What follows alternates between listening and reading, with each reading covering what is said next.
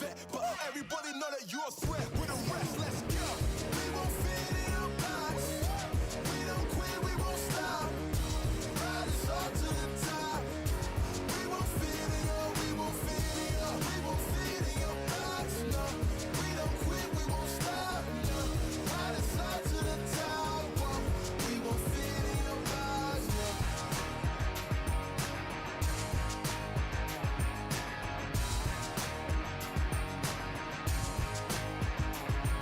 Look, I try to tell you we don't fit in your box. Why you try to box me and I got the key to unlock? I know the locksmith, optics, speak of the loss. I'm eating lobster, chopsticks, freaking the boss, you know. I'll never fit in where I go at. Ooh, boss talk like I'm Boaz. Ooh, why fit in when you know you can stand out still? They remember you more when you hand out deals. Let's go. We won't fit in your box. We don't quit, we won't stop. Ride us all to the top.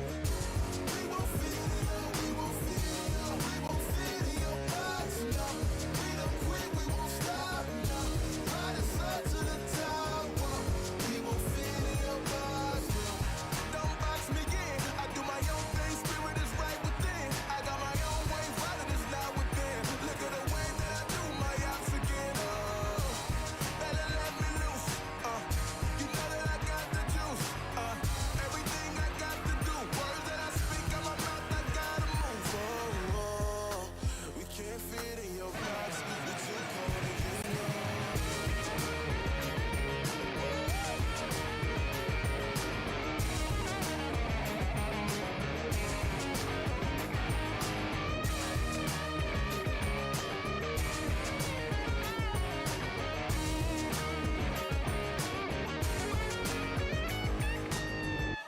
We won't fit in your box. We don't quit, we won't stop. Ride us all to the top. We won't fit in your, we won't fit in your, we won't fit in your box. No, we don't quit, we won't stop. No, ride us all to the top. Whoa. We won't fit in your box. No. Thank you, Ben, for coming out tonight. My name is Son of Augustine. Let's go.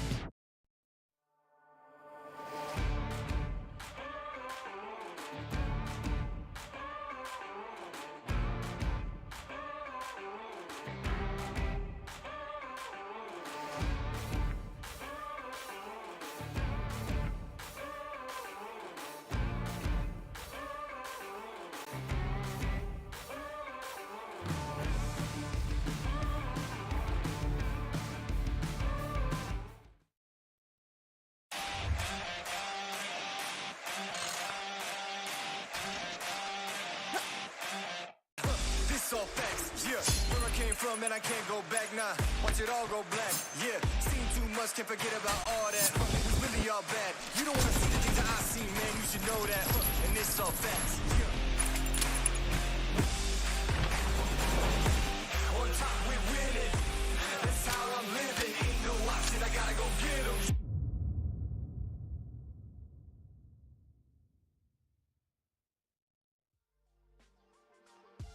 Hello everyone and welcome back to yet another day right here on the MEA Championship for the Fall 2023. My name is GEEKAY and I'm joined by none other than Esports.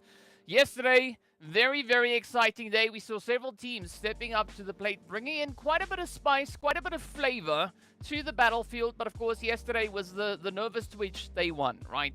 But now that all the nerves are kind of dealt with, everything is out of the way, we're really looking forward to seeing what the teams could be potentially bringing to the battlefield as we are stepping forward into yet another day filled with 6 matches yet again for everybody to prove and show us exactly what they can bring out onto this lovely battlefield. But of course, speaking about battlefield, speaking about things, we of course need to give a big shout out going out to Monster Energy, our official energy drink partner for the PUBG Mobile Pro Leagues and of course the championships as well. Now yesterday, very exciting day, a lot of things happening. What was the standout plays or standout things that happened for you just yesterday? Well, we had quite a few teams that really stepped up to the plate in a very surprising way, especially towards the end of the day. We started seeing a little bit more resurgence of a few, favorites like FALCONS and, of course, Brute Force coming through. I want to say the Broody Fruities every damn time you've done this to me. So seeing that adaptation so quickly is really interesting to me, and it poses a question as to what we're going to be seeing today. Like you said, day number 1, it's just about getting to know your teammates and getting to know your competition. Day 2, that's really where we start to see the true battlefield and where we start to see who is going to be rising to the top. Speaking about rising to the top, let's take a look at the leaderboards and where the teams find themselves after that very first day. Of course, speaking about which, well, we've got the Broody Fruities, Brute Force, sitting right up in pole position, holding on to a very steady position. And we can, in fact, see that they've actually been popping off quite a bit, right? Quite aggressive across the board and finding good balance with that to accompany those elimination points in as well, right? Placement points looking pretty great on their end. Quest also doing an absolutely phenomenal job as we did see them hold up very consistently yesterday. So no surprise really to see the top 2 teams currently holding on to where they are. Absolutely no surprise whatsoever. This is what we were talking about in terms of that consistency. We did have a few, map favorites like Quest Esports over towards Miramar that were just making a consistent statement in and out of those Miramar matches. But ultimately, again, we start to see that top heavy-handed point structure coming through, which is expected with a very elimination-heavy map, which is what we just had time and time again. So on the second page of things, yes, it's not looking as great, but there is an opportunity, of course, moving into today to completely shake this up. And it's still very doable. We have teams so close to one another that one good match, one good round could set you up into a much better standing immediately and see you maybe jumping a couple of spots. I mean, we saw as many as 9 slots being jumped in a single match. So definitely still a possibility today. And I'm very keen to see what some of those teams on the second page are going to be bringing to the stand. I mean, we also had a little bit of excitement happening just yesterday with the players there from Twisted Minds getting that absolutely insane winner chicken dinner, right? Not the craziest amount of eliminations by any measure of the word, but chicken dinner is a chicken dinner. So a lot of upsets, a lot of excitement being brought through, and of course we are going to be looking to see just how far these teams can look to extend all of that. But so we had 2 teams in particular yesterday, as we saw on the leaderboards, right, performing exceptionally well in their respective regards. I mean, Brute Force locking in the placement points. We did have Quest also coming through with a beautiful showing of the aggression. Now, was there anything in particular that stood out for you between those 2 teams? Yeah, well, we can take a look at the head-to-head of our lobby leaders as we saw it yesterday, currently holding on the overall standings in first and second place.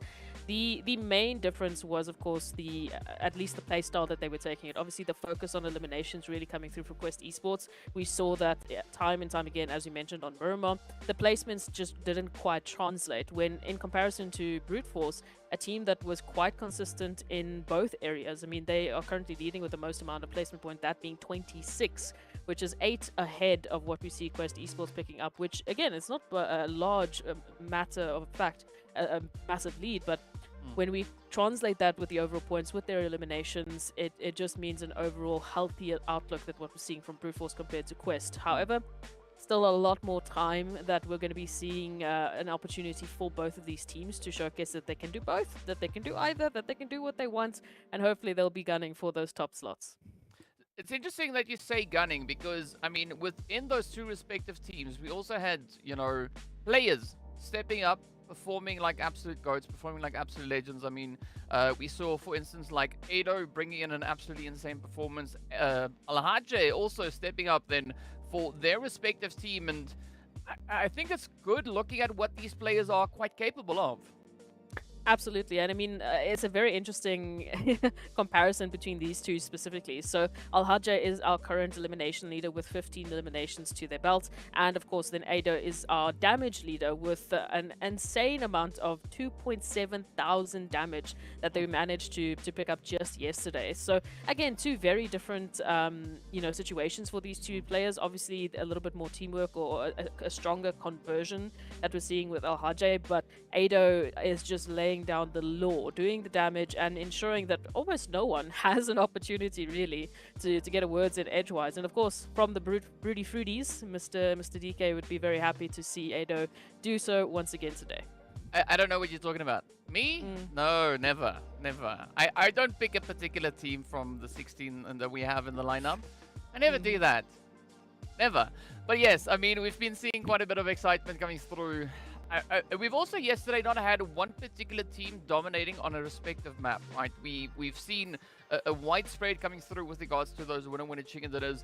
Now, I think for today, it's going to be interesting to see whether or not we are going to have other contenders potentially stepping up to the plate, right? We've got RTG, Road to Glory. We've got the players there from Vision, Esports, XENON, just to name a few that also could really look to capitalize and utilize this map rotation that we have. And I mean, this is exactly the same as what we had yesterday. Erangel, Miramar, Erangel, and then we go into the final stretch, which is going to be Sanhok, Erangel, and Miramar. So yesterday and today, right, a great opportunity for teams that are feeling very confident when it comes to the map of Erangel to really showcase a lot of their capabilities.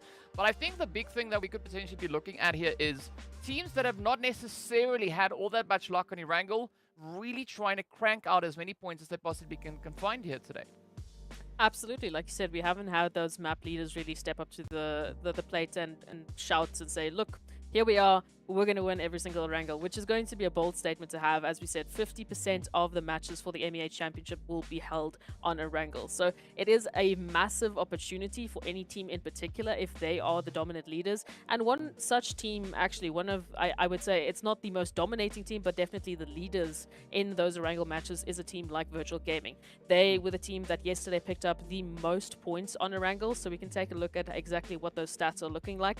And I mean, when I say the most points, it's literally 38 in first place versus a 31 in second place, that being brute force. So it's a very tight competition between these teams, who is really going to take that crown as the leader of Erangel. Because if they manage to keep that consistency, then yes, we absolutely could be seeing a resurgence of a team like Virtual Gaming to the top of the leaderboard. But so far, I mean, the three teams that won yesterday's matches was RUKH, then Virtual Gaming, then the World of Battle. So it's a very different field. It's a very widespread approach that we're seeing from these teams.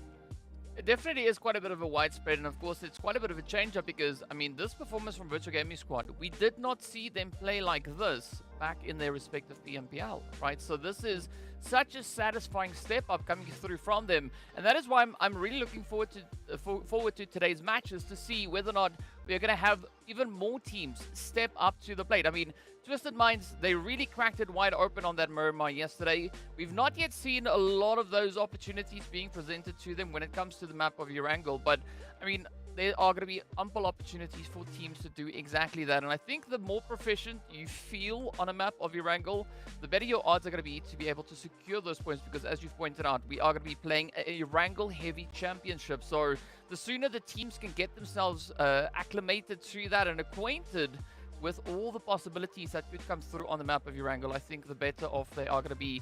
But as we know, right, there's so much that could change as these teams are going to be working their way through, especially off the back of yesterday, as the teams will have a lot of opportunity to really bring everything they can. And I mean, look at just what they've brought in the first day.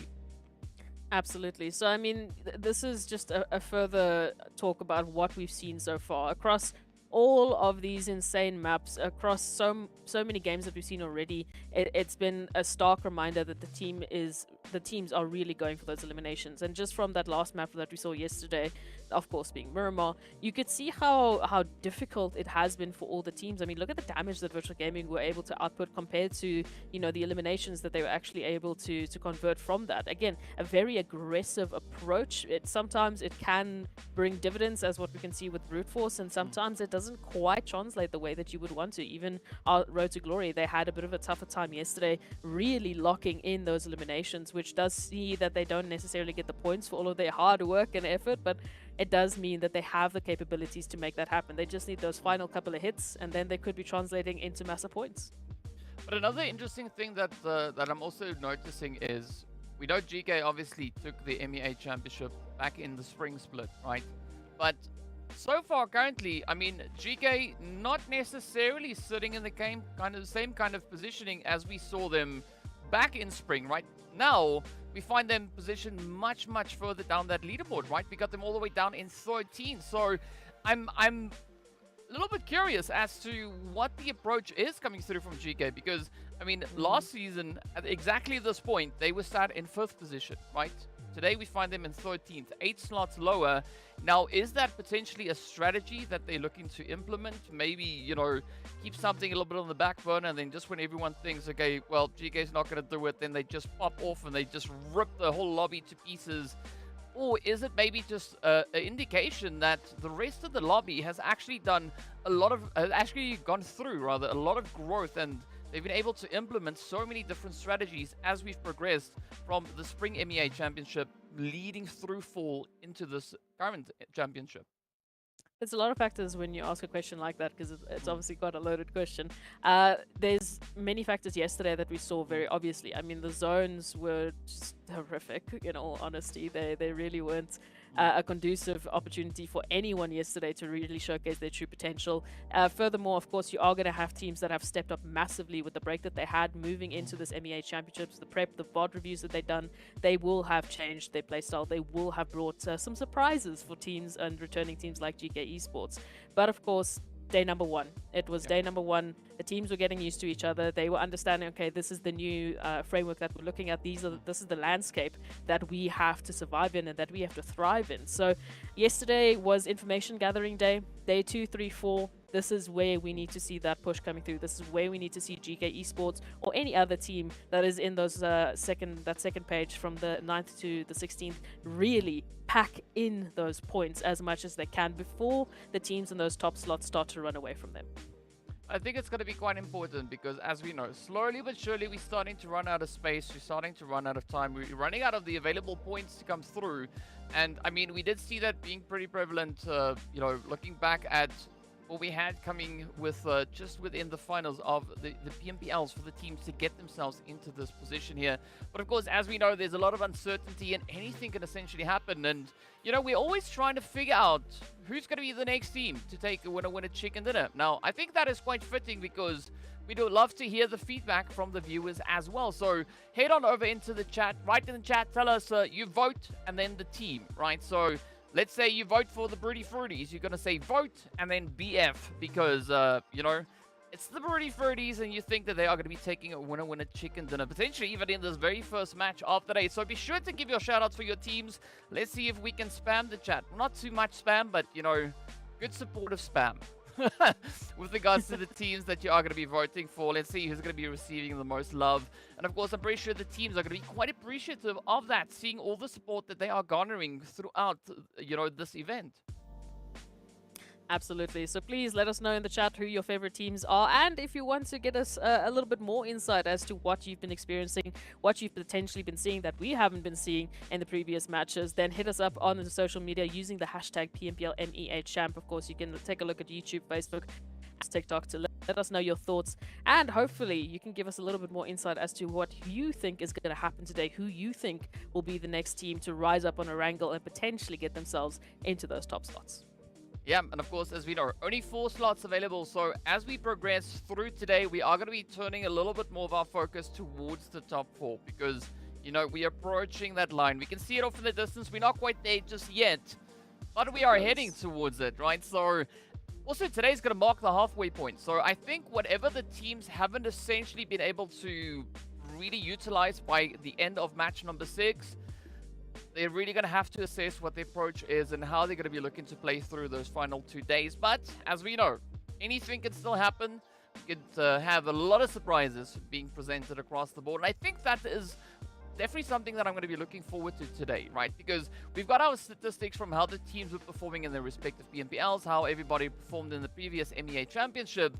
But based on what we've been seeing so far, it's all changing, right? A very familiar landscape that we're on, but a lot of the features actually have gone through quite a bit of a change. You know, we've got the players, the map, still the same thing, but the strategies that we're seeing, the rotations, and the way that the teams handle the pressure being presented to them, just so satisfying. And of course, yesterday we also did have quite a bit of water. So let's hope today things dry up quite a bit more, and that the teams will have a great opportunity to really showcase all their strats and capabilities as they are coming into a fresh day and a new opportunity to bring in that dominance.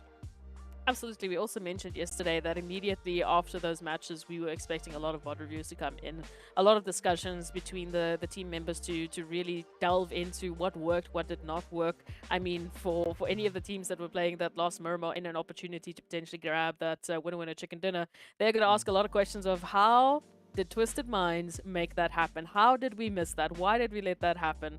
And yeah, some tougher conversations than others. We saw a lot of 1vx clutches yesterday, individuals that were just stepping up to a whole different plate and being allowed to grab 3 to 4, eliminations just off of the bat. And that can't happen, not at an MEA champ stage. So I am going to be hoping to see a little bit of a tighter coordination from the teams today as we move through the maps. Of course, like we know, the rotations were horrible yesterday. It's not their fault that the map decided to go into the ocean. It happens. But moving into today, let's lock that down. Maybe there's a different drop site that we need to be looking at, maybe a different pathing. They have a little bit more experience now with that landscape, as we were talking about. And this is where it starts to get interesting, because those small changes, those small decisions that they're going to be making are going to affect those overall standings and are going to affect what we will be witnessing on the overall leaderboard. It's just a matter of who is actually going to make it happen first. And on that point, DK, I need to ask, obviously Brute Force is a potential favorite of yours, but is there any other team that you felt yesterday, you just have to admit it at some point, is there any other team that you felt had something left in the tank that we should be looking forward to today? Definitely, I would have to say RTG. I'd love to see something come through from them today, right? RTG, and I'm expecting a really good performance coming through from Virtual Gaming Squad somewhere along our Erangels that we have here today. If it happens in the first match, amazing. But yeah, I'm definitely thinking it's going to be Road to Glory RTG looking to step it up, because I mean, they were able to lock in our 3rd highest tally with regards to eliminations on Erangel. So I want to see them build on that, but also secure a few more additional placement points to accompany that. Yeah, absolutely. For me, I mean, I'm right there with you. I'm right there with our top 4, trying to see who exactly is going to be the leaders at the end of the day as well. Who's going to be grabbing that Erangel champion and hopefully leading the pack when it comes to that domination on this particular map, but also just what that second page of teams have in store for us. Like we mentioned GEEKAY, we mentioned NASR. I mean, especially with the show match we had with the fantastic zombie mode yesterday, we know that they are capable of picking up those wild elimination counts, and we've seen such great starts from them yesterday. We saw a couple of pushes that they took that were really quite well executed. It's just those final few moments that unfortunately it went a little bit awry, that if they can lock that down today, we might have a completely different discussion. And of course, the Sly machine, I don't know, for me they are like the silent assassins of this MEA champ, because they just show up out of nowhere suddenly with 7 eliminations like it's nothing, and then they just continue.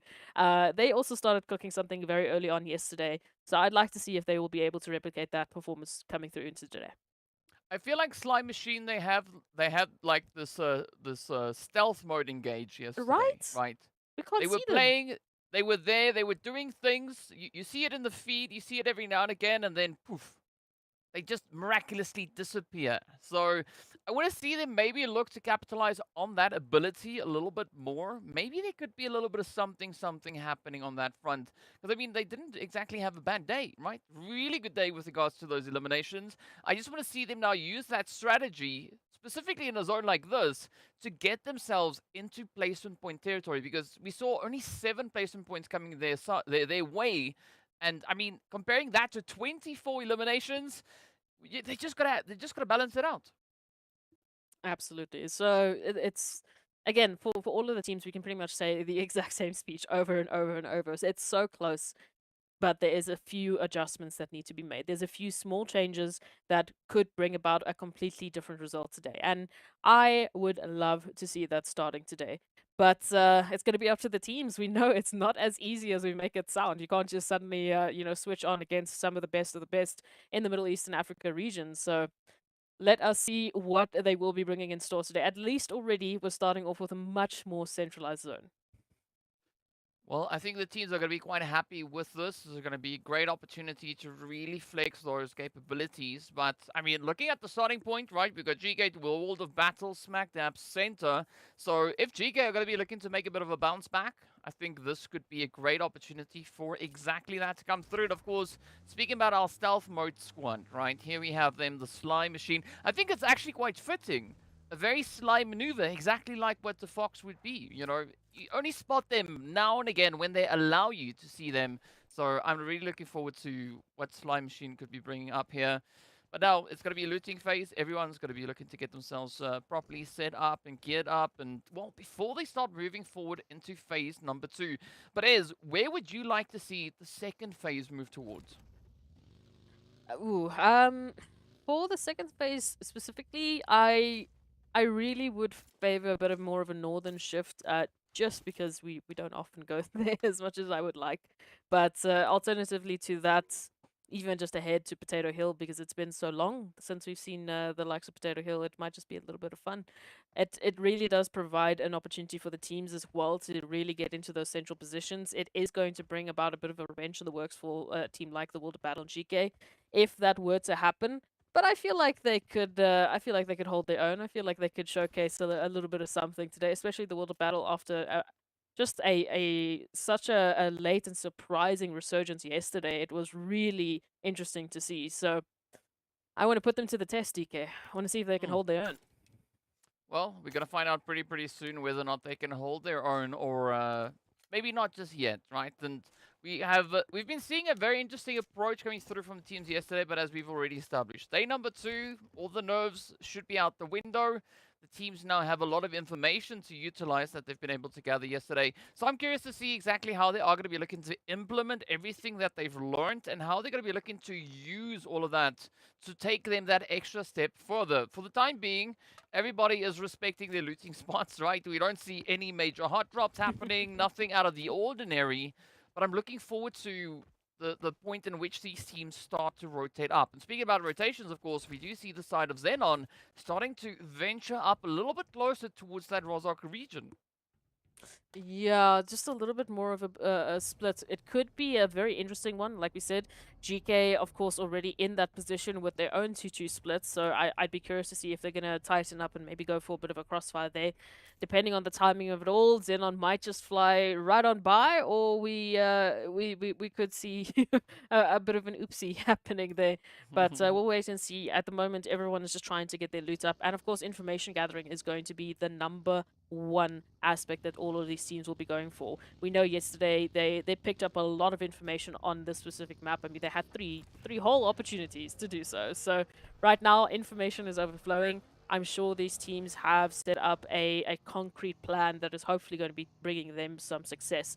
What's also interesting in terms of those positions, of course, we know Virtual Gaming was one of the few teams that we saw yesterday really capitalizing off of that military base island, and it worked out for them when we were heading there. This time around, of course, now it is time for rotation. So finally, we get a chance to actually see how those rotations are going to be going, you know, whether that east or western bridge is going to get a little bit of action, or if we'll just be seeing some quick rotations, nothing too wild, because Twisted has also joined Virtual Gaming on towards that military base island.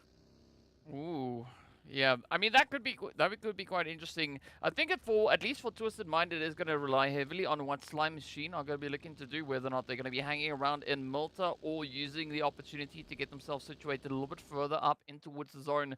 But as we return now back to the slightly more northern portion of the area, we can see the players there from RUKH Esports just starting to make their descent, moving out of Severny, approaching the zone. In the meanwhile, it's going to be GEEKAY looking to get right down to business. And they start with a bit of an opening play, reaching into the side there of XENON again, looking to just keep them at bay, right? Because both teams, they want to establish their compounds, at least for this time, until we see where the next phase is going to be taking us.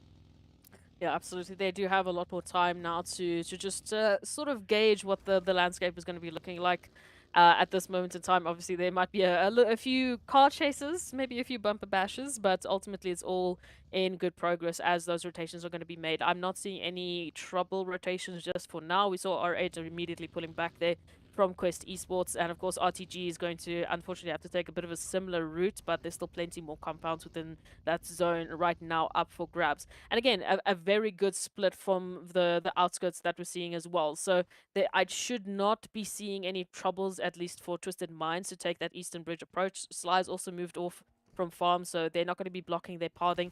My only question is how Virtual Gaming is going to take that rotation, because if they will be joining Twisted Minds on the Eastern Bridge, again, a little bit of a potential action point there.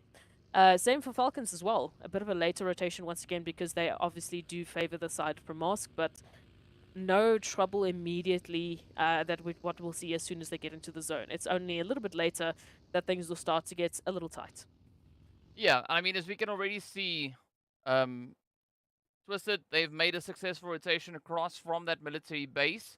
Now it's going to be up to Virtual to see how they will be looking to play their hand. And of course, the FALCONS doing the usual thing, just winging it in the back there, hanging around, waiting to see where the zone is going to be taking us. And well, we can see it's now centered up in between School and Ooh. Pachinki. So a very favorable setup coming through here if we look over towards Enigma Galaxy and potentially even the World of Battle. But it is going to require a heavy defense. As you can see, a mass migration now heading right up towards them.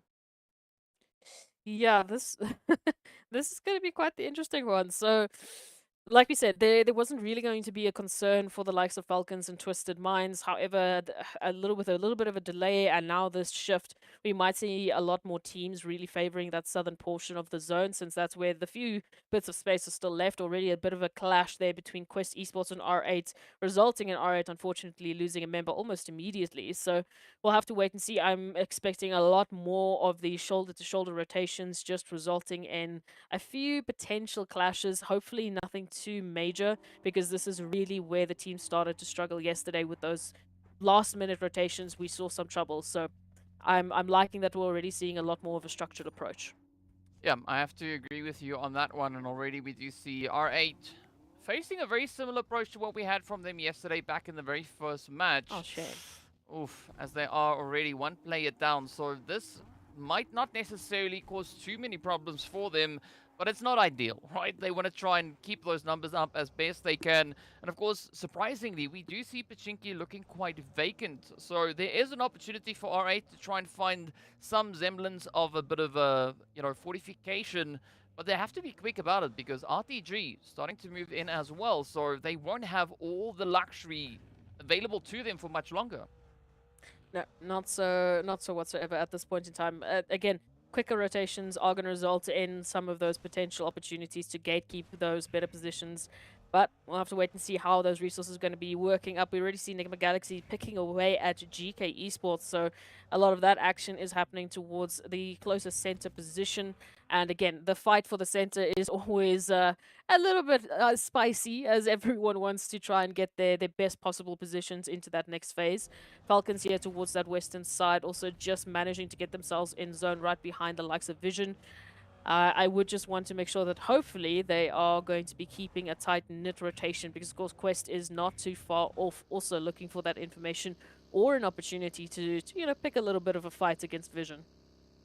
Yeah, and I mean, if we compare the plays that we've seen come through from Vision and Quest yesterday, I definitely believe that Quest should be fearing Vision a little bit more. But as we know, it could definitely look to take a completely different play here. So I guess to see exactly what that approach is going to be, because now the zone's slowly making its way on through and everybody just cramming themselves in, and a very casual shift coming through, just taking us a little bit further down. Again, not overly aggressive, but I like that position, that setup coming through from Slime Machine. Potato Hill will definitely allow them quite a bit of a vantage point to try and utilize, especially rather in the zone. Absolutely. Well, let's take a look at this one. We are starting to see a few votes also come in for your favorite teams. So please remember to tell us exactly who you think is your favorite team or who you think potentially is going to be taking it all. And remember to type vote with your team tag to let us know. We'll probably display some of those results a little bit later on. Already now, the World Battle holding on to these beautiful, beautiful apartments, and Clear, well, they're going to just be seeing a few nades heading their way.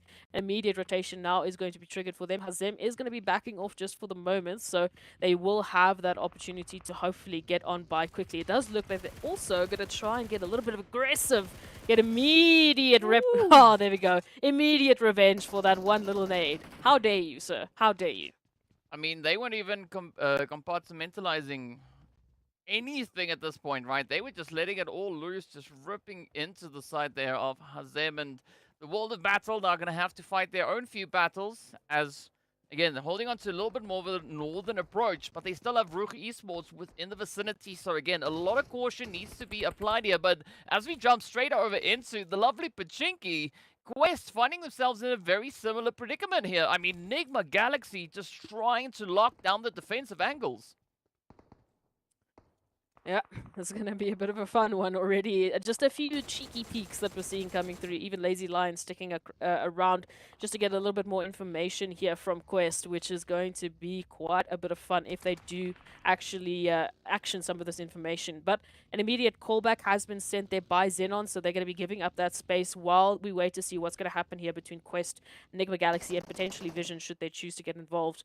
Already, the brute force, the broody fruities, making a bit of a later rotation from that eastern side. Also something different than what we saw yesterday.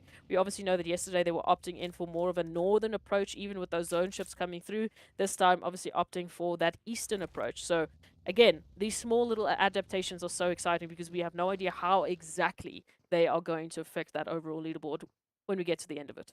Ooh, yeah.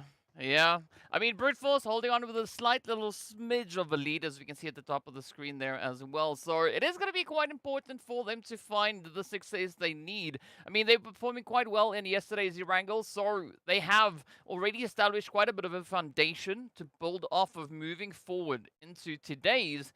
Well, let's see, as things could start to shake up. We do see XENON also exploring a little bit around that Potato Hill. Slime Machine pretty committed, and now we are going to be venturing right down into the Pachinki fields. I mean, this is going to be quite a bit of a setup, but I like the approach coming through from XENON, really trying to set up a bit of a preemptive angle. Preemptive angle, just try and set up and get ready for the onslaught that is going to be all of these teams desperately rotating into the action. We can see already Muhammad just trying to get in before that car goes boom. But shots after shot, it is not going to be an easy rotation. Taking a look at this now, I mean, that zone shift just slightly towards the west is really going to favor the likes of the World of Battle, who've just made such a mad dash. But again, at the unfortunate loss of a few members, so it's not going to come easy to them either. We also have to take a look at what R8 will be bringing to the table. Enigma Galaxy in a fantastic position right alongside Quest Esports, so plenty more opportunities. Already NASR, ooh, trying to take on the silent assassins themselves in the form of Slime Machine. Oh yes, but you gotta watch out for Sly. They are gonna be sneaky. As you can see, a great opportunity for a lot of that utility usage now to come through. But as we know, NASR, no strangers to a little bit of a challenge, as both teams are very well secured within the zone. But I think the team here to watch could potentially be the side of Clear Vision. I mean, they could hear all the noise and come through to inspect. But speaking about inspection, it is going to be RUKH Esports now also looking to play a bit of an upset here. They really have NASR pinned down, and now Busher getting traded as Sly and the rest of the teams start to approach the region. 4 teams now fighting for control of the lovely Potato Hill. And this is going to be quite a bit of a blood fest that we have right here. DBS is, of course, coming through, but Default going to get dropped right down onto their knees. Now, Slime Machine going to try everything they can because they need to get themselves out of this pincer position. Oh, it is just pain. It's only pain, DK. There's only more pain to come through. I am glad that we got to give a little bit of love to Potato Hill, so hopefully we'll be seeing the teams really utilizing that opportunity here. Right now, all I see is damage numbers just flying up high. I thought yesterday was violence. Today is a whole different level of violence, and I'm here for it. Absolutely. Slime Machine now feeling the brunt of the action here. Brute Force taking a quick jump right on by. Unfortunately, it's not as easy for them to get into the zone right now. Very difficult situation. RUKH Esports also feeling the brunt of the action as NASR of all teams are finally stepping up to the plate. Loving this aggression from them, but they still need to get that final confirmation and then hopefully get that loot back up, get those HP bars back up as quick as possible. Oh, it's going to be a tough one, but as you can see, Fashe also now just narrowly escaping the initial pressure, but down they go as Evo Station locks it in. RUKH Esports also now going to be feeling a lot of that heat. NASR finding momentum, just digging deep and pushing forward, but now it's going to be reliant on Spec and the rest of their survivors to clutch it out. J7 not looking too great, and there we have it. Oh, Neos! Third party supreme as the Broody Fruity swoop on in, closing up the whole position here. Now they have possession of Potato Hill, but of course GEEKAY, right? They are not going to pass on an opportunity as we can see them coming through, and of course Santa looking to start a bit of a fight here. A bit of a fight indeed. Now let's take a look at that zone. Ooh, a bit of an interesting move. Now we still have a few of those compounds towards the southwestern side. So NIGMA Galaxy, they can still relax just for a little bit of a time being, but all those teams towards that eastern side, they need to get a moozy on and get themselves into the zone. R8 in particular, very open opportunity, a very open landscape that they're going to be finding themselves in. So I would be very concerned how they're going to hold those angles, especially with the rotations that we're going to be seeing from GEEKAY and of course Brute Force coming through from that eastern side. Yeah, I mean, these angles, DK, the cover is not so great, so it's going to be a very tough fight for the teams if the zone continues to center up in its current position. Yeah, but I think more specifically on towards the side here of Pachinki, NIGMA, Quest, Falcons, they've got a nice setup. Vision going to have a pretty tough time rotating out of this church, getting themselves repositioned back into a little bit of safety. And of course, XENON could potentially be one of those teams looking to apply that pressure. But fortunately for Vision, they are instead going to be looking to dip through Pachinki itself. Now, this is where they put themselves in a bit of a vulnerable spot because it could be either NIGMA or Quest or the Falcons that are going to be looking to just lay into them, all dependent on how they rotate through that whole entire region. Very interesting position here now. Falcons White are going to be greeted by a nice little bit of a neighbor situation here from Twisted Minds. But P6, come on, we know what P6 can do with those nades. You do not mess with that man and a grenade. It is just asking for a lot of trouble. Well, let's see. Well, we see AZ maybe getting rescued by the rest of Twisted. I mean, a beautiful step up so far coming through from Twisted, already sitting with those 2 eliminations. And that is essentially what they had secured yesterday, all the way up to the very last match. But now, Falcons going to be looking to stop them in their tracks as they do deal quite a bit of devastation. Twisted, though, getting sent away in 11th place. Again, walking away with those 2 elims up. Now, GEEKAY and the side here of the Broody Fruities, Brute Force going to be looking to defend their honor up towards the north. I love this contention, the congestion coming through here.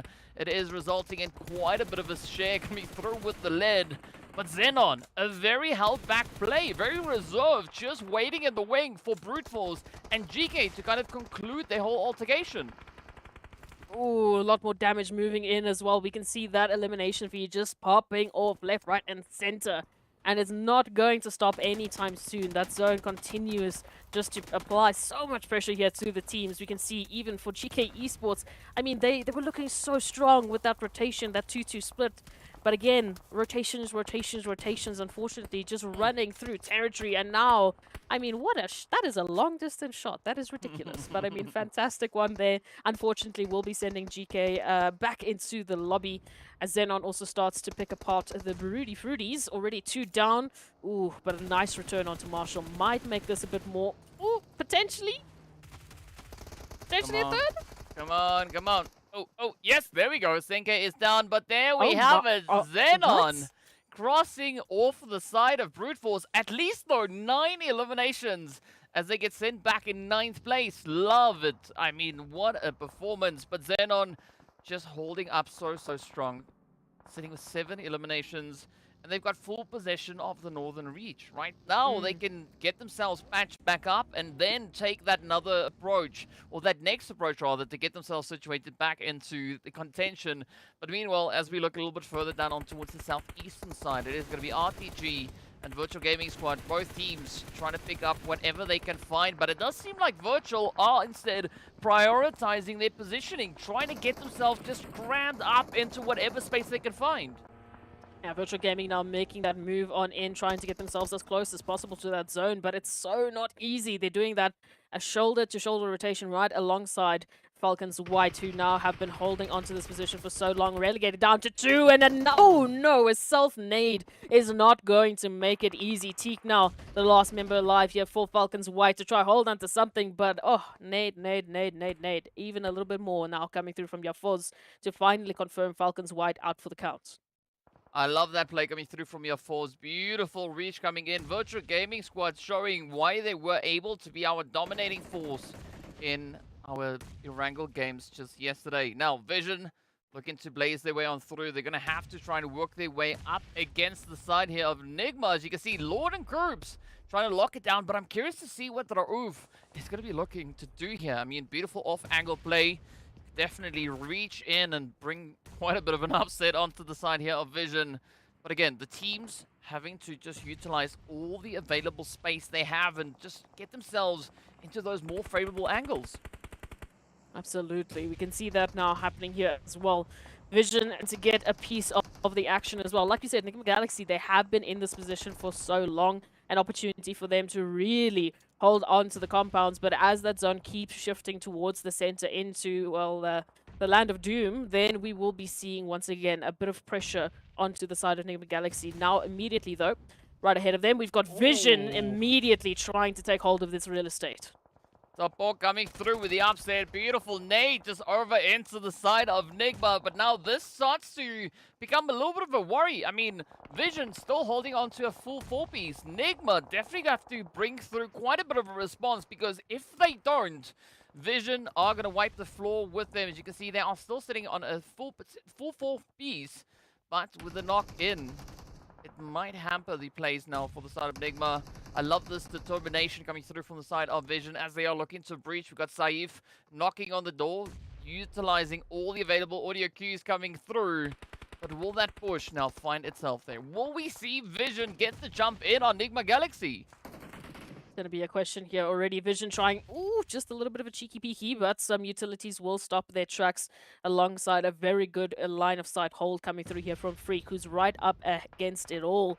We've got Coops and RUKH not too far off, but again, it's going to be a bit of a difficult situation. So hopefully we might be seeing Lord, maybe one of the other members just getting closer, trying to ensure that they've got that front line as secure as possible. Because again, a 1-3 split coming through from Vision could potentially catch off NIGMA Galaxy's 1-2-1 split off. But waiting for it, it's going to come down to the timing. And again, when we take a look at that zone, unfortunately, it's just going to be applying further pressure as we do see that zone shifting away from these compounds. The time is of the essence. We can already see NIGMA Galaxy backing off because they know they need to get a rotation going. Yeah, they're slowly trying to get themselves closer and closer towards that zone, but I think they're also potentially trying to set up a bit of a trap now for Vision to fall into. Oh, but Tapo coming through with the DBS, that is definitely not going to allow that potential trap to go any much further. But I like that play coming through from Al-Hajj as well, right? They can hear all the noise going on here between Vision and NIGMA as they now try to get themselves set up in a bit of a preemptive play. But Vision looking a little bit battered here. The Pox super low in their health bar, but still very even odds going up against the side of NIGMA. I mean, Koops, Raouf, gonna have to try and defend their honors. We know Koops can definitely pull everything out of the bag and then some, but they are going to be tested. They are going to be tried. And well, so far, Raouf stepping up to the challenge. Now we just need to see Koops follow through with the hit there. Ooh, they made sure they heard you, DK. They're like, I'm sorry, did you just want a clutch? We can make that one happen. NIGMA Galaxy rocking in, taking out Vision Esports and locking down their compounds. That is going to be a great boost of momentum, and they are going to need it because now the rotation into the zone has to begin. Quest Esports feeling a similar brunt of action, unfortunately, at the hand of XENON, just sending some great utility into their position. But you gotta watch out for XENON. I mean, they've been playing a very interesting strategy so far this entire game. I mean, just playing off of the edge, reaching in when they need to, and now they are gonna be looking to get the jump in, and they do succeed as Fahid done. Will get stopped in their tracks. Fortunately, they were already in the trucks, or they don't have to worry all too much about cleaning up. Now, XENON presented with a phenomenal angle here, right? They've got the play down onto NIGMA. They have a potential chance at Virtual Gaming Squad as well. It's all going to come down to how they utilize the space already. R8 reaching in from all the way across the zone. We've been seeing a lot of those long reaches today, DK. I think we're going to have some new competition for the longest elimination so far. Ooh, Fares once again stepping up, finding Koops now, as NIGMA Galaxy, unfortunately, having to make a bit of a later rotation into the zone. And again, the zone is just running away from NIGMA Galaxy. XENON is going to be sticking around for a little bit longer as they want to get these final few confirmations.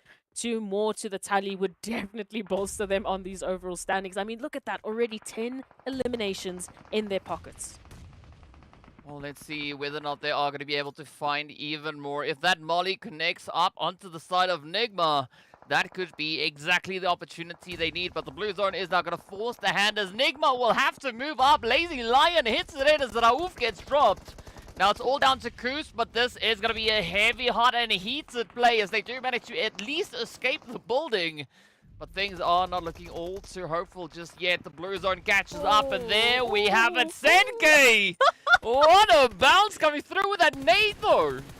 No, that was ridiculous. That nade was so perfect, and that was literally a nade from the grave. Ultimately, just a final poke at XENON saying, thanks a lot for taking us out here. You can have this. But now we take a look at it. It is the top 3 teams here. XENON down to 2 members, but that res should be coming through. Sure it is. And hopefully they have enough resources to get those HP bars up and at them as soon as possible. R8 in a very good position. They're up with 3. The only question we have now is what Virtual Gaming can do in this situation. Could we see another steal as what Twisted Minds was able to do yesterday? I mean, it would be amazing, but we do say goodbye to Fares as they will get stopped in their tracks as well. Now, R8 got themselves in a bit of a 3v3. XENON v R8 to fight for that winner chicken dinner. Neither team having any kind of advantage here. So it's all going to come down to the wits and how they can handle the pressure. Who can get those positions secured? The push coming in. It's going to be Marshall slowly creeping their way on forward. Lazy Lion doing exactly what we would like to see a Lion do, right? Get nice and low in the bushes as they do hit the shot through up on towards Ida. R8 now reliant on Ragnarok and Kra to see whether or not the performance could come their way. A 2v2 showdown. XENON sitting on a very luscious dozen elims, 12 in fact. And of course, now the 5 still holding nice and steady over for the side here of R8. Who's going to be the team to lock in the next 3? I mean, we couldn't have asked for a more balanced play coming into this last zone.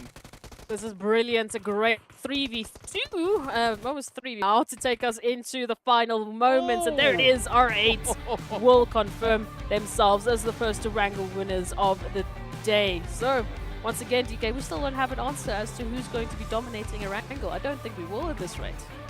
Yeah, we definitely won't. But a phenomenal play coming through here from R8, securing themselves that lovely winner chicken dinner. I mean, based on the performances that we saw from the entirety of R8 yesterday. Yesterday, they secured themselves 9 points across 3 Erangels.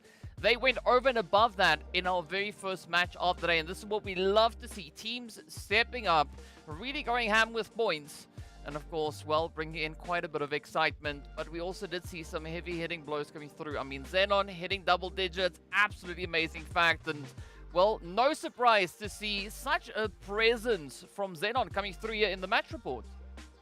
Absolutely. I mean, with all of those eliminations that they were picking up, I'm not surprised in the slightest. Again, that final little nade bounce was hilarious, but it ultimately didn't stop XENON from really making a massive impact. And again, R8 Ida coming through there with a great number in damage. We've got Perez, no surprise, with that longest elimination. I can think back to exactly which one that one was, but beautiful, beautiful performance ultimately from everyone here. And again, this is what we wanted. This is day number 2, first map. We're already seeing teams stepping up to a whole different level.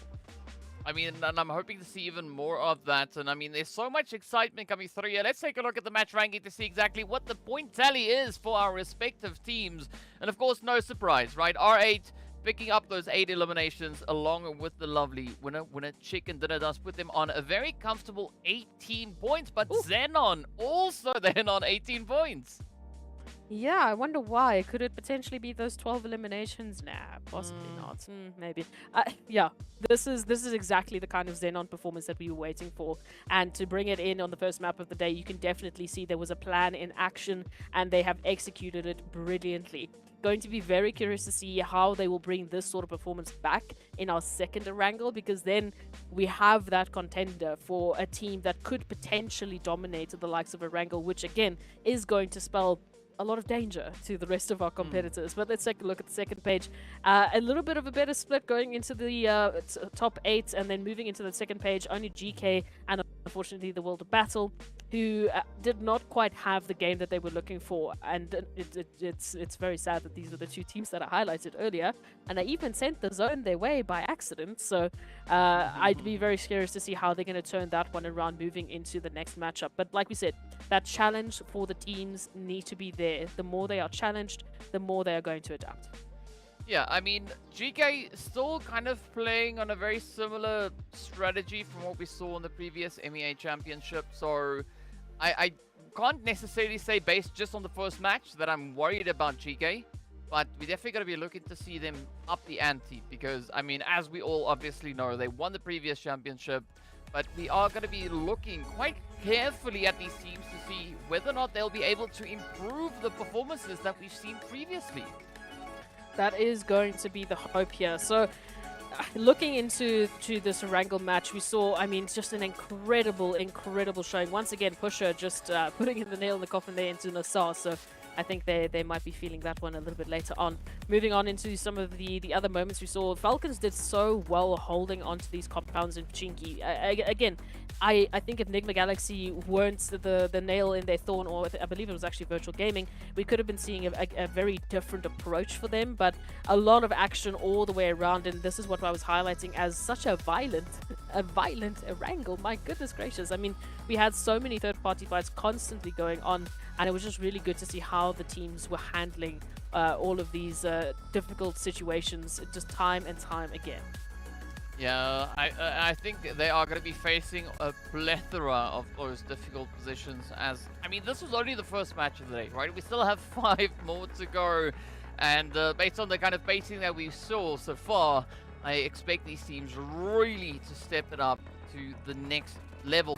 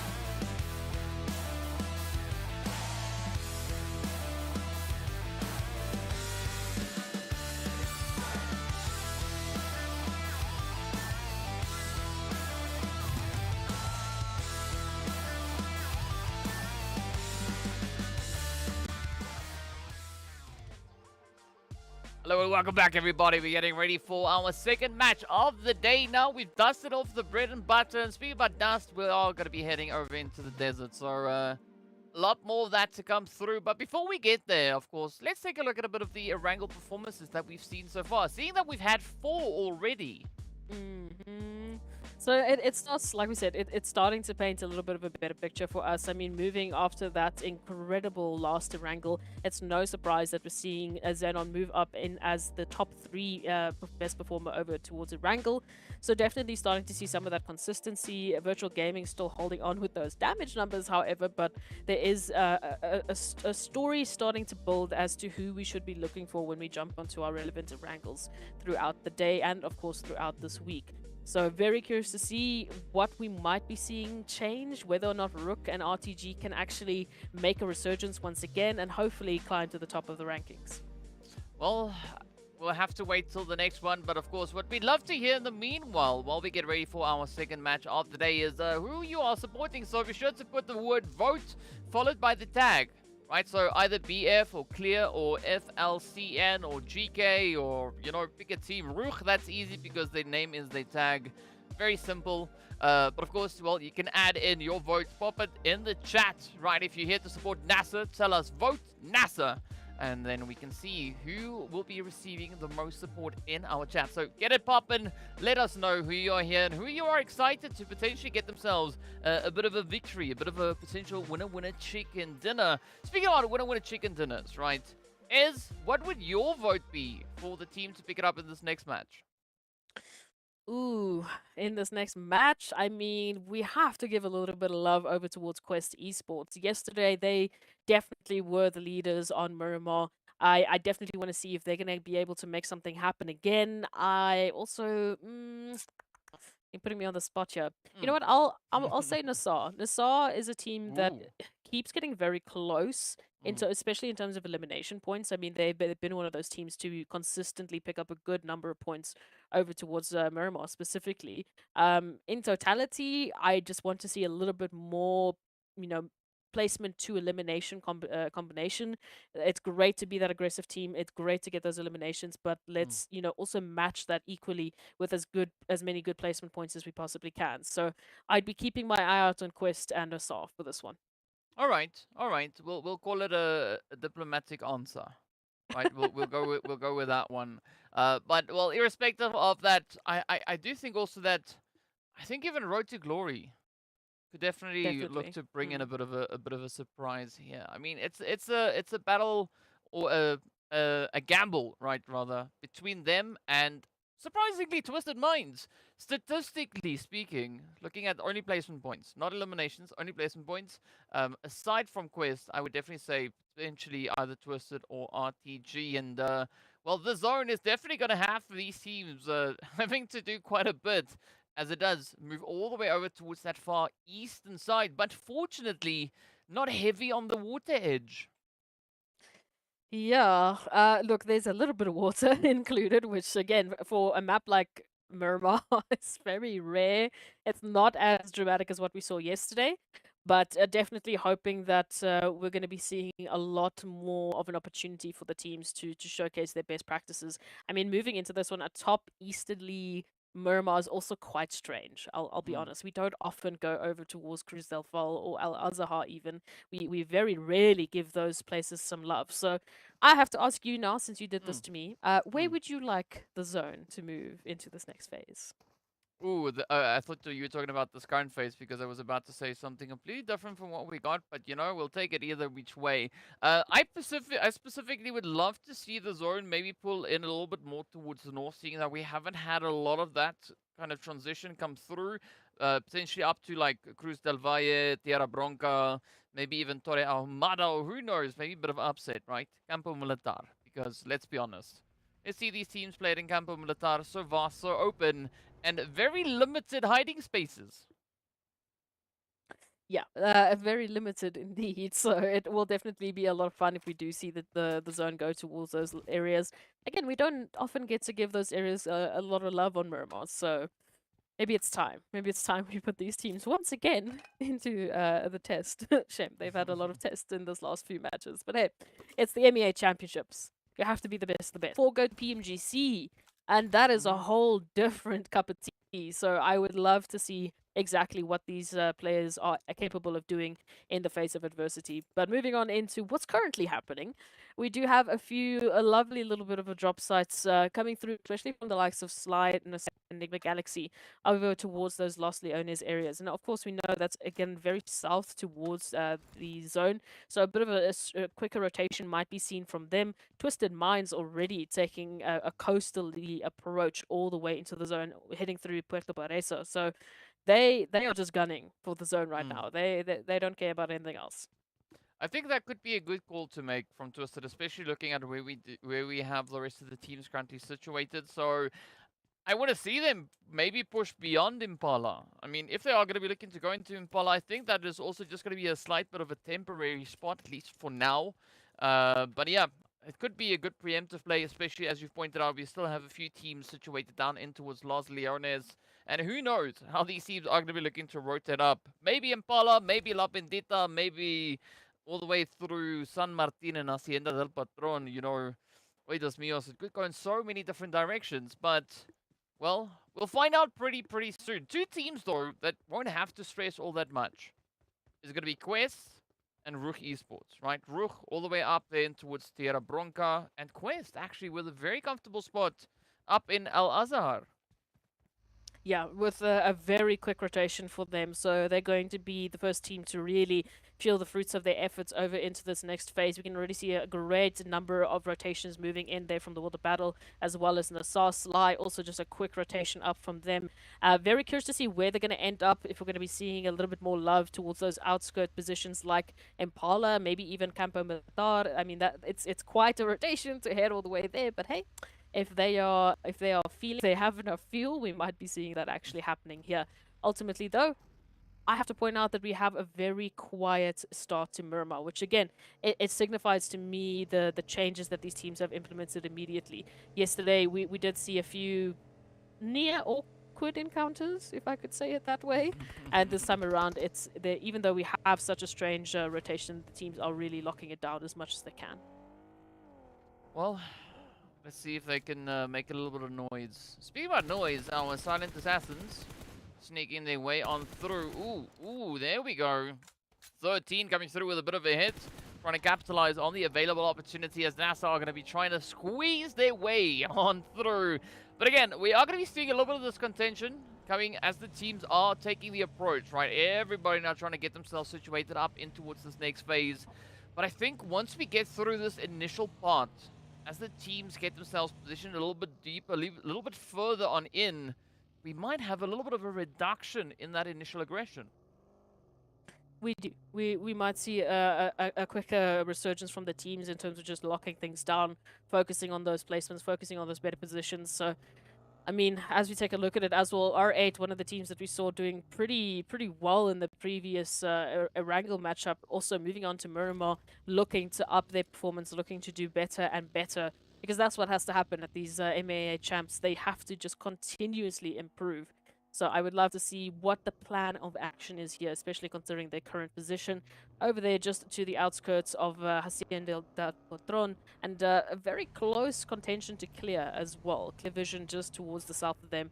So I would be interested to see how that setup is going to come through. GEEKAY Esports, yeah, I'm not too sure, DK, what you think, but I really do want to see GEEKAY bring in a bit more of a dominating performance than what we've seen so far. They definitely have what it takes, and we know that they have that ability from that previous MEA Championship, but it's translating it into these I really want to see what their plan of action is.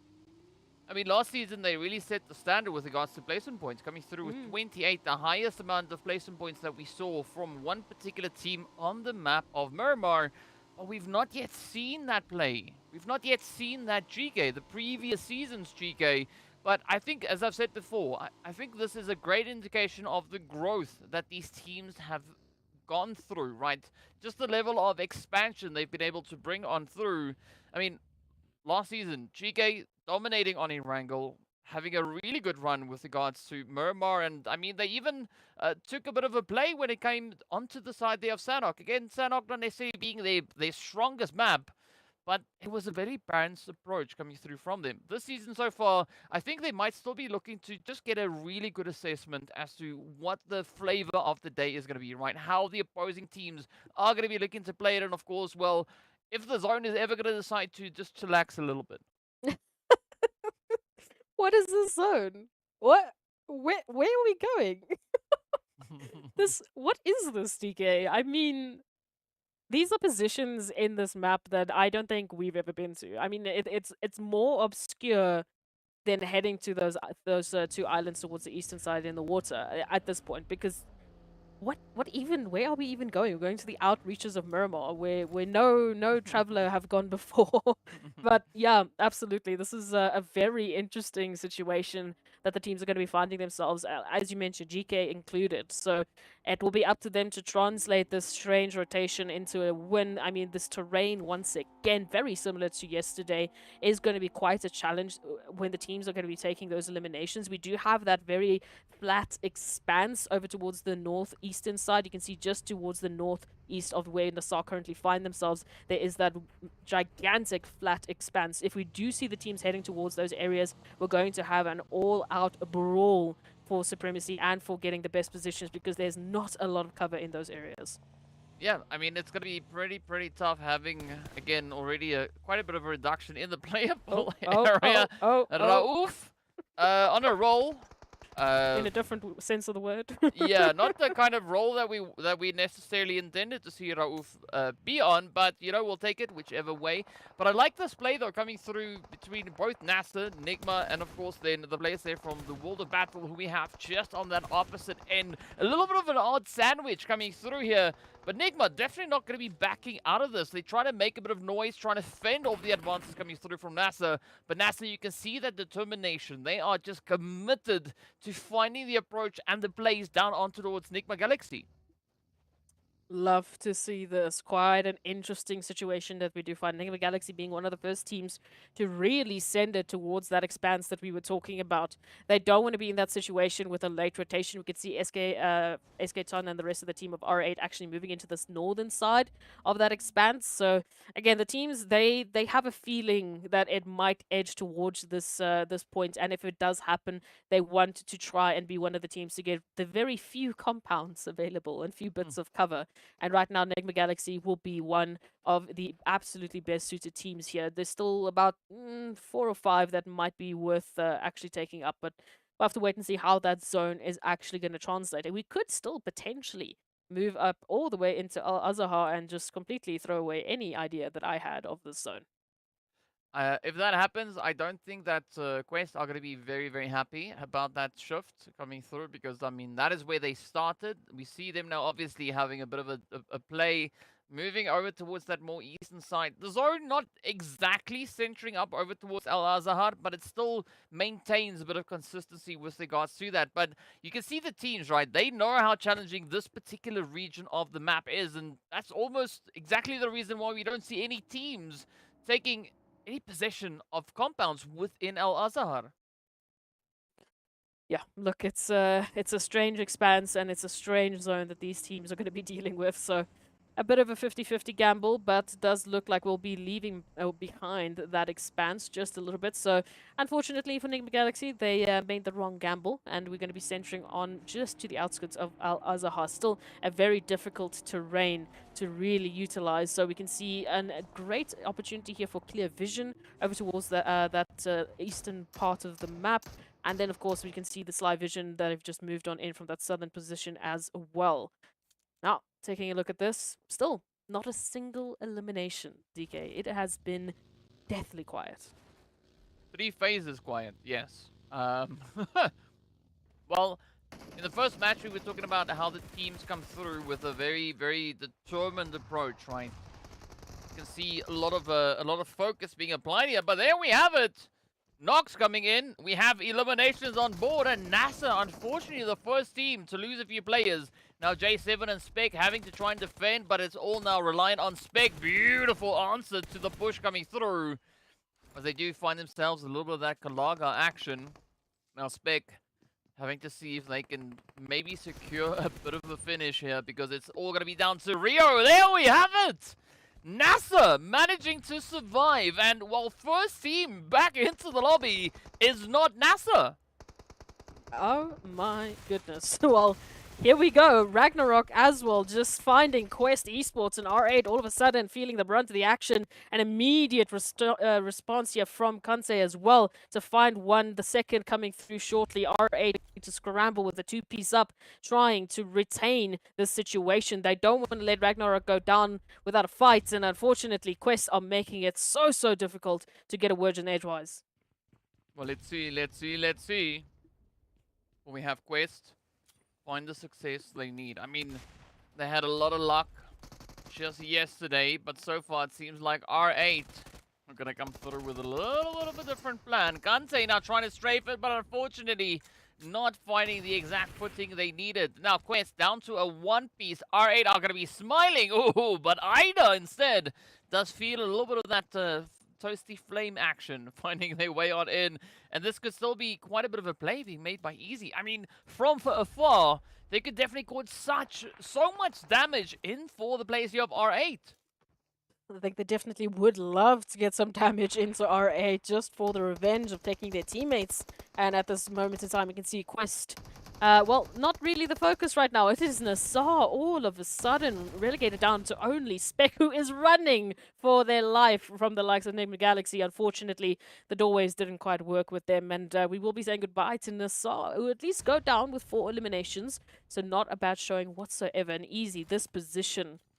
I do hope that they have enough time to play around here, because if NIGMA continue to push on up into R8, oof, it will be a little bit awkward here for Easy. Yeah, it might become a little bit uneasy, right? And that is exactly what R8 are going to be looking to do. But Easy coming through with a very quick response with that AKM, just laying down the law. Ooh, Ida. And also getting met with a little bit of that pressure play. I'm not quite sure if that came through from the side of RUKH Esports or NIGMA Galaxy, but either which way, the heat is on Easy. One player away. Oh there we have it. Easy coming through with a clutch. Dare I say it was easy? No, it wasn't. No. I mean, that was insane. Absolutely. What a way to get revenge, Quest Esports. They're still going to be the talk of the town right now, up with 4 eliminations. One of our lobby leaders in the situation. I can't even believe that happened. Unfortunately, NIGMA Galaxy, they continue to be the cleanup crew. Can Easy do it again up against the full squad here of NIGMA Galaxy? Not even an opportunity to breathe, unfortunately, as Coop steps up and finally does the cleanup here for the likes of Quest Esports. But man, wow, that was incredible. This is where you say, oops, there it is. So very well played by NIGMA Galaxy, closing that one off, finding themselves a few additional eliminations. But in the meanwhile, we are going to be hopping on board here with Santa and the rest of the players from the side of GEEKAY. Yes, I know the name doesn't say Santa, but that is what I call Santa is, well, Santa. Speaking about Santa, though, a few surprises coming through, not exactly cookies and milk, but it is instead going to be the players here from FALCONS. White looking to push on through. Zeke trying to just strafe their way up the hillside. Ragnar already down. Gaith, a very aggressive performance we saw from them just yesterday, but Santa stepping up, dealing a few blows, but down they go. FALCONS getting taken down, and GEEKAY stepping up. I am unaware. I'm unable right now to analyze any of these fights. None of these make sense, but all right, here is the step up. GEEKAY picking up 4 eliminations once again. No time to rest. The World of Battle immediately going to pounce at that opportunity for a third party. Nade being sent out. No connection just yet. We see one going down. An immediate return from the rest of World of Battle as Hope steps on into the action. But Muhammad is doing the amazing work that they needed to do. The World of Battle picking up 4 eliminations. Oh, nearly a second with a roll across slide. What on earth? What on earth is going on here? I mean, the World of Battle just strolling on into the side. You can't script this at all. You can't actually put these teams in a better position. No, I don't think anyone can be as creative, you know, to come up with something like this unscripted. This is just absolutely phenomenal. These teams taking things to unseen levels. Now, speaking about unseen, that is exactly what Rauf wants to be as they quickly make a hasty retreat. Just looking to reposition themselves back into a little bit of safety as we are going to be looking at Another slightly southerly focused zone coming through. So for NIGMA and Twisted, neither team having to move all too much, right? They're already essentially positioned within this next phase. Essentially, yeah. So we do have to give a little bit of a question mark over towards Twisted Minds. Already one knock coming through. For anyone to move up into this territory, we've already got Freak as well that are securing the compounds there for Enigma Galaxy should they need to rotate on back. So right now, that 3-1 split, it's just about a pressure, maybe even gatekeeping some of the teams. I'm going to just take a bit of a replay into this ridiculous, and I'm going to reiterate, ridiculous clutch coming through from Easy to pick up those 4 eliminations. I mean, just absolutely textbook. I mean, but this was chain fighting at its best, right? We had team upon team upon team just rushing into the same compounds. And speaking about rushing into compounds, that is exactly where Rami now finds themselves as they do await the cavalry to help fortify the push here. But they got to be careful and very, very swift about it because as we can see, Brute Force taking approach coming through from that northern side. And the moment they start making noise, Ado is going to pull up that handbrake and just pull into the fight. Let's take a look at it. Vision now in the compound here alongside RUKH. We know RUKH, they've had a bit of an inconsistent day yesterday. Started off so strong, and then they are still looking for a resurgence in that ability. XENON as well, fantastic previous matchup, looking to once again just get a few more points. But Enigma Galaxy have been the talk. They have been the cleanup crew, time in and time out, and now applying that pressure over towards Twist. AZ going to be going down almost immediately. Only one member remaining to keep Twisted Minds in the action, and it's almost as if it's textbook perfection. Enigma Galaxy, they are not letting anyone by them, and it looks like they found their next target. Yeah, one down, one more to go as they're now going to be taking their aim over onto the side here of Slime Machine. A very emboldened Nigma. I mean, I love this play coming through here from them. But now, let's see how that is going to translate into the remainder of this match. Meanwhile, the Brute Force squad now taking quite a bit of a spread. Starting to encircle RUKH as well as Vision. This could be quite the strategy. And I'm not quite sure whether or not Vision or RUKH are even aware of Brute Force's whereabouts. Let's take a look at this now. Eugene just spotting on out, trying to get a little bit more information.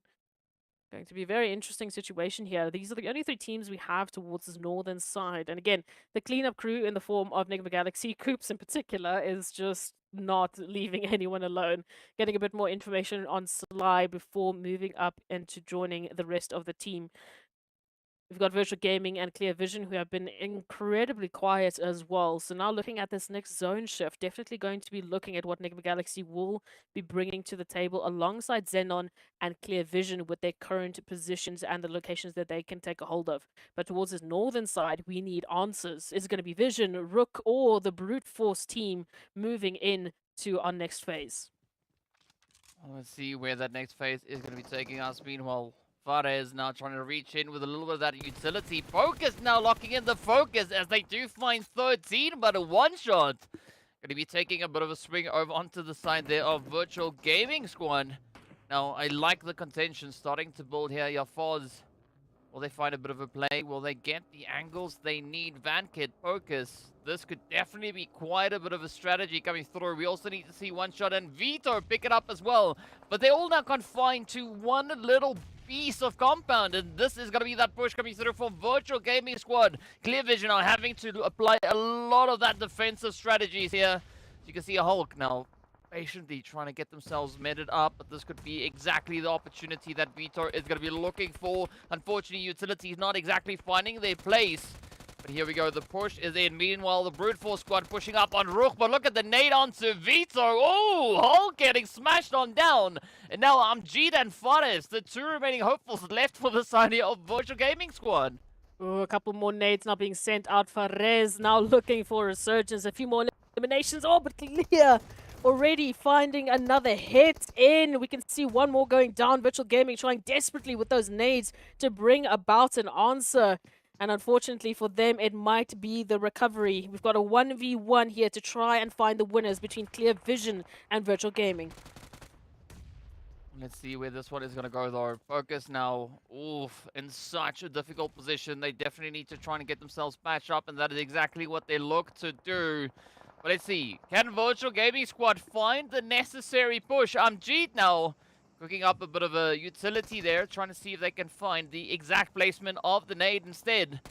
The finisher comes through. Oh, no. We are down to a 1v1. There's no opportunity for reses. It is Jeet and Focus, both players now looking for the angles. Jeet taking such a blow, but look at that nade as they let it loose, and that is it, only surviving with almost no health themselves. Oh my goodness, this is a ridiculous matchup. We are relegated to a couple of stragglers here for some of our teams that were just doing so well. XENON down to one Vision, down to one Virtual Gaming. Again, a team we've highlighted as one of the leaders over towards Erangel with their consistency. Now also relegated down to one just by the skin of their teeth, unfortunately. But again, the focus is going to be on our 3 teams up with all 4 members. Specifically, I would say NIGMA Galaxy. They have just been looking so confident moving into this Miramar. You can see Coops, the likes of Lord, with a nice little weaponry, you know, coming through here. We very much like what they've been able to actually pick up there. AMR is going to be bringing in a whole different level of pain into this next zone, especially with that new shift. Well, this is going to be very painful, yes. But, I mean, no better team to try and mount a nice bit of a pressure play other than Slime Machine, who we see sitting with a lovely full roster up. Great positioning on towards the southern edge of zone. It's going to allow them a great bit of visibility. Speaking of which, it is going to be Fashe now trying to see if they can pick up a little bit of Rauf and potentially even Lord as NIGMA creep their way closer towards that zone. But again, a very exposed rotation coming through here for NIGMA Galaxy. Let's take a look at this one. Brute Force also up with 7 eliminations. We've got the Silent Assassins in the form of Sly Machine already picking up 1. But look at that shot coming through from Lord. Just absolutely pixel perfect. And I think Sly Machine will be thinking twice before peeking this angle again. Right now, I think they want to just lay down low just for a little bit. I mean, the moment you hear the shot of the AMR, you know, right? If it was me in this lobby, I would run to the water and go have a bit of a swim. But in the meanwhile, it is going to be 13, ending it right there for Discrim as Vision run out of players. We are down to our final 4 teams. You can see everyone essentially spread all across the region, but a great position still being held here by Fasha. You definitely have to watch out for any potential AMR shots. And Lord, I'm just waiting for this hit to connect. Yeah, look, I'm a little bit scared. I am just a little scared. Look at that. Just so you can't even. No, man. When I say pixel perfect, I don't even have a word that's more pixel perfect than pixel perfect.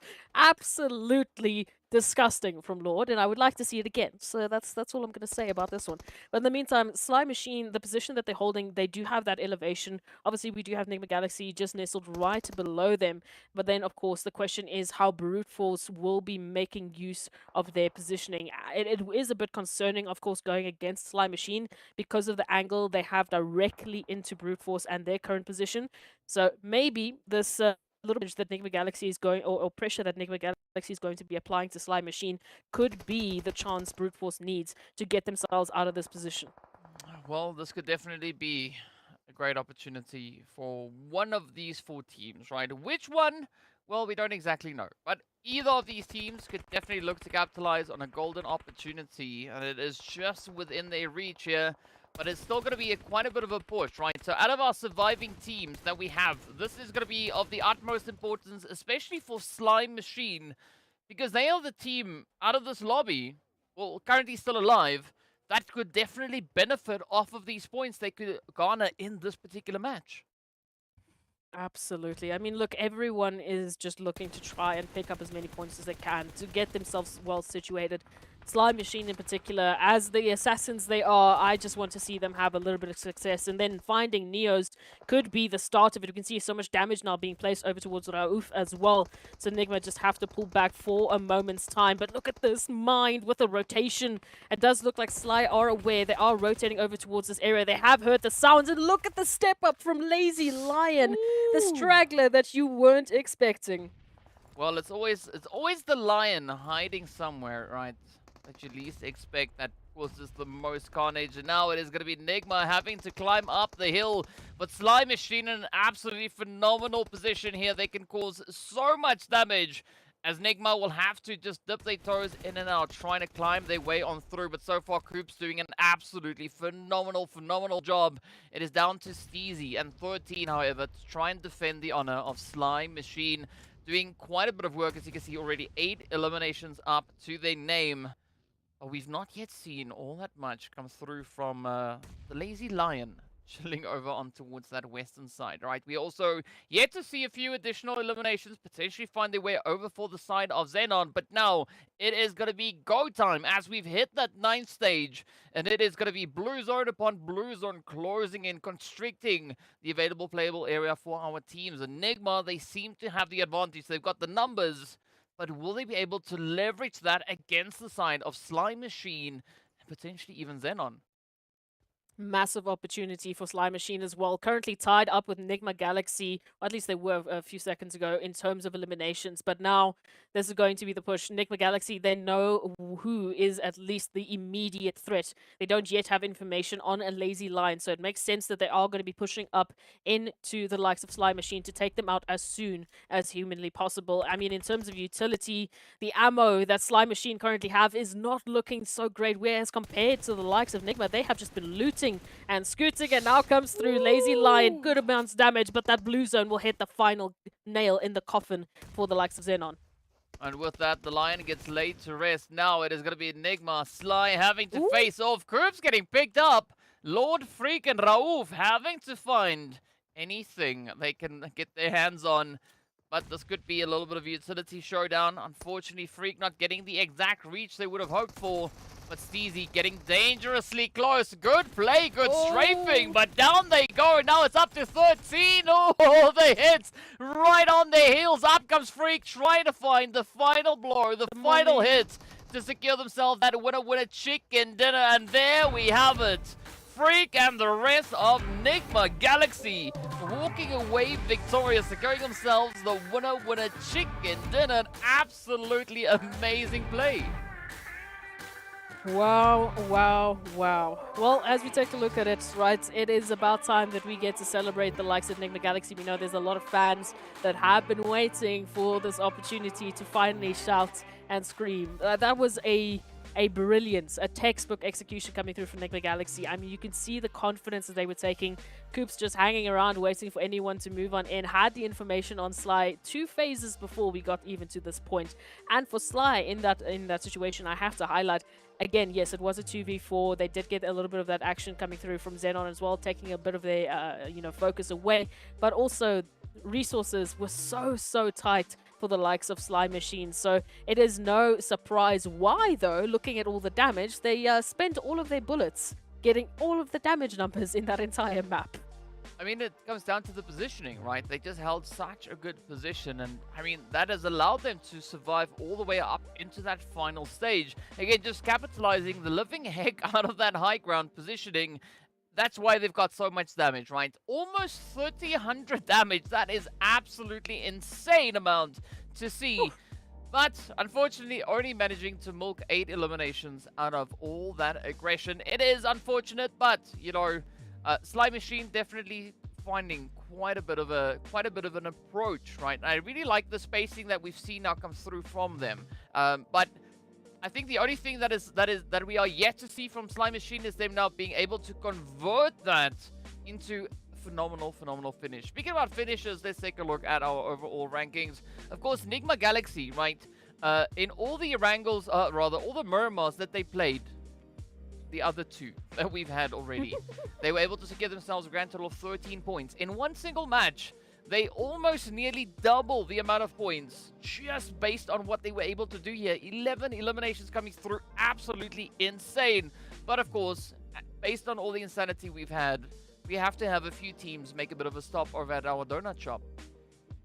Yeah, it's no surprise. I mean, especially looking at all the action that happened there with Twisted Minds and Falcons Whites, it was a very difficult situation for them as well. Taking a look at the highlights once again, just to remind ourselves, even NASR, it was, I really thought it was going to go a whole different way. We had so many surprises moving up into this Miramar match. Just as you think it is going to be the one move forward, we get something ridiculous like a 1v4 clutch coming through here from Easy, picking up all 4 members of R8. I mean, in what world would we have put that on our bingo card? Same could be said here for Falcons White, the World of Battle, GEEKAY, and then just this constant, like you were saying, chain fighting, bashing, absolute madness that we had on Miramar. I mean, this is exactly the kind of momentum that we want to see, right? The kind of strategy the teams are going to be looking to employ for the rest of the day. Absolutely phenomenal showdowns. But we've seen quite a few clutches being brought in this play as well here from Amjid. Such an amazing nade, but it was short-lived because, well, they could take it out. And then, of course, AMR, right? Lord doing some phenomenal work. Love these headshots as well. But again, right, the teams, the players, all just flexing on their capabilities. And you got to give mad respect going out to Lazy Lion as well, right? They just held on for so dang long, trying to just ride it out as best they could. I mean, they really did well in terms of taking the focus away from Sly Machine. I feel like if they had maybe a second more barring that blue zone, it could have been a whole different story. But of course, DK, that is the second match of the day done and dusted. When we come back, we're going to be taking a look once again at Erangel. So be right back, get some popcorn, we'll be right back.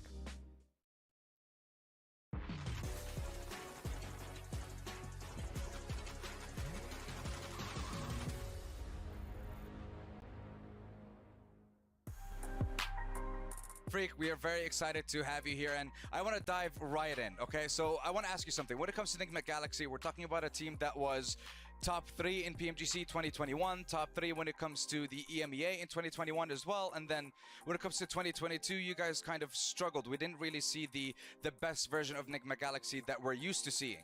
So coming into this championship, what can we expect from NIGMA Galaxy, and how well can we see you perform? These down performances can happen to any team after playing good for a long time. We were pretty good, but then we struggled for like a year. But after adding Coops, we're definitely ready now. We're back to our real performance. Your team was known as the Kings of Arabia in the first couple of PMPLs. How does it feel to reclaim that title after winning PMPL Arabia again? I mean, we definitely missed it a lot. It was really bad when we were not performing so good, but actually this last PMPL was the best feeling when we actually won it. So when we're talking about PMPL Arabia, your consistency in the first week and the second week, and I mean technically throughout the league stage, you guys were very consistent and you overtook GEEKAY Esports. But when it came to the finals, the consistency just wasn't there. So can you talk to us and tell us what happened? I mean, we were pretty consistent in the finals, but I mean, when it comes to the last day, yeah, we were not so good in the last day. Mm-hmm. I think I would say the reason was mostly me. I was underperforming in the beginning, but yeah, in the last 2 matches, we were fortunate to win the last 2 games.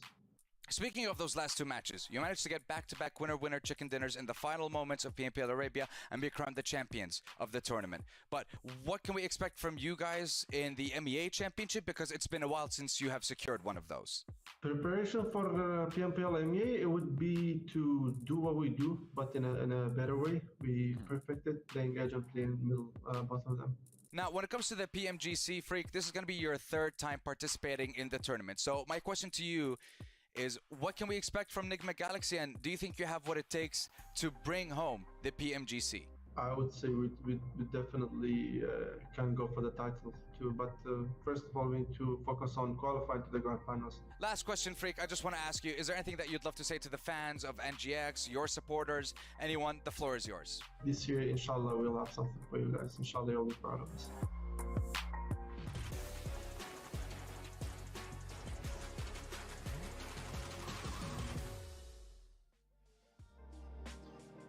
Always so great to see when they have interviews with the players. I mean, Freak looking pretty cool, calm, collected, right? We know there's so much coming through, but absolutely amazing play from the side that we've seen now from NIGMA, Galaxy, and Ez. I mean, 11 eliminations up. That is pretty hot and toasty.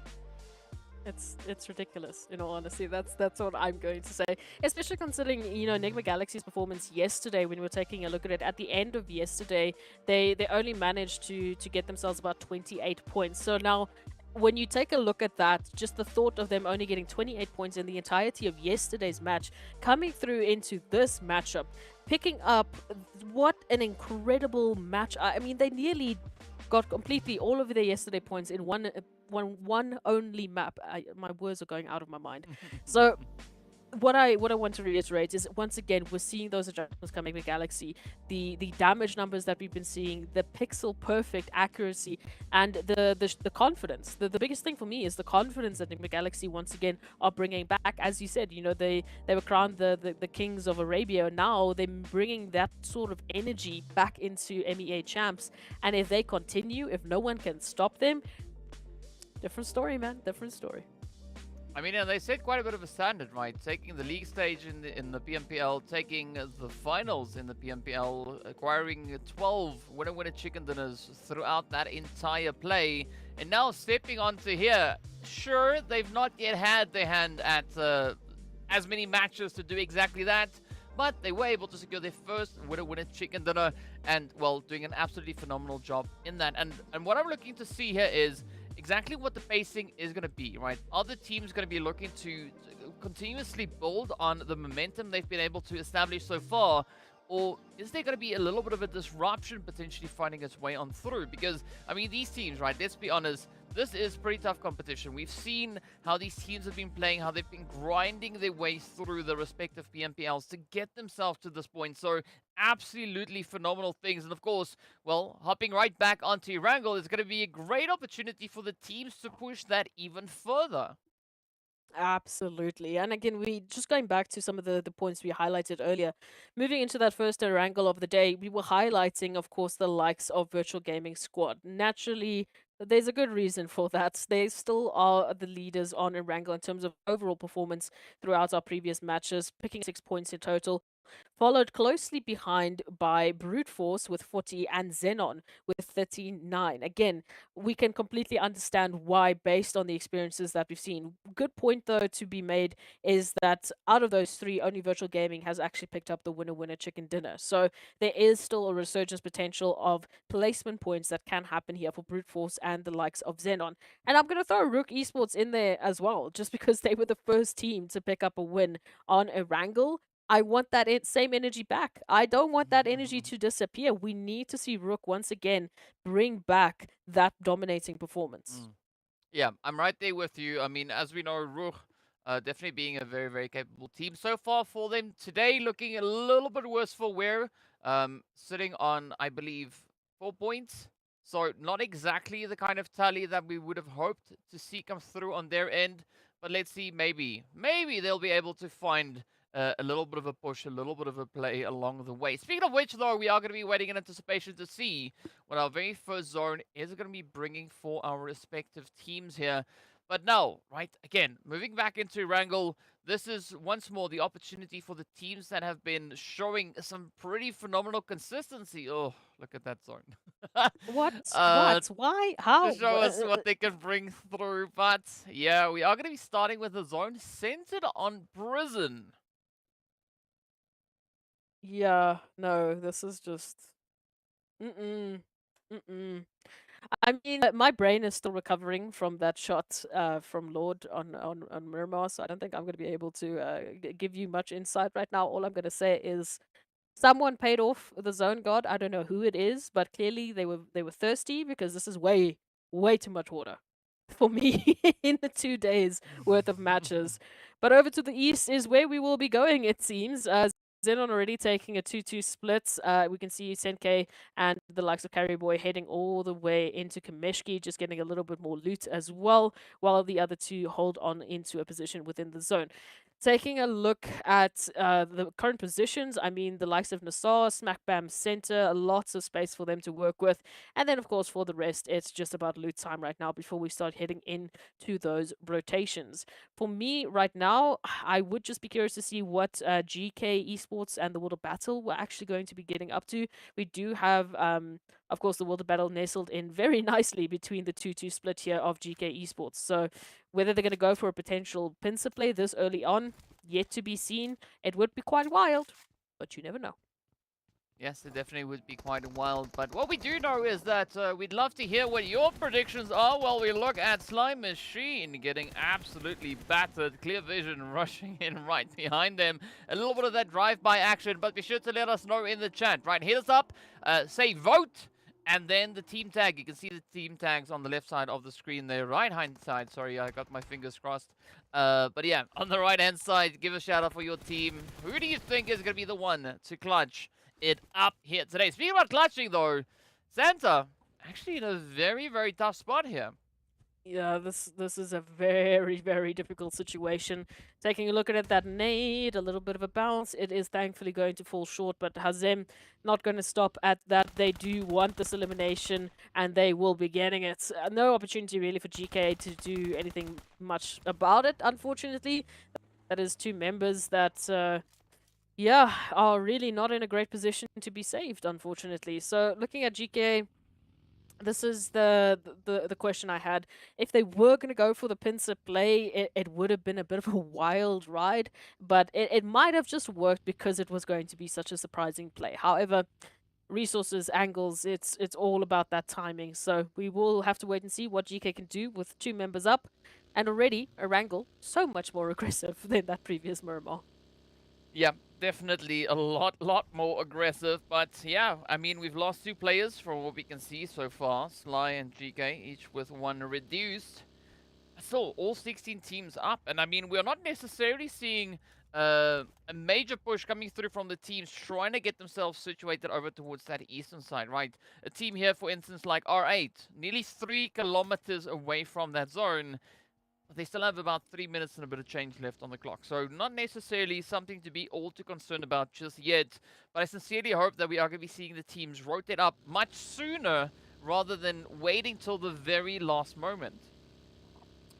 That is going to be the hope. But again, I mean, the teams have done so well at keeping me speechless alongside the zone for the entirety of today. So I feel like whatever prediction I'm going to be making is going to be absolutely wrong. If we do want to try our hand at it though, DK, taking a look at this next zone shift, we do really see a focus on NASR and Vision's current position while we take a look at how exactly everything went down there for the likes of GK Esports.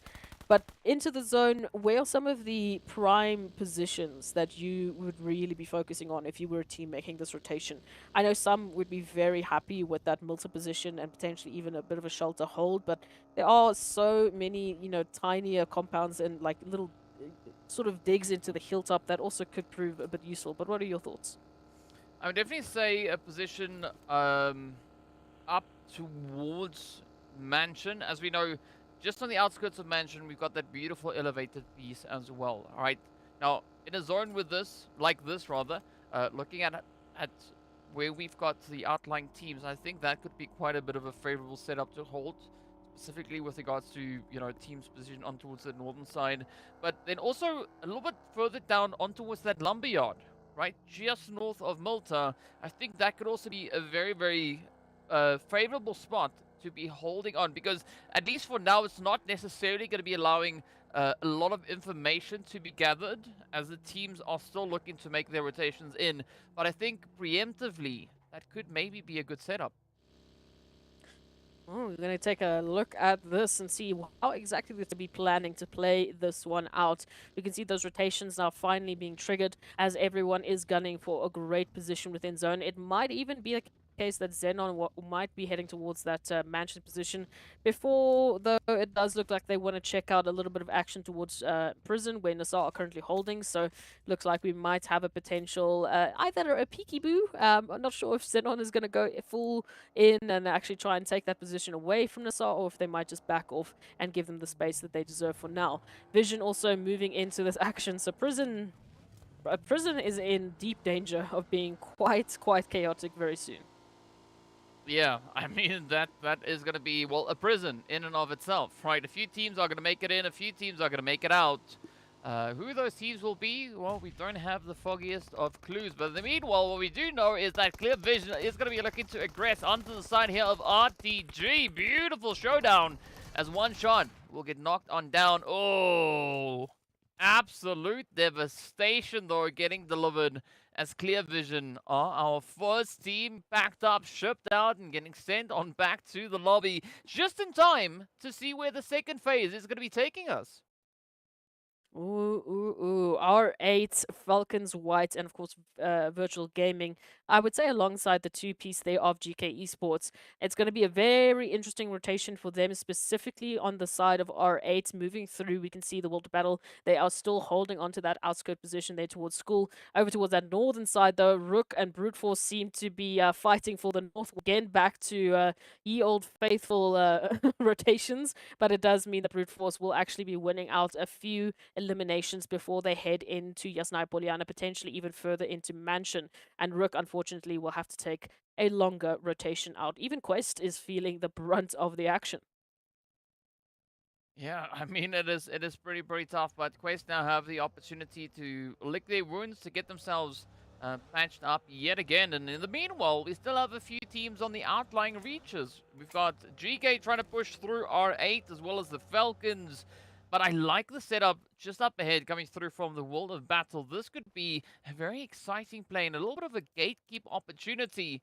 But it is going to take a little bit of time until we see both these teams, right? GEEKAY and R8 finding their rotation successfully in towards that next phase. Well, all we can do at this point, I think, is hope. Hope that we are going to be finding quite a bit of carnage just around the bend. That is going to be the case here. We do see XENON once again backing off potentially to that mansion area. So it does seem like they have found their home. NASR and Vision still keeping a bit of a shoulder-to-shoulder rotation. Does seem like Vision might opt in rather to go all the way over towards Lipovka just to keep themselves safe. We know that they do like those outskirt plays, so that definitely would keep them away from the action until they are ready and potentially looted up into a better standard. Sly moving in from that southern side. We've got just so many potential spots of action all over the show. You can even see there from Brute Force getting up into that nice little bit of an elevated area, trying to see lay down some law, and the World Battle, unfortunately, will be losing some members here. So a very scattered approach there from them, taking that 2-1 split, I believe it was. Oh, it was a 3-1 split. Oh. Well, let's see if any of the scattered plays are going to result in a little bit of magic. Speaking of scattering, also Virtual Gaming Squad still rather scattered all the way down to the edge of zone. A quick look back at what happened between RTG and Clear Vision. Absolutely a phenomenal push coming through, but of course third-party plays as well, and Rio trying their absolute best to just survive. Oh, but Al-Hajj had other plans in mind. Now, still, Virtual Gaming Squad, quite a bit of distance to go to get themselves properly and decently secured within this next phase. Yeah, very much. I mean, it's great to see that they've actually made it. It was a bit of a touch and go situation there, but they've managed to navigate their surroundings quite beautifully. And again, we still have to wait and see how Virtual Gaming will be entering the situation. RUKH, I mean, the long rotation they had to take due to that initial engagement against Brute Force has at least paid off. They have a very quiet entry into the zone, at least for now, until that next shift comes through, and it looks like they'll still be treated, well, brilliantly. That works out so well and favorably there for RUKH Esports. So hopefully this could be the way for them to turn it around. Like we said, they were the first team to get that winner chicken dinner on Erangel. So I would really like to see one team, at least one team, pick up a second winner. Well, let's see who's going to be the one to find it as we yet again start to push on up here. I mean, GEEKAY, a very cautious approach, right? They have lost 2 of their players, so they can't exactly look to make any crazy plays, but who knows? They could be looking to head right into that bit of elevation that I was referring to slightly earlier. But in the meanwhile, NASR and GEEKAY as well, or NASR and Quest rather, here we go. Oof, come on. Yeah, never mind. Alahaje is going to be ended right there as we do bid farewell to Quest. At least 4 eliminations up to their name. Yeah, it's just it's a very strange situation for Chris. They've been very consistent in getting those 4 eliminations, whether by a 1v4 clutch or by the team, doing a good amount of damage. But then it falls short very early on for Quest. I really would like to see a little bit more from them. We know that they have, some of the wildest eliminations than what we saw yesterday. So hopefully, once again, just lock it down. Let's see a little bit more from the likes of Quest Esports. But hey, moving on into the rest of the lobby, we can see the World Battle now heading towards that western side. Maybe just making a stop by that lovely little care package before moving on into the rest of this territory. Brute Force, they're still holding that elevation, so it is becoming a bit of a deterrent towards the northern side. R8 might actually be the cheeky team that actually tries to take this elevation away from them. They're taking a straight dash into the action, but for now, it just looks like they will settle for being neighbors. Well, I mean, sometimes you have nice neighbors, other times you just have neighbors. So let's see how this one is going to play out. Brute Force definitely going to be looking to utilize all the opportunities they have coming through with this 2-2 split. I mean, this is a phenomenal angle to play off of, right? But R8, they have the hard cover, so it's going to be, a bit of a give and take between these two teams. And Brute Force definitely have to get a little bit more creative if they want to get that push over into R8. Let's take a wait and just see how this is going to be working out here for the likes of either team.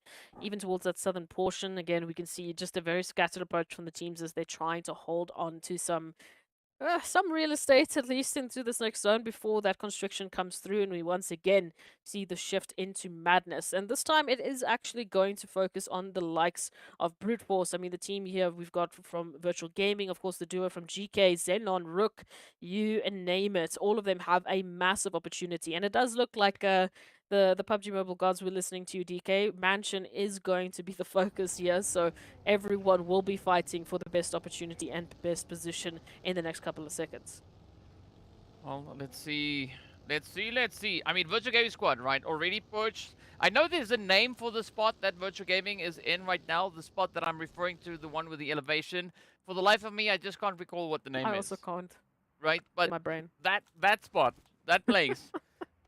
I know it's like Sky Castle or something like that. Something along those lines.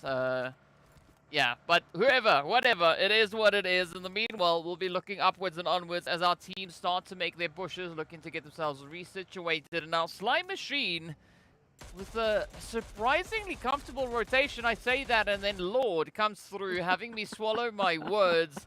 But of course, well, we've grown quite accustomed to all these different strategies. But a good setup coming through here from GEEKAY. I mean, they are really just there on the edge, ready to welcome whoever in. And then, of course, whoever escapes GEEKAY finds themselves at the mercy then of RUKH Esports. Well, this is what we were waiting for. I did say I want RUKH Esports to do something, but they're going to have to make it happen against the full force of Sly as only a 2-piece. So at least they do have the high ground here, holding that second floor position, just having to keep an eye out on the stairs. A good nade connection was made on that entry. So there is an opportunity here for them to make a little bit more happen.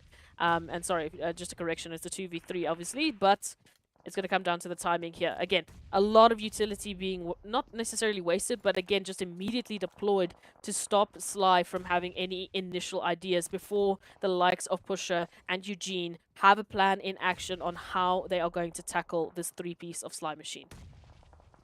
Let's see how this one is going to plan out, though. Plan out, yeah, I guess that also works as a word.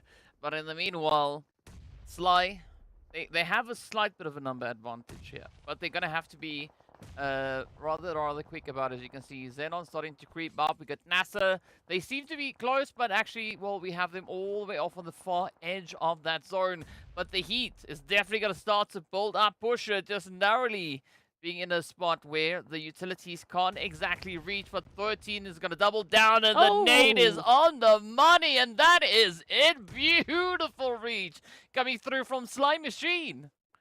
I love that. Just continuing the momentum that they got from that Miramar matchup. So please, let's it continue. At least I was going to say so. But then XENON decided they wanted to spoil the party. Unfortunately, one nade immediately going to be finding its target. Attacker going to be going down. And now the question is how Sly will be handling the situation. Because unfortunately for them, well, they don't know this yet, but GK Esports is just around the corner as well. They could get involved with this, and now we have to wait and see.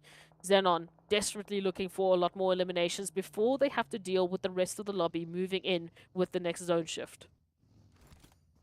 Oh, Let's hello? see. Come on, Muhammad. I mean, we've seen an upset come through from Muhammad already today, right? So, is Muhammad gonna try and clutch it out yet again? It is gonna be a pretty tall order, and the answer is unfortunately no, as Neos just casually sneaks that nade in, and Muhammad, well, you know, taking one for the team. Down they go. Sly Machine and XENON finding themselves still in a little bit of a standoff here as Steezy, not exactly sheezy, but either way, gonna try and strafe on through.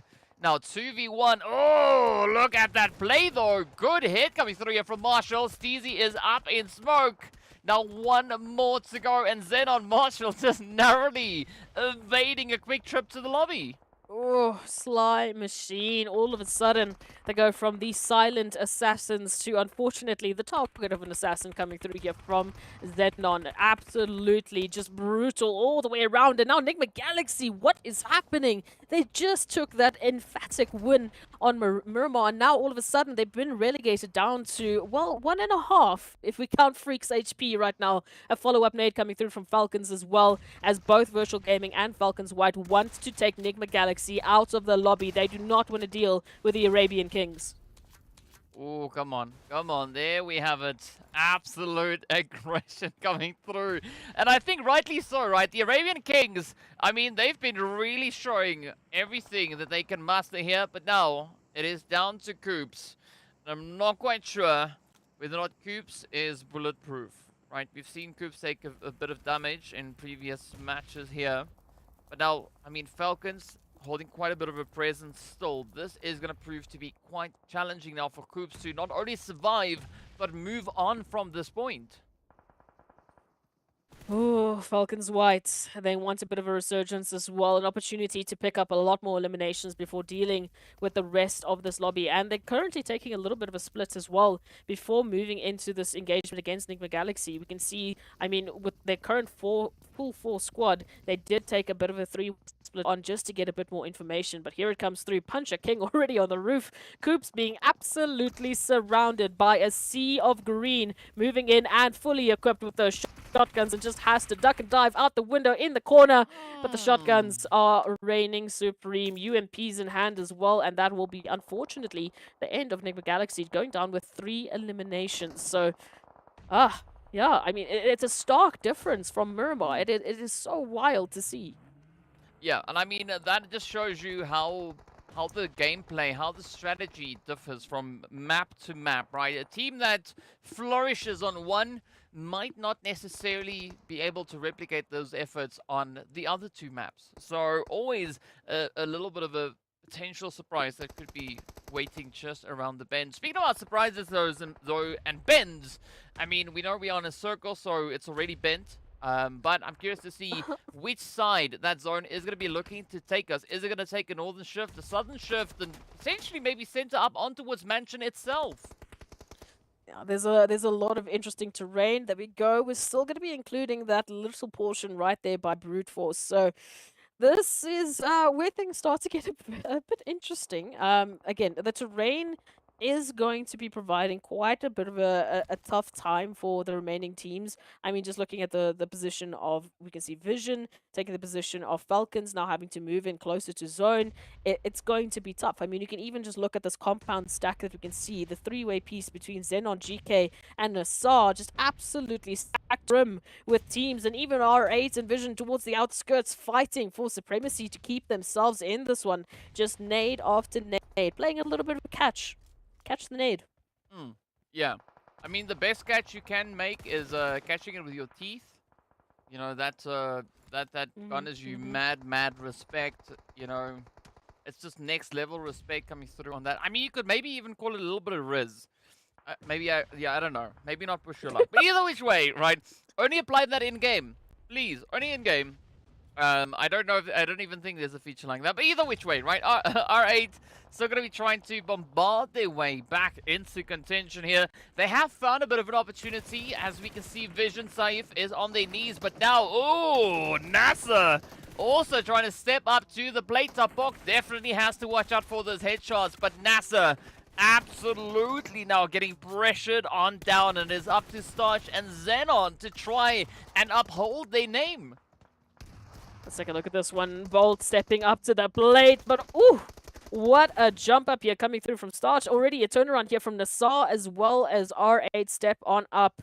They would love to get a little bit more. NASR have been so good at getting eliminations up until this point, but now they stare down the barrel of a 1v3 situation. Down to the ground we go, and ooh, you are met with a grenade. Like we said, you have to catch it, man. Yeah. Instructions not clear. Unfortunate. You gotta smile. That's it, right? You just gotta smile. When you see the nade, Smile and smile, wave. smile, catch it, throw it back, easy peasy, right?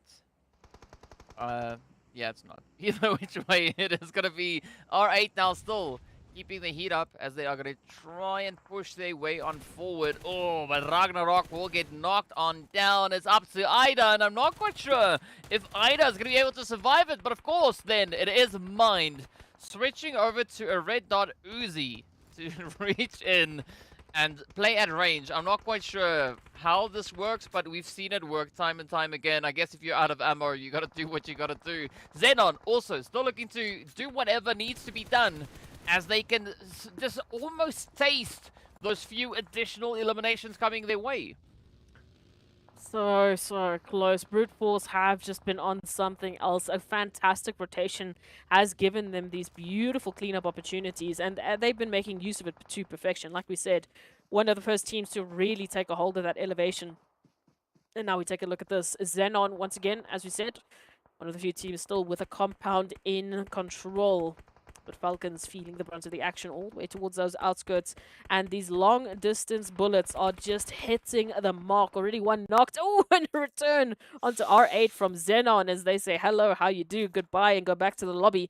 XENON still holding onto these compounds. GEEKAY with the duo still keeping quiet. So for now, the focus is really on what Brute Force and XENON are going to be up to in the next few moments. FALCONS, in the meanwhile, they just need to find a way to get in, DK. But, I mean, just look at this expanse that they have to travel across just to get into the zone. I mean, I think this match is going to be between XENON, the one purple team, and the other purple team that we can see a little bit towards the north, right? That's what I'm kind of thinking. I think the FALCONS and GEEKAY, they are going to be looking to wrap this one up between themselves. As we know, Ragnar Gaith can definitely mount quite a bit of a defensive play here, but Puncher looking to potentially just punch through the defenses, and so far, things are looking to pay off for the side here of GEEKAY. But I mean, again, right, this could take a completely different twist, a completely different turn, as the teams are going to play this exactly the way that they want to play it.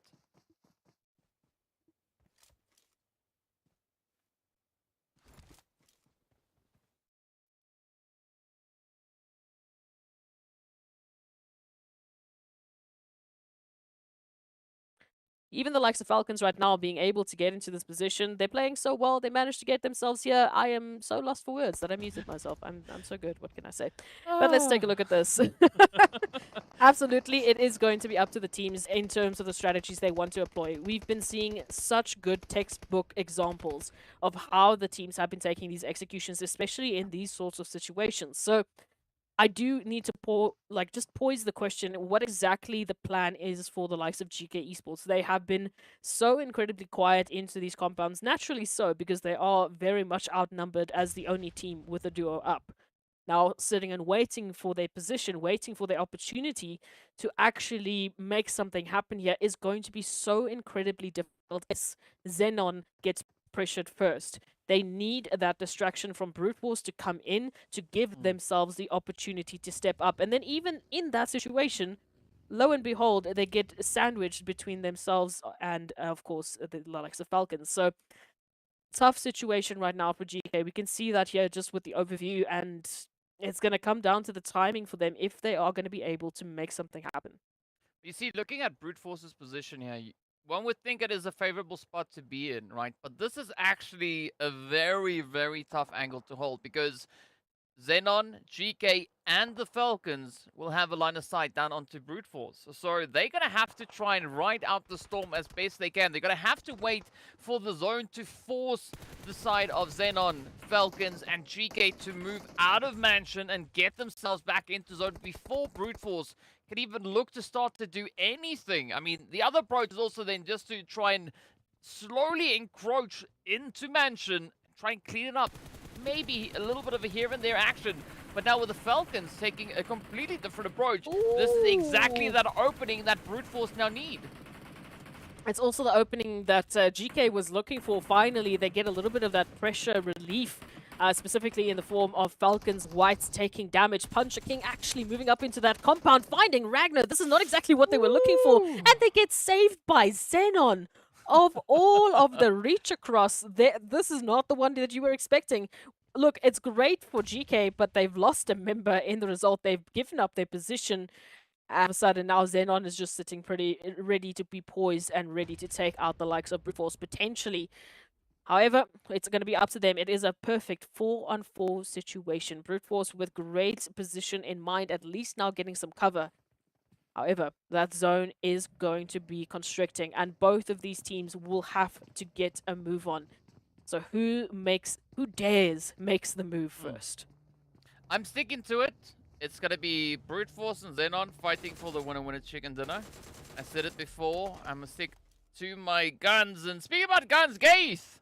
Now I'm going to be looking to, well, get a little bit of the action here as well. But Lazy Lion is not going to just sit around and wait, right? They are going to be keeping a very keen eye on it. But that is actually a beautiful distraction now for Brute Force to try and capitalize upon, right? XENON focusing down into GEEKAY, and this allows Brute Force now to start to encircle them and try and see if they can get the jump and potentially maybe even secure themselves that winner with a chicken dinner. Ooh, here it comes through. XENON now having to make the dash. Ooh, Senkei out in the open. Yado just stepping on up with a spray transfer, but getting taken down as Neos tries to reach across, but not in time. They will find themselves at a bit of a disadvantage here. It is going to be a 3v2 situation, but they are scattered. They are desperately looking for the likes of XENON. Oh, XENON could be looking to turn this one around. A good play. Oh, Prepod with the hit. Now it is down to one. Carry Boy going to be the Lone Ranger, the last defender left to carry the honor forward here for the side of XENON. It is a 3v1. I don't see a world in which Carry Boy can survive this quite easily, especially being so close to the edge of zone. But who knows? We might be completely mistaken. The blue zone is going to help decide the fate here for them. As Carry Boy now needs to hold on. Molly is there, and that is it. The Broody Fruities step up, gets themselves a lovely winner chicken dinner right here on match number 3. Whew, there it is. I mean, what a change up. And again, going into this matchup after what an incredible win that we saw from the likes of NIGMA Galaxy, even the likes of XENON, the way that they were performing, we had a completely different story in mind. We had a completely different result in mind. But DK is going to be very happy with this one. Brute Force rising to the top. Let's take a look at those match rankings, because they were hot and heavy. I mean, 10 and 11 eliminations respectively for XENON and Brute Force moving into that final engagement. And I definitely say that the only reason, well, not the only reason, but what played a big role in the opportunity here for Brute Force, of course, was the play coming through from GEEKAY, right? If it wasn't for GEEKAY being there, I think XENON, they might have played this one completely differently. So, well done to it. But actually, you called it all the way back, right, in the first match. Right, you said you wanted to see either Virtual Gaming Squad or Brute Force step up and have a bit of a winner chicken dinner when it comes to Erangel. So, you know, in all technicalities, you're actually the one that called it out. You called the position, I called the attempt at a result.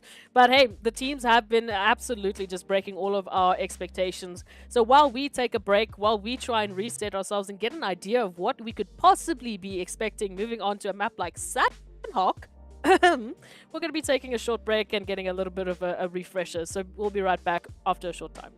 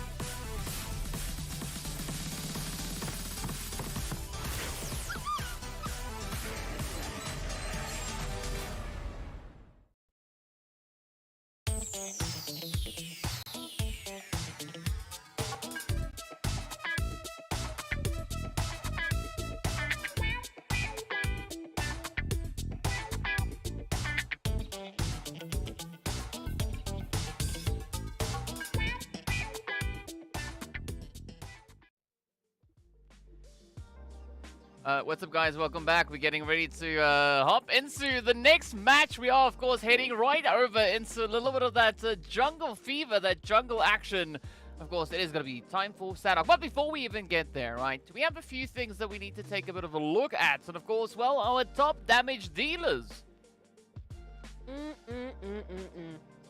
It's just pain, is all I see. I only see pain. Brute Force XENON, my goodness gracious.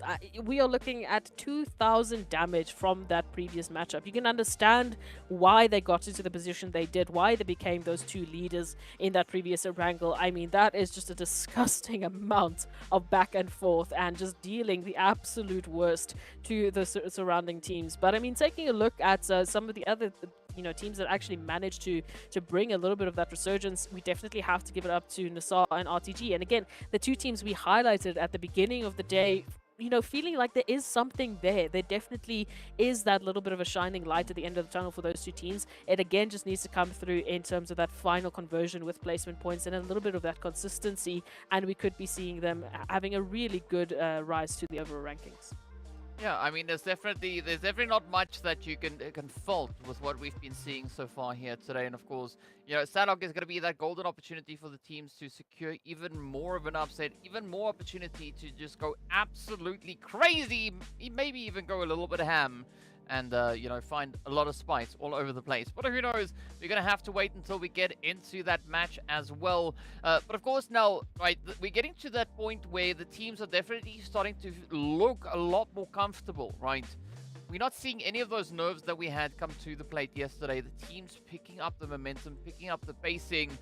And, I mean, looking even just at how the teams dealt with this past Erangel, a very, very exciting approach. I mean, it was good to see the zone definitely deciding to relax a little bit more, right? Not going all too crazy, but if you look at this, though, XENON, Brute Force, I mean, both teams just trying everything that they can find. I mean, it's absolutely no surprise that we are seeing such a resurgence from these two teams. Brute Force, one of the few that have been consistent, one of the few that is constantly in the discussion. So again, they are just etching over every other team in terms of that consistency, in terms of that performance, that it's going to be very difficult to catch up to a team like that, even with an exponential growth in your performance, if it's not consistent. So even for NIGMA Galaxy, who, like we said, nearly got basically a back-to-back from all of their yesterday points into just one single match, picking up almost that exact same amount. They made that happen. Fantastic. But now, moving on to the rest of the matches, it needs to be continued. And especially moving into a map like Sanhok, of all maps, where well, guess who won yesterday, Sanhok? It was none other than Brute Force. So we can't be letting Brute Force just go and have a field day on their own. We need to have the other teams up and give that competition. Why not? Why not, right? Bring on all the competition that you can, right? The Broody Fruities are going to be ready for it. Sorry, I thought out loud. In the meanwhile, it does seem like I've been calling Xenox XENON. I mean, it's a zzz sound either which way. Most of the letters are there. I'll try my utmost to pronounce the name the right way around. Speaking of which, though, Sanhok, you can't mess this one up, right? It's easy. It only goes one way, and that is right into the jungle. So I'm curious to see where our first initial zone is going to be popping off. Of course, over on Sanhok, I want to see a little bit of a challenge, right? Maybe a little bit of a something over towards like that trifecta region. I know you're going to be so happy with the shift down into Cave. We did see that come through in the PMPL as well. So maybe a little bit of something down towards Camp Charlie, Docks Cave, maybe even Quarry, right? Anything within that vicinity, I think, could provide quite a bit of excitement here for the teams. But regardless of what the zone is going to present, I'm pretty sure the teams are going to be ready to meet it head on regardless. They have to be. They absolutely have to be. And again, this is... once again, a resurgence of the hot drop action. Here we are with virtual gaming. Ew, even Sly up in the elimination feed, picking up a few tags there over towards NASR, and it's a back and forth battle. So, my goodness gracious, everyone, we just got off of the back of a massive Erangel. Now here we are immediately into the action, into the craze.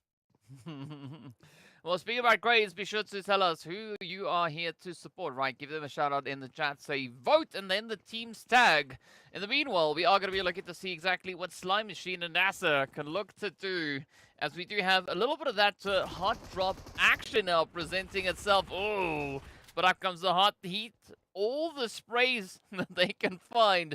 And NASR dealing absolute devastation into the side of Slime Machine, but it's not going to stop there, as GEEKAY and Virtual Gaming Squad are now going to be looking to go at it as well. I mean, no surprise to see these teams really fighting for possession of Bootcamp. It is a very decent setup, especially being on the southern side of this current zone.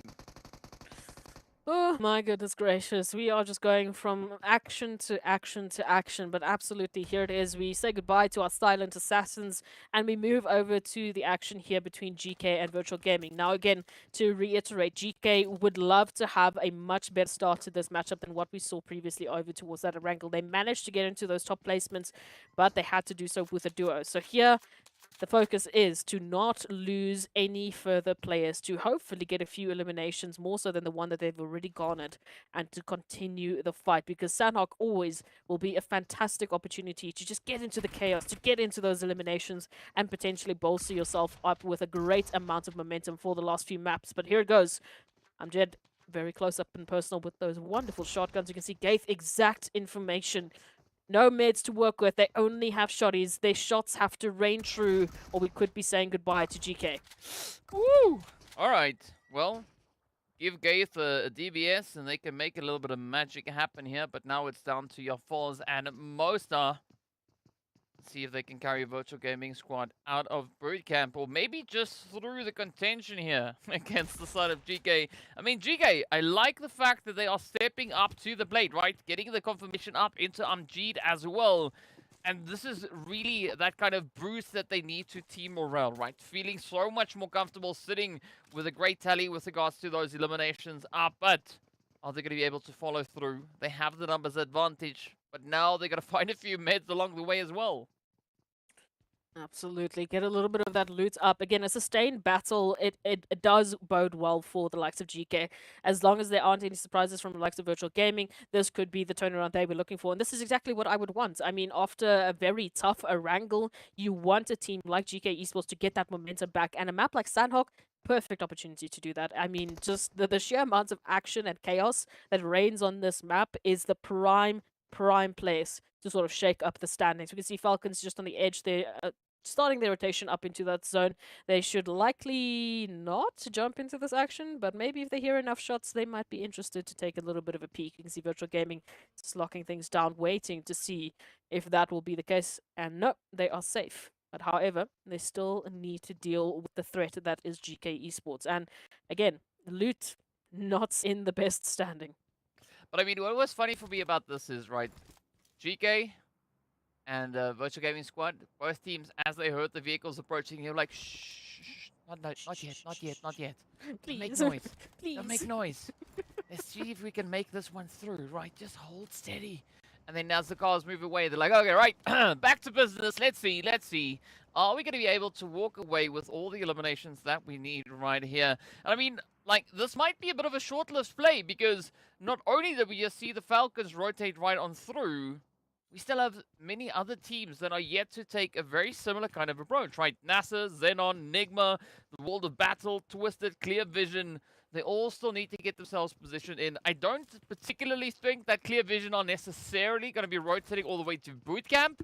That rotation doesn't make all too much sense, but regardless, this is Sanhok, so if you make too much noise, you are going to get found out. So let's see how far this play can go as your Foz now tries to play on the audio cues. Meanwhile, it is going to be RUKH Esports now looking to apply a little bit of the pressure down on towards R8 as they look to come knocking on the door right here in towards the Paradise Resort.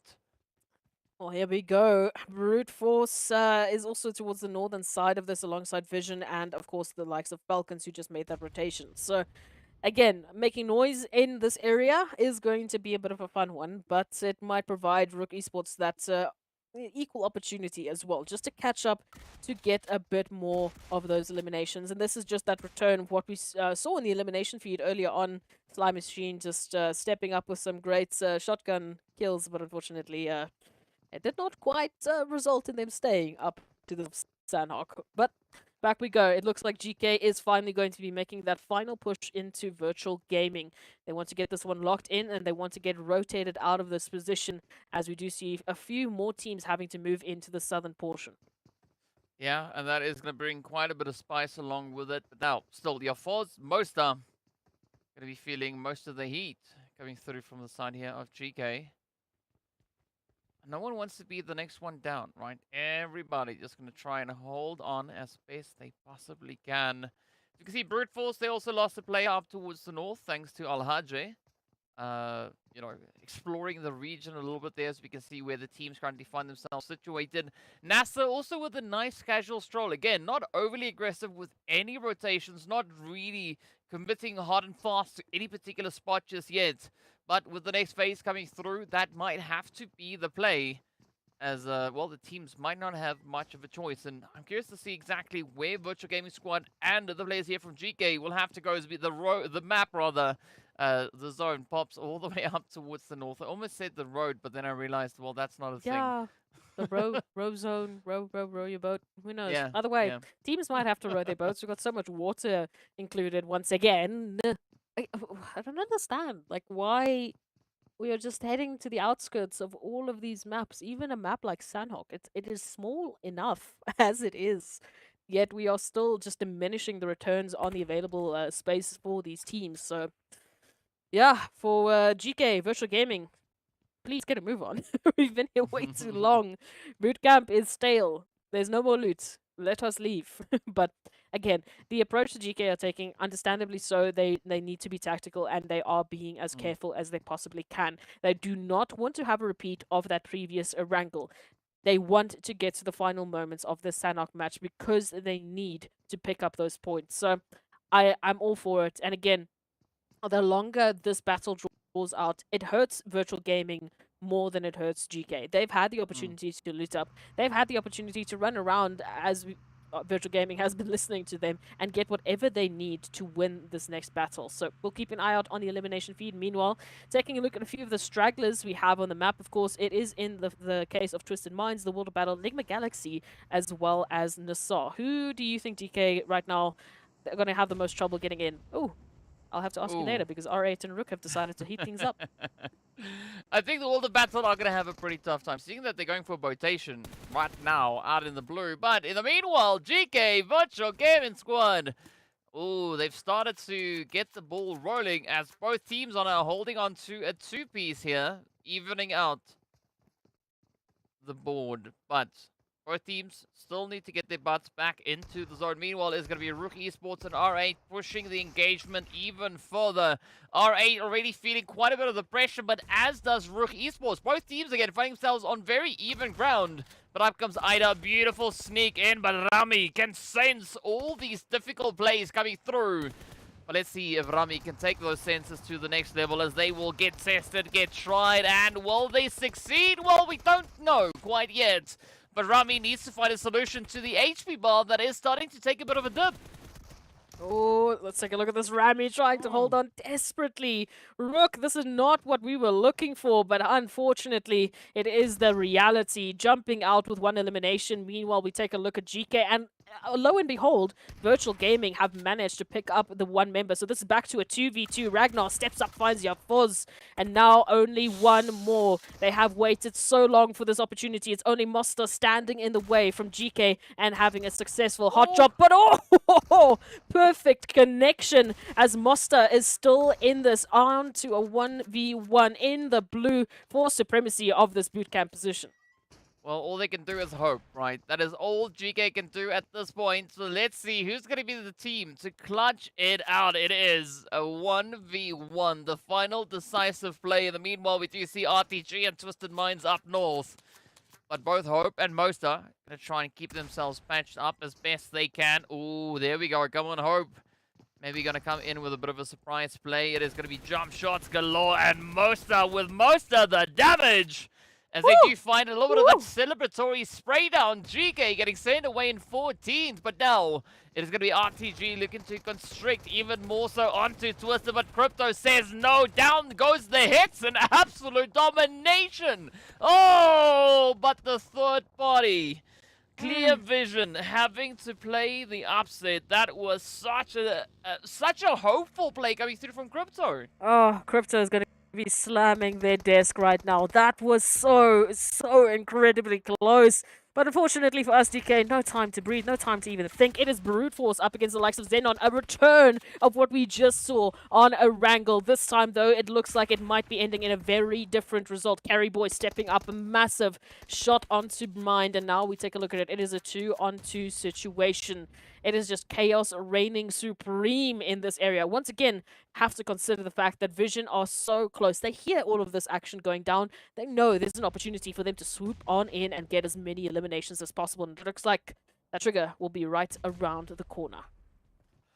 Well, let's see, do they have their hands on those triggers as well, right? Up comes the British, trying to find a bit of reach. It is down to Prepod and Neo's. Not necessarily the kind of approach that they want to be taking, but we do also then see the end there of XENON, as they will get sent away in 12th place. Now it is going to be up to Vision, looking to assert their dominance right here into the lovely, lovely cow. But brute force, clear vision, there could be a lot of opportunities on the edge. And the Wall of Battle also now, surprisingly, managing to survive the damage coming through from the blue zone as they come out with their botation, wrapping all the way around from down south where we saw them hop in the boat. And I don't quite know how they do this, but they've managed to make it all the way back in towards the zone. You gotta love it. I mean, we've had so much happen in a matter of seconds. I mean, still just even going back to that engagement there from Mosta, managing to clutch it out from Paul Virtual Gaming, right into a whole battle between Brute Force and XENON there. It's too much. It's too much. No, it's too much. But hey, we take a look at it now. We've got a few potential great upsets here. Clear Vision up with 3 eliminations, which is something that we've been waiting for the likes of Clear Vision, finally having that opportunity. And look, here it is. Look for an opportunity here for the cleanup up against Brute Force. They will have to immediately, unfortunately, face the likes of Vision. So careful, careful. But let's take a look at this one.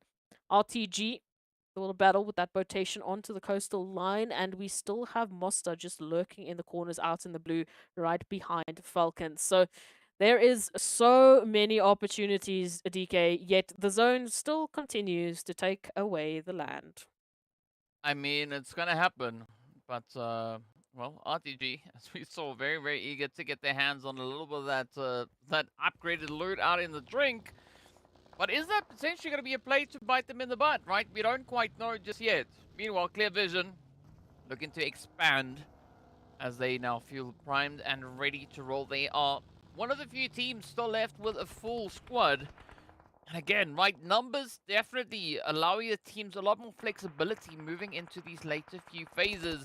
Speaking about flexibility, right, let's see just how flexible NIGMA and the FALCONS can be when both teams are contesting for that entry point into the next phase.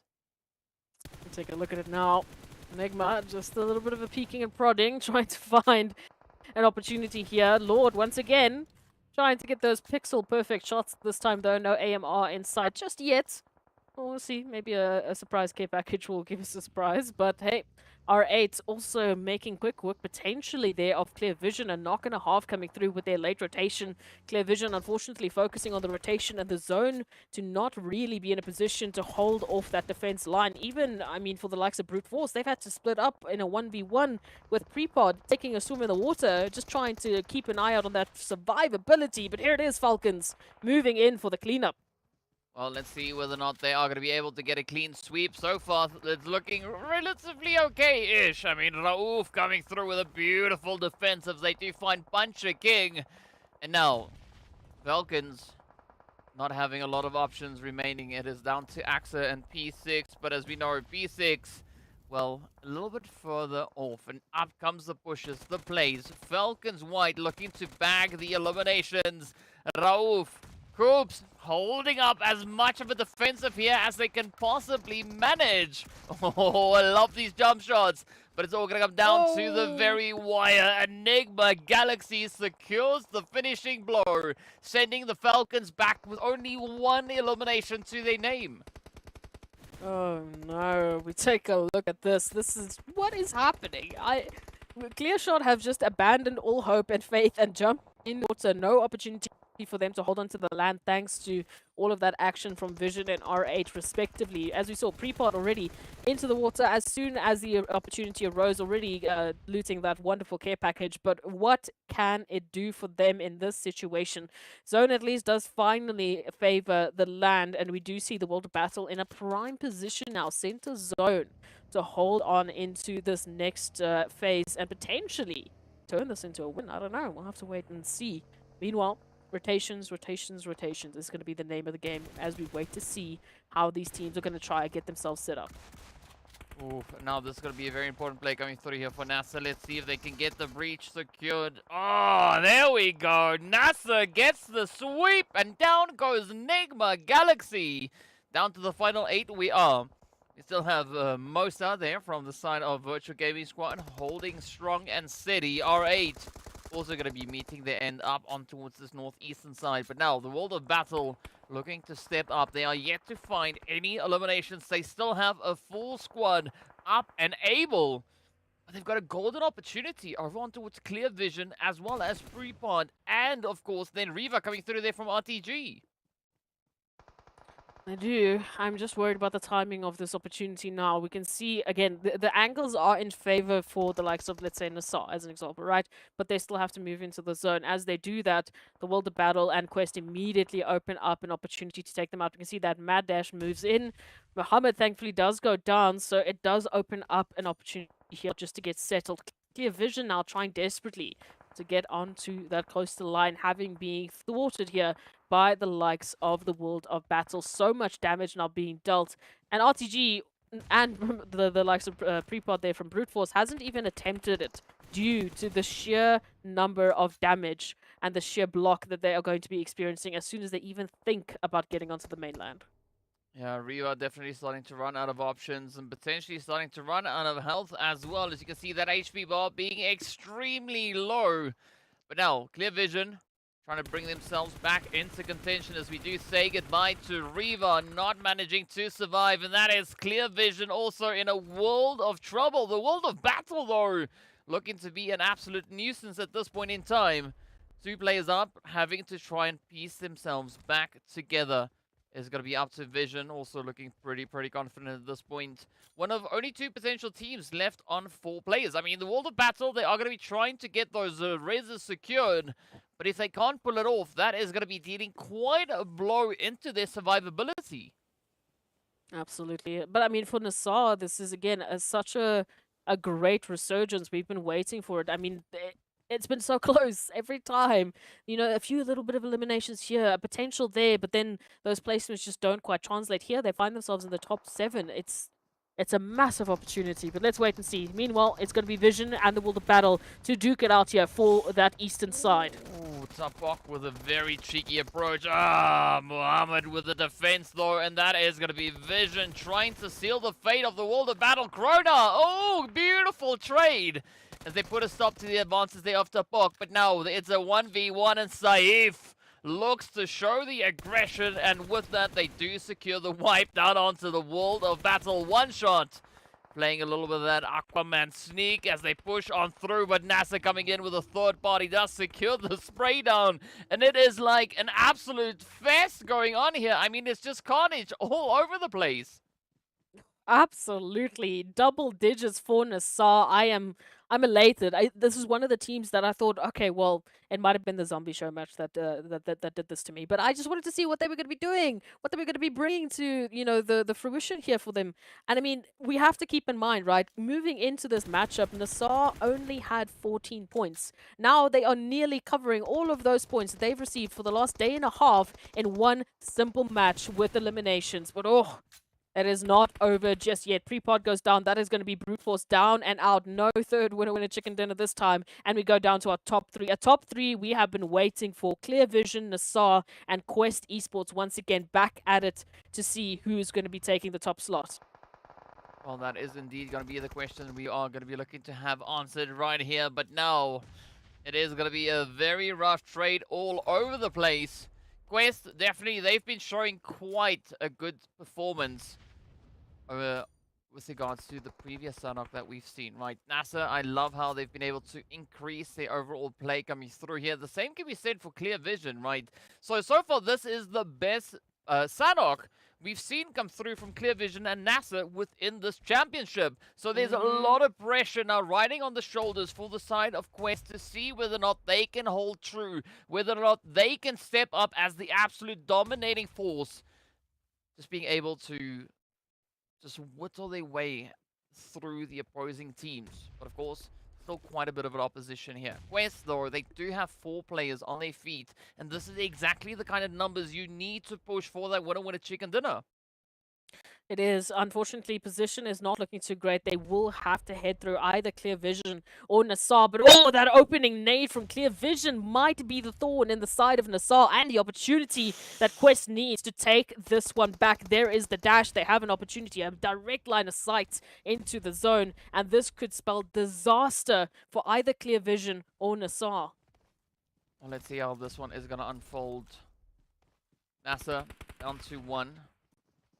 Clear Vision holding on to 2, but a very cheeky hit onto RUKH as VanKid steps up, just laying in 3 for 3 so far. Now it is just Kante standing between VanKid and a very, very strong finish. Just those double-digit elims are waiting on the edge, but Kante does secure the finishing blow into the side there of NASR, and now it is a 1v2 contention. As you can see, Easy getting picked up. Kante now having to do whatever they can to secure the finish here. Kante, I don't believe they've got any meds left, so this is going to be a golden opportunity for one shot. And VanKid, VanKid gets dropped, but a one shot lands the finishing blow to secure the winner chicken dinner. Clear Vision coming out of nowhere. I mean, in the previous match that we had on Sanhok, Clear Vision secured only 1 point. Just 1 point. Now they walk away with, 18, 19 points, right? Absolutely phenomenal performance coming through here from Clear Vision. And this is exactly what we are looking for, right? This is exactly what we are waiting to see within this championship. That is a Sanhok I couldn't ask for. I couldn't even script how well that went. I mean, the idea that NASR are picking up such a great amount of eliminations, getting themselves into the top 3, easily doing better than what they have in the last day and a half of play. I mean, just massive. Then Clear Vision as well. I mean, an exact copy-paste performance nearly, and bringing in the best performance we've seen from them so far. This is a brilliant Sanhok. Quest Esports, I mean, I think they have secured themselves as the top performer in Sanhok since we've only had 2 of them. You know, it's not really that many. So either way, they're also going to be celebrating. It was a fantastic matchup, but just look at that. Clear Vision, NASR Esports. I mean, it is about time we get to sing their praises. Yeah, I mean, rightly so. So, you know, big congratulations going out to the side of Clear Vision. NASR, amazing play. Quest doing what they could. I mean, the only team that could beat them yesterday was Brute Force, and they only beat them with 2 points, right? And that came through with the winner chicken dinner. But Quest was the most aggressive team that we had on Sanhok, picking up double-digit eliminations.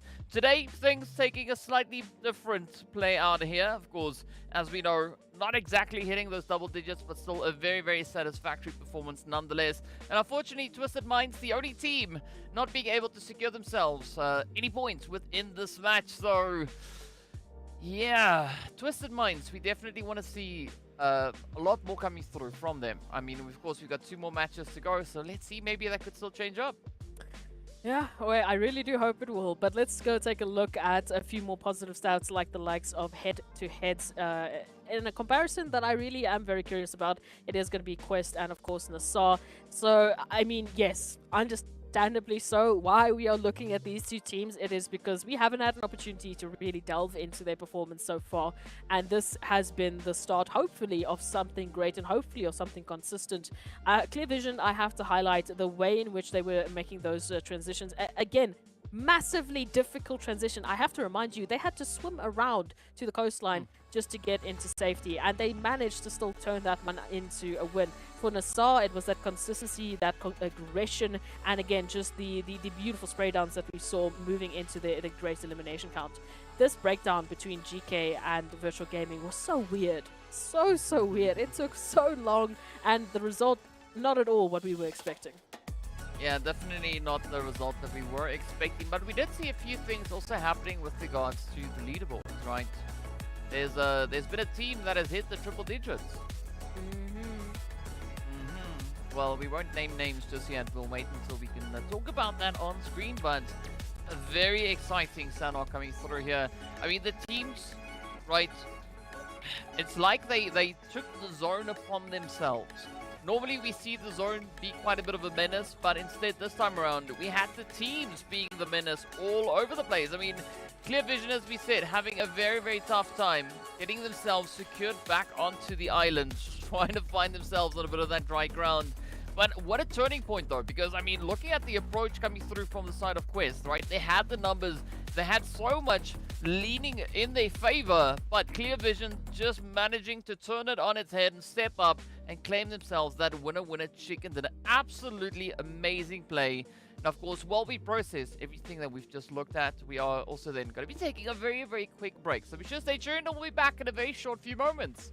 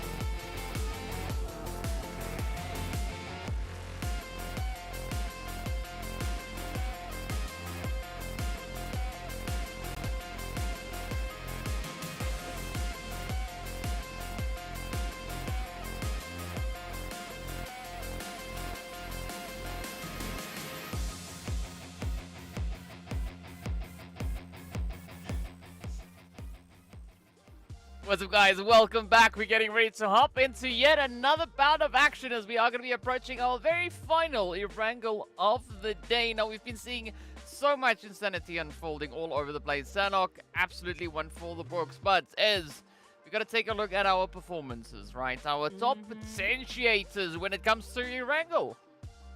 Yeah, moving into the last Erangel of the day, we're starting to get the picture. I mean, XENON Brute Force, my goodness gracious. Even in this previous Sanhok, the odds of them finding one another and just having to go toe to toe is it's ridiculous. There is still the question being posed to the likes of RTG and R8. I think they have a very similar approach in terms of that early aggression that has both yielded good and bad results. I mean, we saw the likes of RTG also picking up some great eliminations, even on the likes of Miramar. R8, surprise, surprise, in Sanhok, they were a force to be reckoned with, but consistency is still going to be key if we want to beat the likes of Brute Force, who right now are going to be our focus moving into this last Erangel. Are they going to be the dominating force? Because we have to remind ourselves, they are the only team right now with double winner-winner chicken dinners. I mean, And look at those points. yes, right? 109. Our first team to hit over a century, but they already did that a little while ago, before we even made it up into Sanhok. But it is what it is, right? Now, of course, we are going to be looking to see what these teams are going to be doing coming into this match. And, I mean, a nice flight path. Very, very close to center, but still allowing the teams some pretty strong accessibility to a big majority of this map. Well, yeah, it's just going to be the question of where this zone is going to be going, because I am just concerned, but I'm not going to say why. We'll have to wait and see. I would like a bit more of a center zone. I don't know, like I feel like we've missed so many areas of the west of Erangel for so long. What do you think? I mean, if it's going to be a Western shift, that would definitely add another layer of complexity to these teams, right? And the challenges that they'll have to face pushing through this Erangel. But essentially, I mean, this is kind of a Western zone. Not exactly, but it's close enough. It's kind of there, it's kind of not. But what we can say, though, that it is beautifully centered up onto the Sunken City. So whoever's going to be looking to get themselves situated up into the Sunken City ruins, or even the Headshot Hills, that is going to be an interesting play to come through. But yeah, I think it's going to be a little bit of time before we see anyone really committing to any particular rotation, at least for now. Because, of course, it's looting stage. And the zone is nice and centered, so it does give us a lot opening here into this Erangel. Hopefully a bit of a change, but we'll see.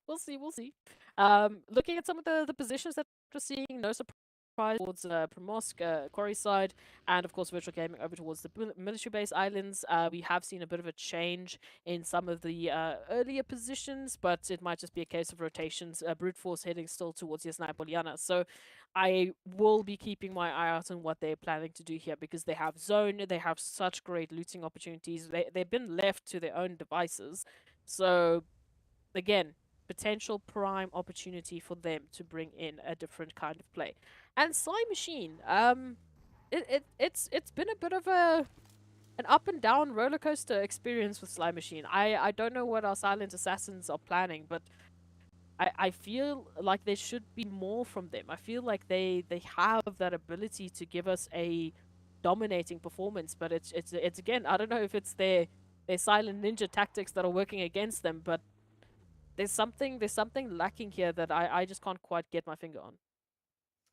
Well, I don't know. It's difficult to say, right? We're gonna have to really pay close attention to the side of Slime Machine to figure out exactly what that could potentially be inferring. But in the meanwhile, we are gonna be looking over to the side here of XENON, as they are taking an interesting spread. We do see Carry Boy and Senkei now pushing up in towards North George, and we've got Marshall and Co pushing into South George. So a very broad spread approach coming through from the side of XENON. I mean, it's risky, but you know, maybe it could work. Who knows?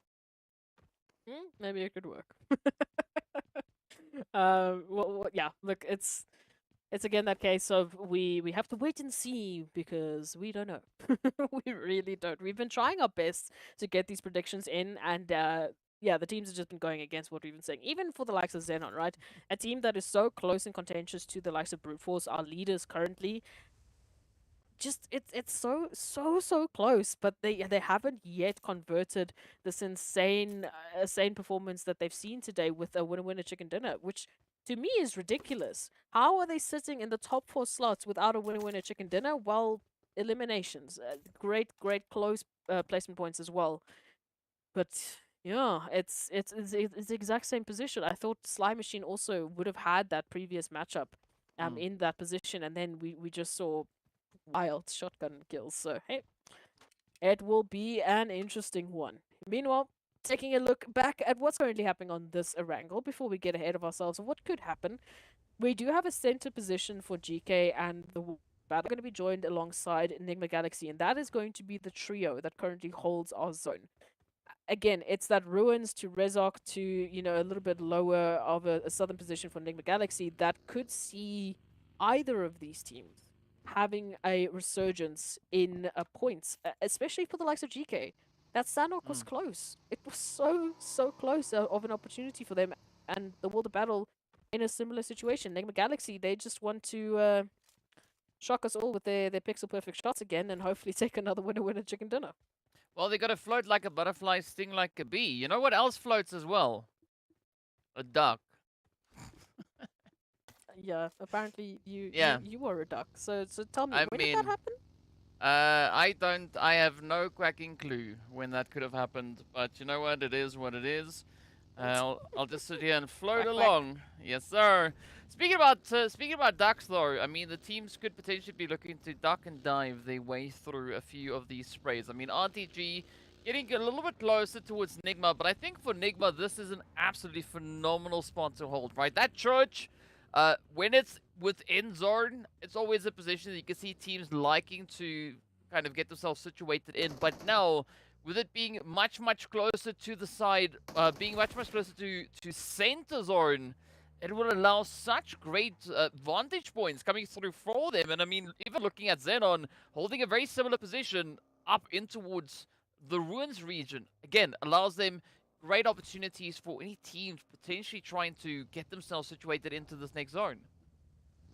It's going to be a tough one. And again, the pathing that you're going to be taking for this to get yourself situated, it's a 50-50 at this point, right? I mean, even Clear Vision right now giving a little bit of love over towards Potato Hill, which I really like, but lo and behold, right up to the north of them, it's none other than NASR, who, again, was their competitor in that previous Sanhok. So I find it hilarious that these two are just rotating shoulder to shoulder. But hey, talk about shoulders. Yeah, NK is having a bit of a shoulder bash up against RUKH Esports, and unfortunately, it's not going to be working out. I think their shotguns just had a few bit of bullets, but here we go. A rotation now comes through from RA to take their distraction away. So the two of XENON now having to do a little bit of math here, how they will be able to survive the situation, because they are currently very split up.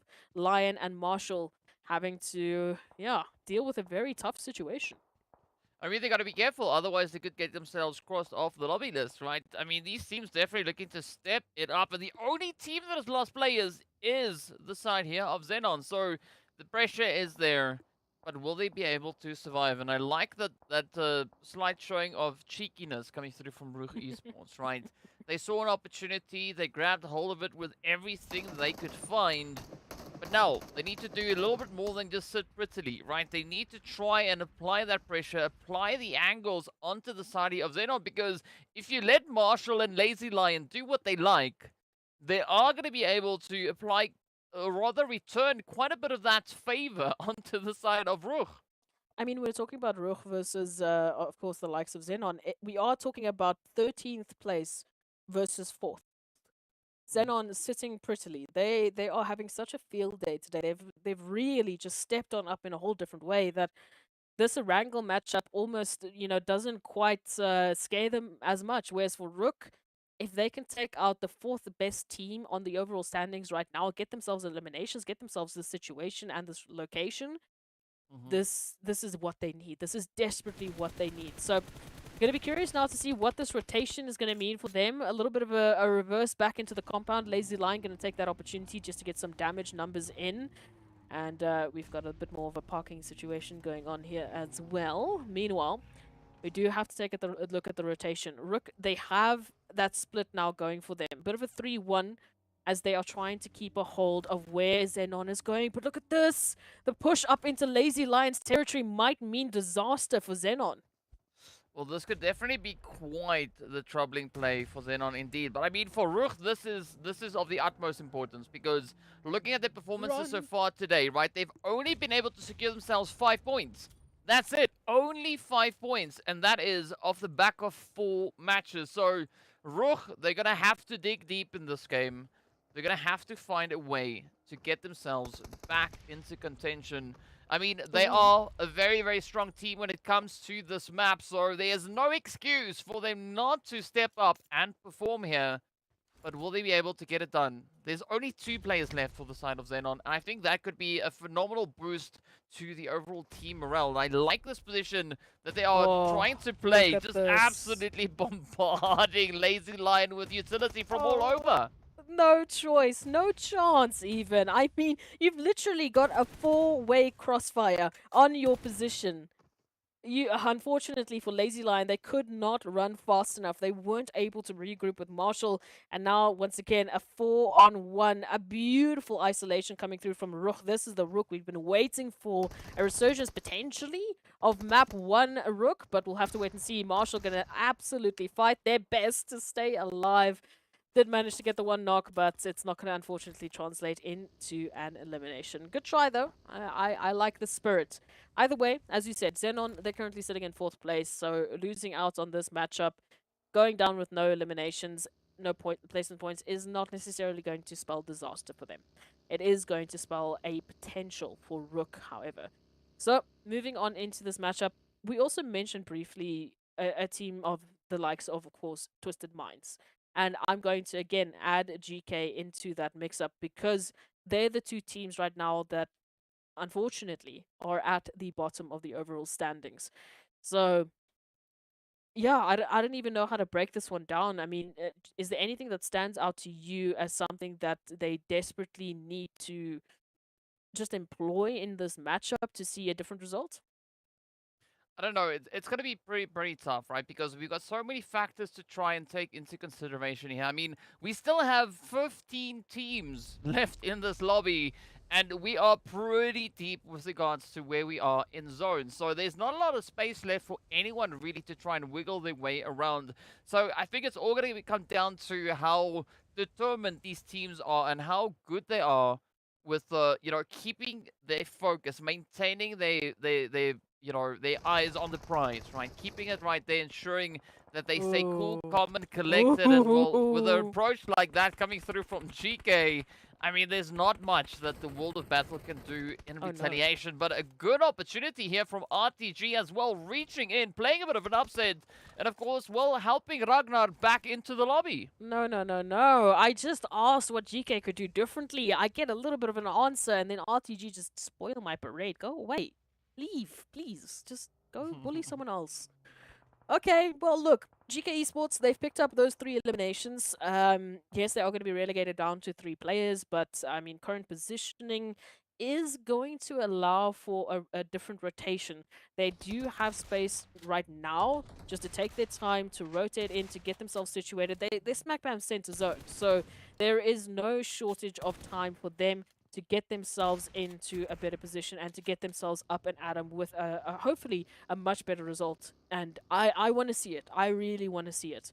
So yeah, let's take a look at this. Falcons and Vision are 2 green teams taking a very blue rotation up into the zone, already finding one another. Oh, with double coming through. It is a 1-for-1 trade, and right now the battle between Vision and Falcons is underway.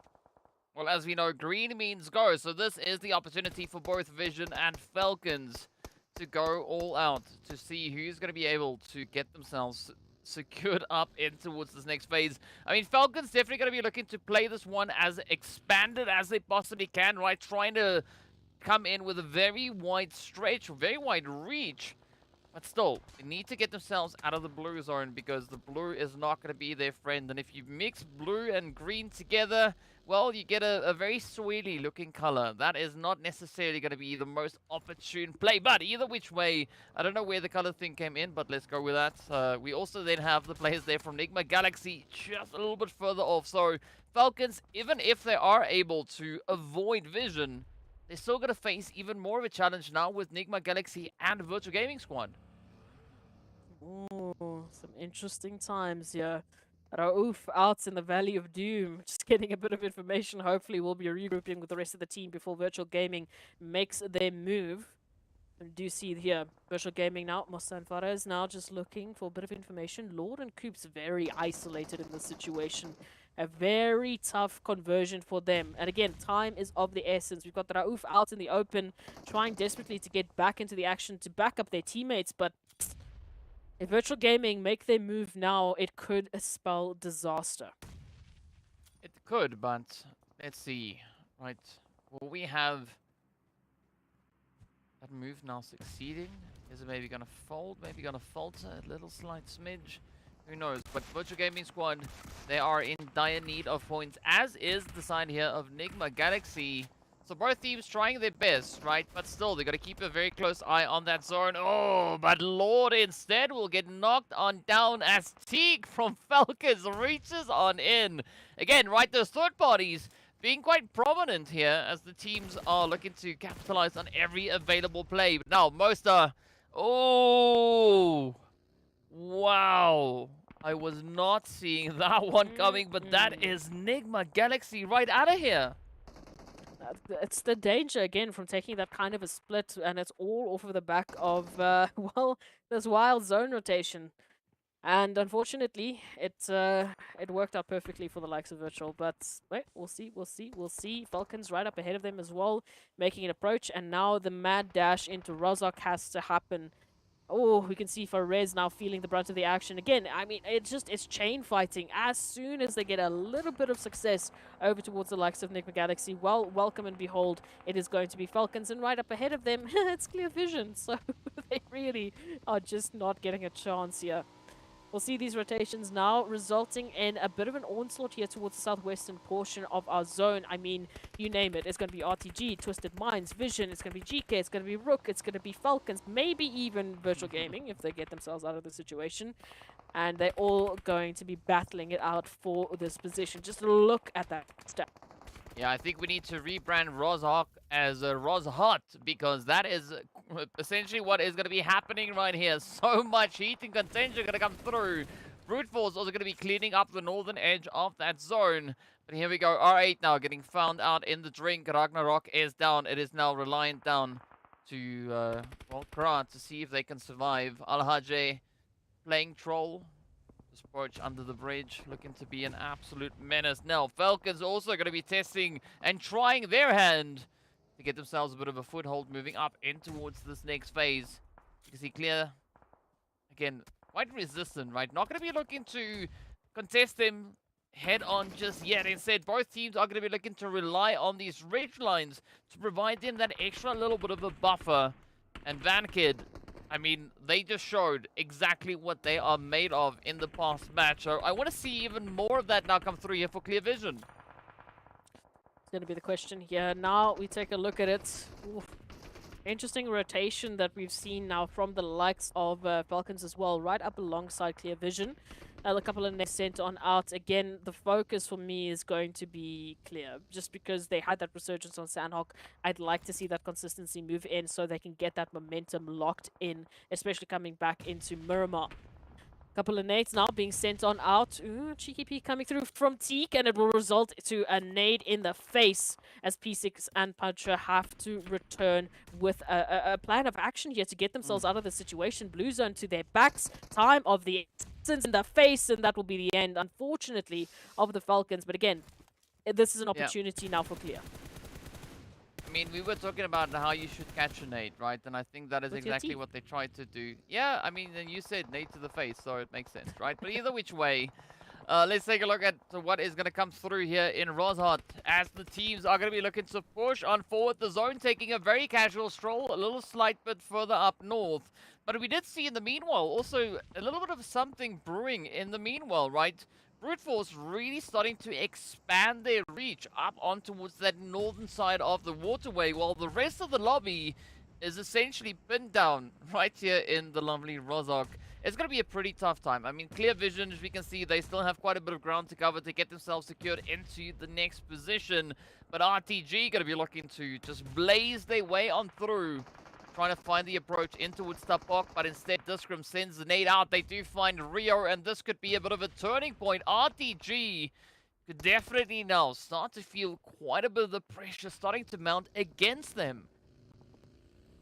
Ooh, this is not going to be easy, but let's take a look at it. What can we see happen here? Sly Machine down to 2 players, as we will see that confirmation there thanks to Xenox. Is it Xenox? Yeah, it's Xenox. That's we're not making that same mistake again. Brute Force coming in as well with a sudden resurgence. Hey, Sly Machine, I mean, as soon as they lose one, they get an immediate return on the next. Brute Force will be saying goodbye to Neos, and Sly Machine will be taking that, holding onto it for dear life, as they do need to. Smack bam, center zone, all eyes on them, and all eyes on what's happening here towards the south. As you see, Visions, RTG, Twisted Minds, and Clear Vision holding on right alongside GK, I mean, Virtual Gaming, RUKH, Quest, everyone is here. Just trying to find an answer to see who will be moving up into the rest of this game. Well, speaking about moving up, right, Quest still being pretty committed to that bridge. I think that is an absolutely phenomenal setup, at least for the time being. But the rest of the teams, right here in RUKH, it's not looking very, very hopeful, if we're being honest, right? I mean, Twisted, they are within the zone. The same can be said there for GK and, of course, Clear Vision. But it is going to be a very, very tough play. Once this next zone has revealed itself, I don't see the teams necessarily going to be looking to make a break for it. I think they are going to be looking to close out whatever contention still remains up in towards RUKH. And that could either go one of 2 ways, right? It could go quite successfully for them, or it could actually be quite devastating. And we could see several teams now getting dropped and sent back to the lobby.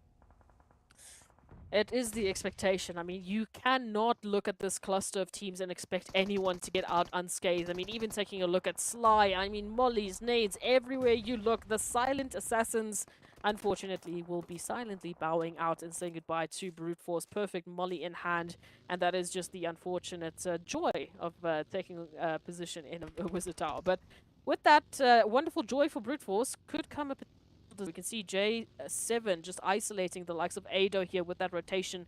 A 1-2 split. It does look like NASR will just be letting it slide as Brute Force managed to recuperate and regroup in the center. But now, well, other than NASR potentially going for Brute Force, all eyes are on that zone. All eyes are on Quest, who can literally gatekeep majority of our lobby. We have 10 teams left, and well, guess what? 6 of them could be gate kept in RUKH. Yeah. Well, I mean, looking at the teams that we still have positioned down in towards RUKH, right? GK, Twisted Minds.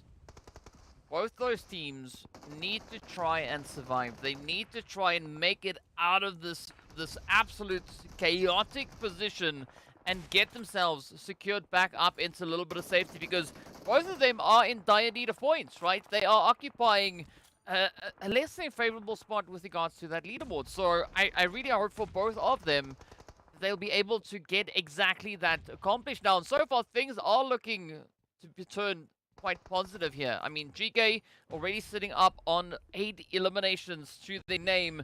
And of course, if you look over on towards Twisted, yeah, they've got 3, but they are finding a little bit of difficulty getting themselves out of RUKH and back in towards that next zone. So it is going to be of the utmost importance. But GK, they came in here with one objective, and it is pretty clear, right? Play the best possible bit of PUBG that they can right here in game number 5, and already hitting double digits. This is going to catapult GK up that leaderboard. Oh my goodness, it is about damn time. I have been waiting for GK to make a move, and now, unfortunately, it is against the other team I was waiting to make a move, so I don't like that, but it's okay. Twisted Minds, Miramar, okay? We're gonna keep you on Miramar. I'm waiting. GK, though, picking up a wonderful amount of eliminations, now feeling the brunt of the action thanks to Brute Force. We do have RUKH as well, making a quick move in R8, sneakily trying to get them their spacing within this next zone as solidified. But look at this. This is that danger. Brute Force all of a sudden cannot really be focusing on the south, because lo and behold, it's NASR moving in from that northern side. Brute Force actually getting a taste of their own medicine. It is the north that is coming to bite them. Yes, and winter's coming too. So, a very tough spot to be in indeed. Speaking about tough spots, the 2 teams that found themselves in 15th and 16th position moving into this match, now having a bit of a showdown, a 2v2, as you can see, Gaith and Santa. Going up against the side there of Evo Station and Dadino. Ooh, but up comes Dadino trying to find the opportunity, the angle, but it's going to be Gate now having a slight bit of an advantage, looking to see if they can clutch this one out. Meanwhile, NASR absolutely relentless, applying as much pressure as they can down onto the side here of Brute Force, and this could be a bit of a golden ticket coming through for NASR. As we know, coming into this match, they were sitting all the way down in 8th position, contesting the team currently holding on to the lead, but this is the opportunity. This is the play they need to make. And of course, well, is it going to turn out favorably? So far, things are looking pretty good for them. It is Prepod and Mind super low with those HP bars, but XENON and Starch not looking too great themselves. But there we have it. XENON gets the jump, and that is Brute Force getting packed up and shipped out of here. Oh my goodness gracious. And now it's GEEKAY versus Twisted Minds. My heart actually cannot handle this. Please, guys, this is too much. So, oh my goodness. All right, we take a look at it. GEEKAY at least still up with definitely one member, but definitely now two. Unfortunately, Twisted Minds will be bowing out. RUKH Esports will be taking Quest down. What is even happening? I'm shaking here. But anyway, R8 also jumping into the action. This Rozhok play, oh, it has just been the thorn in everyone's side. Perfect nade coming through now as well from CR7. And yeah, though this is pain. This is only pain. The only team that is up with a full lobby, it is NASR. There is a potential for a NASR chicken after a resurgence on Sanhok. It would be the story of a lifetime. They only have 2 solos to deal with to lock this one in. Whew.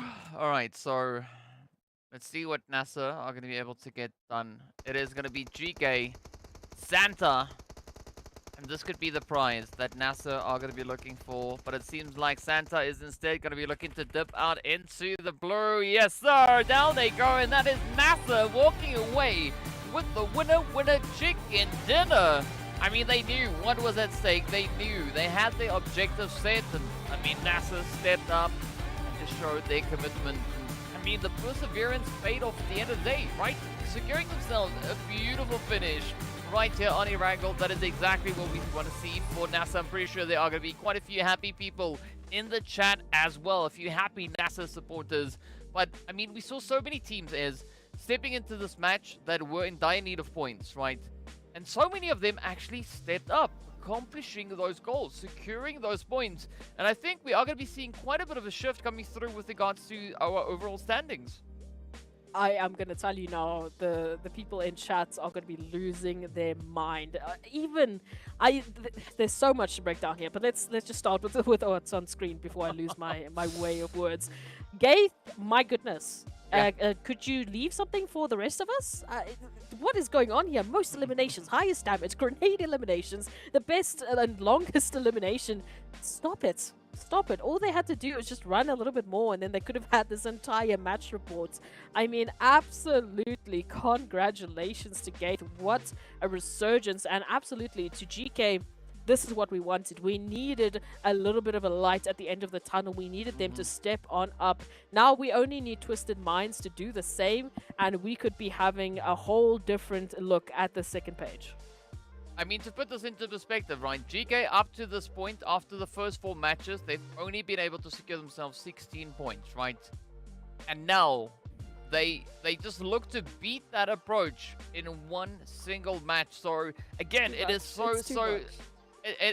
it's just mind-blowing what these teams are capable of doing, how they can pull, you know, hats out of rabbits and just make some phenomenal things happen here. And of course, yes, because a rabbit out of a hat, everyone knows that's possible. I mean, we got to go the other way around, right? So GEEKAY, it's like the tables turning and the turning of the tables. Yes, okay. Indeed. And I mean, GEEKAY though, 12 eliminations up. Not a winner chicken dinner, but pretty dang close to it. 18 points in total. Amazing finish coming through here from GEEKAY. I'm so lost for words. I can't even try and put a sentence together right now. So all I'm going to focus on is the donuts, and it's very shocking donuts actually. I mean, NIGMA Galaxy and XENON, like you said, going back into the lobby with nothing to show for it. it's not the worst case for the likes of XENON. I mean, going into this matchup, they were sitting pretty in 4th place. For the likes of NIGMA Galaxy going into this matchup, they were also sitting very close into the top standings. So first page, not looking too bad, but let's go take a look at those highlights of this absolutely just insane Erangel matchup. And it started with this incredible setup here from RUKH, hunting down the likes of XENON. No mercy whatsoever. I mean, this was a merciless performance from so many teams, right? Because, as I said, right, they understood the objective. They knew this is going to be one of their final opportunities for today to secure themselves at least a decent position moving into tomorrow's matches. And as we know, time is running out. But we've seen so much coming through here. And, I mean, it was absolute carnage up in RUKH. Quest playing a good game. RUKH playing a good game. GEEKAY playing an absolutely phenomenal game. It was one of the best games that we've seen come through from them so far within this entire league. But it is, you know, just such a testament as to the capabilities of these teams. I mean, they can choose to jump, to just start popping off at any point in time. I mean, even just taking a look at those final few moments with NASR, I mean, Star's just taking a swim. Why not? I mean, their entire team was alive to back them up into those final few moments. So, yeah, no, absolutely. I need a break just to recap and to understand how to English once again, because that blew me out of the water. So we'll be right back after a short few moments. So get ready with us for the last match of the day.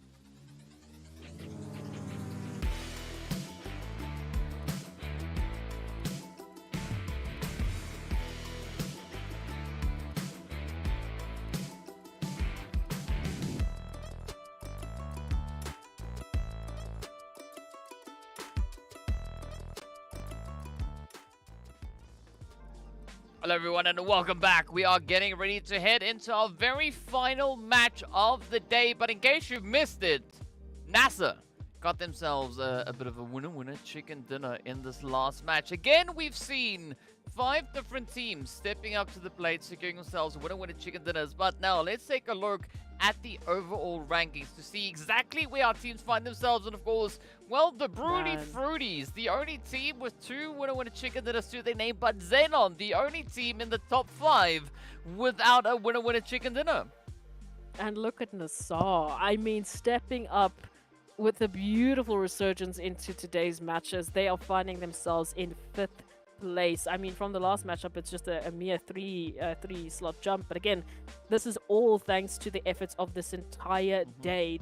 I mean, Sanhok was incredible. This Erangel just on the top. But I mean, even GEEKAY and RUKH Esports finally, thank you, stepping up, each moving up 5 and 4 slots respectively, getting themselves to the top of this second page. It is definitely looking like it might be the return of some teams that we know have with incredible history, finally showcasing their talents. And yeah, I have to give it up to everyone on this side. The only ones I still want a little bit more of is Twisted Minds. Yeah, we can see a little bit of a gap being created there. I mean, I say a little bit of a gap, but it's a 21-point gap. So Twisted, I mean, they're going to have to just blow this last match out of the water, right? They're going to have to pop off like it's no one's business. They did it yesterday. They did secure themselves the winner-winner chicken dinner with 2 eliminations. But I think if they are going to be looking to push for that chicken again, they definitely will have to add on double-digit eliminations. At least, at the very, very least. So there's quite a bit of an expectation now being created for Twisted Minds. And I mean, if they don't start picking it up from this last match of the day, tomorrow and the day thereafter, the last day, is going to be proving to be exceptionally challenging for Twisted. Absolutely. And I mean, look, we do have to keep in mind yesterday, just alone, we had Twisted Minds just stealing away a gorgeous winner-winner chicken dinner. Again, yes, it wasn't with those eliminations, but the placement points did make a difference. So moving into this last one, can they make it happen again? Can we see Twisted Minds giving us a surprise for the end of the day? It will be all down to this last match. Well, speaking about the last match, of course, no better way to kick things off other than a beautiful, beautiful flight path. Nice and centered.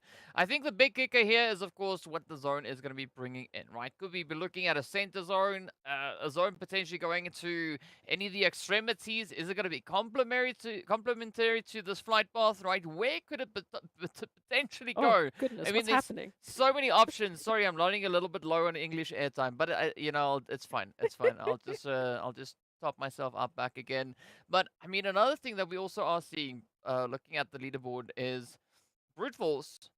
They've been able to establish a 29-point lead ahead of Quest. So if Quest are looking to catch up, I mean, it's going to be taking quite a bit of tough work. I mean, 29 points, it's not easy to acquire, but it's definitely not impossible. But I think also another thing to be looking at is with regards to RTG, Vision, NIGMA, and NASR, right? They are so close. They are within 10 points of 4th place. Yeah, look, I can add on to that. I mean, similar to what you just to double down on what you mentioned about Quest Esports. They are our reigning Miramar champions. They are the team, also that zone. I'm going to talk about you now. I see you, but I just don't have the capacity to talk about you. Going back to Quest Esports, they are our leaders on Miramar. Leading currently for the last couple of days, they've managed to pick up 44 points overall on Miramar. I mean, when we compare that to a team like NIGMA Galaxy, who also just had a brilliant winner-winner chicken dinner, they're sitting pretty with 34. So other than Twisted teams that have picked up wins on Miramar. And for Quest Esports, just in today's matches, they have done so incredibly well. Yes, it's not as crazy as what we saw them yesterday, but there definitely is an opportunity for them to once again just bring home a massive, massive Miramar. And I mean, look at NIGMA, just making it so easy for me to make this point. They also are in the same boat. They can make today be the reason that they're going to be sitting once again, potentially in those top slots. All that they need, I mean, is a mere, let's be safe and say it's like 12 points. Yeah. That is if XENON does nothing. Yeah. I mean, it's a little bit of a tough play, but I mean, also you gotta take it into perspective, right? XENON also one of those teams here trying to prove themselves because I mean, on the road to the previous MEA Championship, they came so close to qualify for the Spring MEA, but they didn't quite make it, right? Moving through the past PMPL, they work their absolute butts off, ensuring that they will be one of those teams to qualify to make it into here. So I believe that they are definitely here trying to prove and show why they belong in this MEA Championship and why they potentially could be one of those teams to contest for a PMGC slot. Because so far, I mean, holding on to 4th place against all these other opposing teams and doing that without a single winner chicken dinner, I mean, that is mad respect, right? That is absolute craziness coming through from the side of XENON. So I'm really looking forward to seeing how they are going to be looking to pick up their pacing, you know, proceedings through these next 2 days. And no, what's a little bit of a fun piece of information, especially for our viewers, just to add into that wonderful breakdown we've just given. For NIGMA Galaxy in particular, they have already qualified for PMGC. They don't need this slot. They don't need this top 4 slot. At this moment in time, look, the money is more of a focus for them than it is that PMGC slot. So they can have a lot of fun with this. They can really be the thorn in the side of all of the teams that are desperately fighting for an opportunity into PMGC. Because, well, if they get into top 4, all that it means for them is prize pool. Then that slot just goes down to, you know, whoever is next. So they are going to be the standard. They are going to be that team that could potentially just make it tough for everyone, basically, which is a lot of fun. Yeah, I mean, they've got a lot of power, right? They are essentially part of the deciding factor as to who will be allowed up into the top 4 and who won't. Because, I mean, they are just 7 points away from the top 4 themselves. So, you know, it's a very tough spot for the rest of the teams to try and contest for. So, all I can say to them is, you know, best of luck. I hope that you've not with NIGMA Galaxy, you know, have them against you in any way, shape, or form. Yeah, look, it's especially with an AMR, we saw Lord is terrifying. So yeah. Going back to this one, Clear Vision, R8, they had a brilliant loss to Erangel. We saw R8 just finish off the brilliant nade, but now, all of a sudden, One Shot is taking a bit of a spray down against R8. Already 1 knocked. XENON feeling the action. Moving on up, Clear Shot. I mean, One Shot just feeling the confidence, almost as a solo, just saying, hey, R8, I'm so sorry to do this to you, but you're going back into the lobby. Oh, come on. But they gotta watch out, though. There's still RUKH and XENON left. I mean, this could be quite a bit of a showdown, but Clear Vision, I mean, the last time we saw them on this match, right, on this map, just a few mere moments ago, they were so confident. And I think this is the point where they need to kind of keep that confidence in check ever so slightly, right? Not get too overconfident, because that could end up costing them quite a bit. But let's see, maybe they could still turn this one around, as we do have VanKid, a very capable player, about to find themselves in a little bit of a hot spot here as XENON comes rushing on forward, but the Overwatch is there, the defense is there, and now it's gonna be R8 down to potentially 1, but still, I mean, GEEKAY, it's like they've caught their second breath, right? They are just looking to bounce back, and I mean, they could also be an absolute menace right here. Absolutely. We take a look at it once again. GEEKAY, where's Gaith? Are you planning to take every single match report standing again? What you doing? Gonna be keeping an eye out on them, of course. Moving into this one, it was this. Okay, on that previous rank, I want to say the same for R8, the same for Vision, if they weren't going up against RUKH, who's just taking everyone down, apparently. But hey, now it's RUKH versus One Shot. And it looks like Gaith and Hope might even join the party as well. So this is just going to be a disgusting battle. But here we have it. It's the 1 from R8, it's the 2 from Clear Vision up against the entire team of GEEKAY, who have set their sights on these potential eliminations now.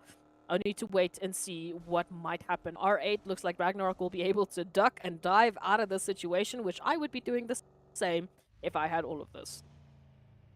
Well, I mean, there's so much to play for here yet again, right? We are looking at a different few teams now that are going to have to try and step it up. I mean, Clear Vision being one of those teams that are yet again finding themselves in a bit of a position where they could do with a few additional points. They do have 49 points, so that's not a bad amount of points to have by any measure. But based on the kind of pacing that we have within this lobby, I mean, so much can change in just one successful match, right? Just one single game, that is all we need to see.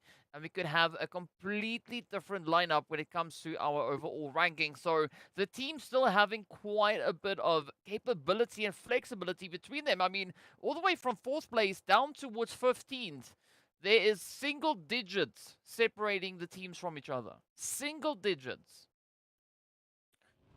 Whew. I am afraid, if all, in all honesty. Like, it really is incredible to see. And it's what we were asking for, right? We just want these teams to be competitive. We didn't want a single team to be that dominating force. We wanted every single team, every single one of these 16 teams to bring through their own playstyle, to bring through their own flavor. And now we are just looking at a tasty dish that is going to be this MEA Championship, moving into this last matchup, a potential like no other, everyone gunning for that PMGC slot. That I literally have goosebumps just thinking about the idea. But hey, let's take a look at it. GEEKAY, my goodness, how dare you? Vito goes down with a nade to the face. They caught it with their teeth, and they will be saying goodbye. We are down to only one shot here, unfortunately standing for the likes of Clear Vision, raising that banner and hoping to make something happen here, maybe get a couple of eliminations. And I mean, it's a tough play to come through, but, you know, it's absolutely insane to think of it. Any team currently in this lobby has the capability to qualify themselves for the top 4. Any of these teams have the capability to do that. And I mean, the leaderboard speaks for itself, and we of course can see it at the top of the screen. But I think at the end of the day, it comes down to how hungry these teams are to get themselves into the top 4. Because, I mean, NASR, right? We've seen them just kind of, you know, start to surface out of nowhere, securing 47 points so far today in just the previous 5 matches. If they continue on this trend, we could very well see them make it up into the top 4 just after this match. Well, let's take a look at it. Teams now setting themselves up for a bit of an interesting change here. So the World of Battle, we know they had a bit of a tough time there over towards Erangel. They were one of the teams that didn't quite pick up the points that they were looking for. And by that, I mean they got a donut. It was a delicious donut. But now we want a few of those elimination points, maybe even a taste of the chicken. Slime Machine as well. Similar position. I mean, just the wild change that we saw. In terms of their slight consistency, they have fallen off a little bit for me towards the end of these matches. And it hurts my heart because, like I said, they, for me, were the silent assassins. And I still believe that they can be that. It is now just going to have to come down to whatever it is that they were working with, that spice that they had in the first couple of matches yesterday. They need to bring that one back. So let's see, maybe this late, very outskirtly rotation that they're going to be taking in the form of Slide Machine, maybe going into that western side just behind Vision, could be the change they need. But let's avoid NASR, please, because they're on something else. Yeah, they definitely are on something else. And hey, one of the few instances where I'm not going to be voicing what I want to see within the zone, but it is going to a spot that I've always wanted to see in competitive. Same. Right. Like we have wished for this since you and I started casting together. For the viewers watching, that is a few years that we have been waiting for something like this. So just please send your energy right now into the stream because we want to go there. Yeah, we're not gonna name names, but it's that spot. We want to go there. We want to see what these teams are going to be doing, and we've got several teams now starting to get themselves situated, starting with the rotations, pushing on forward. FALCONS actually pushing up behind the players there from Brute Force. Quest very close to the edge of zone, but we can see GEEKAY, they've rotated around Quest, now just trying to get a little bit of a leapfrog play going here, but Santa is exposed along with the rest of the team as they start their ascent up the hill, trying to get themselves just over the top, and of course, securely positioned up in towards this next phase. Again, it is not going to be easy, right? Especially that position towards that spot over there, because we can't be very specific as we know how PUBG physics works, right? that is going to be absolutely challenging for these teams to fight through. It's a very bad time for me right now to be a caster because I literally just want to sit and watch this match unfold. I can't even put a sentence together right now because this is extremely exciting. I don't know how else to say how excited I am. I'm kind of shaking at the moment, so I'm gonna sit up. All right, and we're gonna focus on what's happening in front of us. Brute Force right now going to be opening up this wonderful location for themselves right now, just taking out R8. We've got, of course, the likes of XENON. I don't know how they keep doing this, but they're going to be finding Brute Force here up towards that northern side as well. I don't know if they've got a tracker on Brute Force. What is it? If they had a discussion and they just like, look, let's be friends and let's, you know, just take each other out every single match, back to back. Here again. Yeah, here it is indeed. But now it's going to be up to Brute Force to see whether or not they can assert their dominance. Speaking about dominance, though, Pusher with a beautiful nade into the side here of GEEKAY as they do seal it up for Ragnar. And with that, right, GEEKAY now going to be down to Gaith. And, well, that's it, right? It is just Gaith. But we've seen what Gaith is capable of in just the games yesterday. Meanwhile, the World of Battle and the Virtual Gaming Squad going to be lurking on the edge of NASR. So they're going to have to really watch that position as a beautiful nade gets delivered. Krona goes right on down. Up comes the push now from Mostal with a DBS in hand. One down, looking for one more. Oh, but instead, they will get dropped to their knees. Now, Muhammad coming through with a beautiful clutch yet again, looking to save the World of Battle. And, well, now all their hopes and dreams rely solely on Muhammad's shoulders. Of course, in the meanwhile, the zone has taken a slight little bit of a shift even further on towards that western edge. Again, not necessarily going away from the spot we would have liked to see, but we do say goodbye to the World of Battle and Muhammad. I can't even deal with it. The World of Battle, I mean, a great effort there to get at least those 2 eliminations. And again, it was so close with that blue zone. It's painful. It is terrifyingly painful. But hey, let's take a look at this quest. Esports as well, as we know, trying to get themselves to the top of those Miramar leaderboards. And they've well at this point, but now they have to face the likes of NIGMA and a few others that might stand into their way. FALCONS, again, another team similar to what we've seen with Sly Machine. They've unfortunately fallen off a little bit. I mean, even with the likes of this incredible lineup, who, again, I personally am quite biased to, so I have to watch what I say here. They have what it takes, but it has been such an incredibly difficult, and I can't stress that, difficult lineup that they've had to deal with. Now, this position against NIGMA, this could be the turnaround. Yeah, I mean, this could definitely be that turnaround opportunity, but it is going to require quite a bit of focus and determination still, right? I mean, NIGMA also going to be trying to find their way through. I don't think Lord is going to make it. No, unfortunately, Lord is going to bleed out. But Zeke, did they find that extra bit of reach? NIGMA, very, very tough spot to be in. Oh, there we go. That is going to be Senkei securing their fate. And I mean, 3 teams, well, essentially actually 5 teams, all held within this vicinity. It is going to be a very hot and heated play. But who will be the one to rise to the occasion? RUKH Esports also going to be doing their thing up towards the northern edge of the zone. But a lot of contention and congestion coming through as the South is not going to be letting up anytime soon.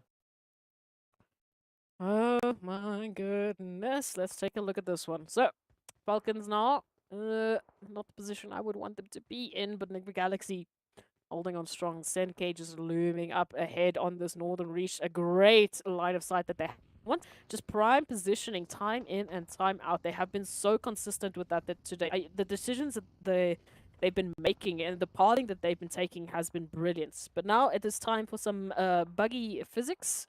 Let's just go vertically up of these mountains and make something happen here if we can. It's going to be all down to the timing. And DK, again, this zone is so cool. Like, I'm waiting. I'm just waiting for it to change. It's just gonna do one more thing, right? It's just gonna do one direction, thing. one job, yeah, please. Yeah, we're not gonna say anything. We're not gonna say anything, but it's just gonna go in one more direction. Then we will be smiling all the way till next Tuesday. But in the meanwhile, speaking about smiling, it is going to be Quest now pushing forward onto the side of NASR, spotting a golden opportunity. Oh! Down goes Starch. It could be Xenox, the next one to get knocked on down. But up comes the spray. It is going to be the MG3 looking to rip on out. Oh! Look at that Quest! They don't know where to go because Xenox just absolutely obliterating the opposition. Put some respect on the name, DK. You can never say their name incorrectly again. But wow, look at that. It is going to be the turnaround from our elimination leader from yesterday, RUKH, bringing in, once again, the pain over onto the likes of NASR. But hey, taking a look at this, RTG, we've been waiting for a resurgence from them. An eastern side approach, now moving into the action. I mean, right up ahead of them, they have a plethora of options to pick from. Unfortunately, though, coming, so need to be careful about how they're going to be taking these choices. Oh no, we had to say goodbye to Vision in the meantime as well. So down to our 11 teams sitting on this very wild Miramar. Very wild indeed. Unfortunately, the zone is not going to be pulling up into the spot that we would have liked to see. But, you know, this is just as well. I mean, it's still close enough. As you can see, the terrain, absolutely brutal. These teams having a very, very tough time trying to play their way out of this one. But now, XENON, absolutely amazing setup up on the hills, right? They've got the elevation. They've got everything they need to play quite a bit of a pressure play down onto NIGMA Galaxy and the Falcons as well. But I think at this position, you got to watch out for what Twisted Minds could potentially be looking to do with regards to their setup, right? Their positioning, it's right there, right ahead of the teams that have to rotate up forward onto, you know, back in towards this next zone. In the meanwhile, RTG going to be trying to dip this way and that. They spotted RUKH off in the distance, and it's only going to take a few more, and there we have it. Attacker actually is going to be the one to drive the final nail in, and that is the end of the road for Quest. But again, a very valiant effort coming through from them. Absolutely. Again, I mean, they're going for a bit of a title that's very wild. Trying to be the best on a particular map in a stage like the MEA Championships, it's not going to be easy. And hey, maybe knows. They might be close enough as it is. Clear Vision also going to be bowing out back into the lobby with 3 eliminations. Not a bad showing from them. So down as our 10th team. Meanwhile, a stalemate forms here between NIGMA Galaxy, Falcons, and of course Twisted Mind. A war of attrition as well, when you take into a factor that XENON is just waiting to clean up whoever makes the first move. As soon as they have that opportunity, bam, we might be saying goodbye to 3 teams just like that. Twisted Minds, on the other hand, at least could back up a little bit more. They might just have to say goodbye to 1 member, but they could still survive the situation. NIGMA Galaxy now trying to make their move, unfortunately, putting themselves out in the open. Ooh, yeah. Not the best position there by Freak, but it is what it is at the end of the day. So that is going to be NIGMA now having to essentially bite the bullet, right? The numbers are starting to dwindle. RUKH is going to have a very, very tough time rotating out of this one. If they are able to evade XENON, it is going to be Falcons and Twisted just lying in wait, ready to gobble them up. So it's going to be a pretty tough play regardless. But now, of course, the zone is going to be pulling up into Limbo Land. As you can see, Sly Attacker being one of the few players currently situated within that next zone. But here comes the pressure. A lot of congestion coming through on the western side. XENON, NIGMA, Falcons, Twisted, the Broody Fruities. Everyone are going to try and get themselves positioned in such a way that they can, firstly, get themselves secured up in towards the zone. But especially looking at Brute Force, right? They are trying to set up a bit of a play in anticipation of the teams now pushing through from that more southern position. Let's take a look at this now. That southern position is at least stacked with teams as well. Like we said, Twisted Minds, they were in that position where they could back on off, and they're still keeping all of their members alive. It's just they haven't had that opportunity to actually get some eliminations from it. We can see now Falcons just trying to rain on my parade as soon as I try and make any sort of statement. It's fine, but Twisted Minds need to return this. They need to get themselves something. There we go. A start on towards Marshall. That is going to potentially make a difference.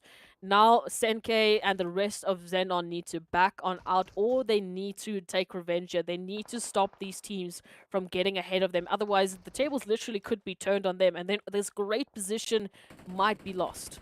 Yeah, but I like this aggression coming through from AZ and Dadino. But now, Rauf. Oh, they're going to have to try a hop, skip, and jump their way back into safety because there's not a lot of options left for them. Up comes the Blaze, though. It is going to be Puncher King and P6 trying to keep them at bay. They know that Rauf needs to push on forward.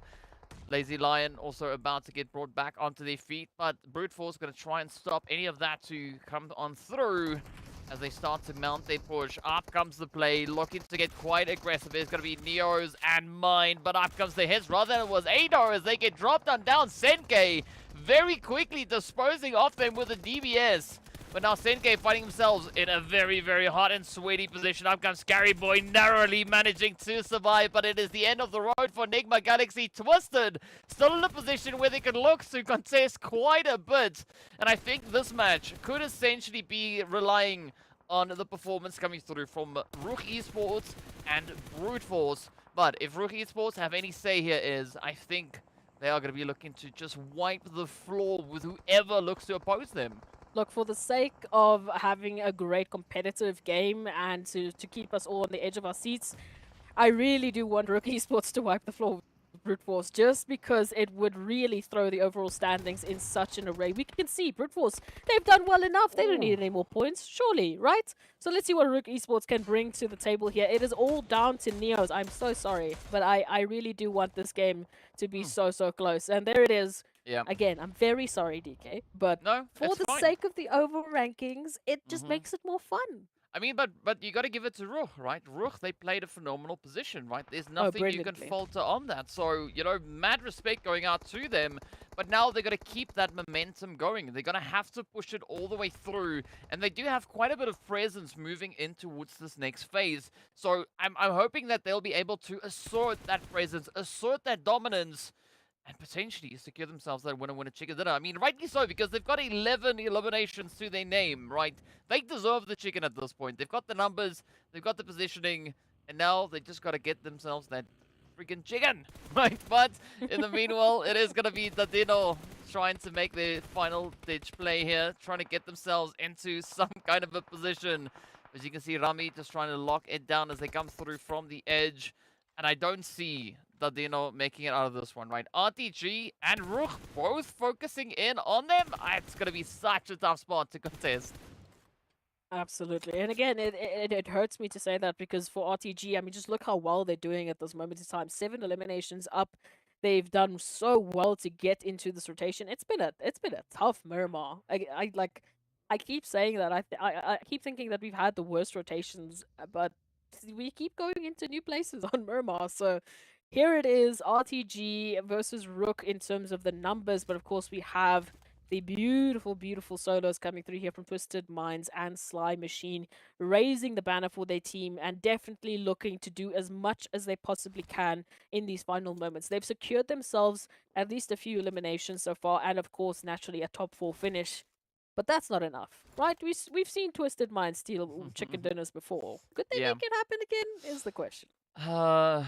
I don't quite know. I mean, I would say no at this point, because I mean the pacing coming through here from RTG and RUKH Esports, it's just Yeah, you know, it's looking crazy. pretty aggressive, right? So I mean, we still have Sly attacker holding off in between both RTG and RUKH, and of course Ladino keeping it nice and quiet. But this nade here from Default could be the one to seal their fate. Ooh, unfortunately for Default, it's not quite got the reach it needs, but well, they got flushed out, and that is it. Reva and Rio locks it in, and off they go. Down to the final 3 we are, but now RTG making a little bit of noise are going to be drawing the attention of RUKH Esports right down onto them.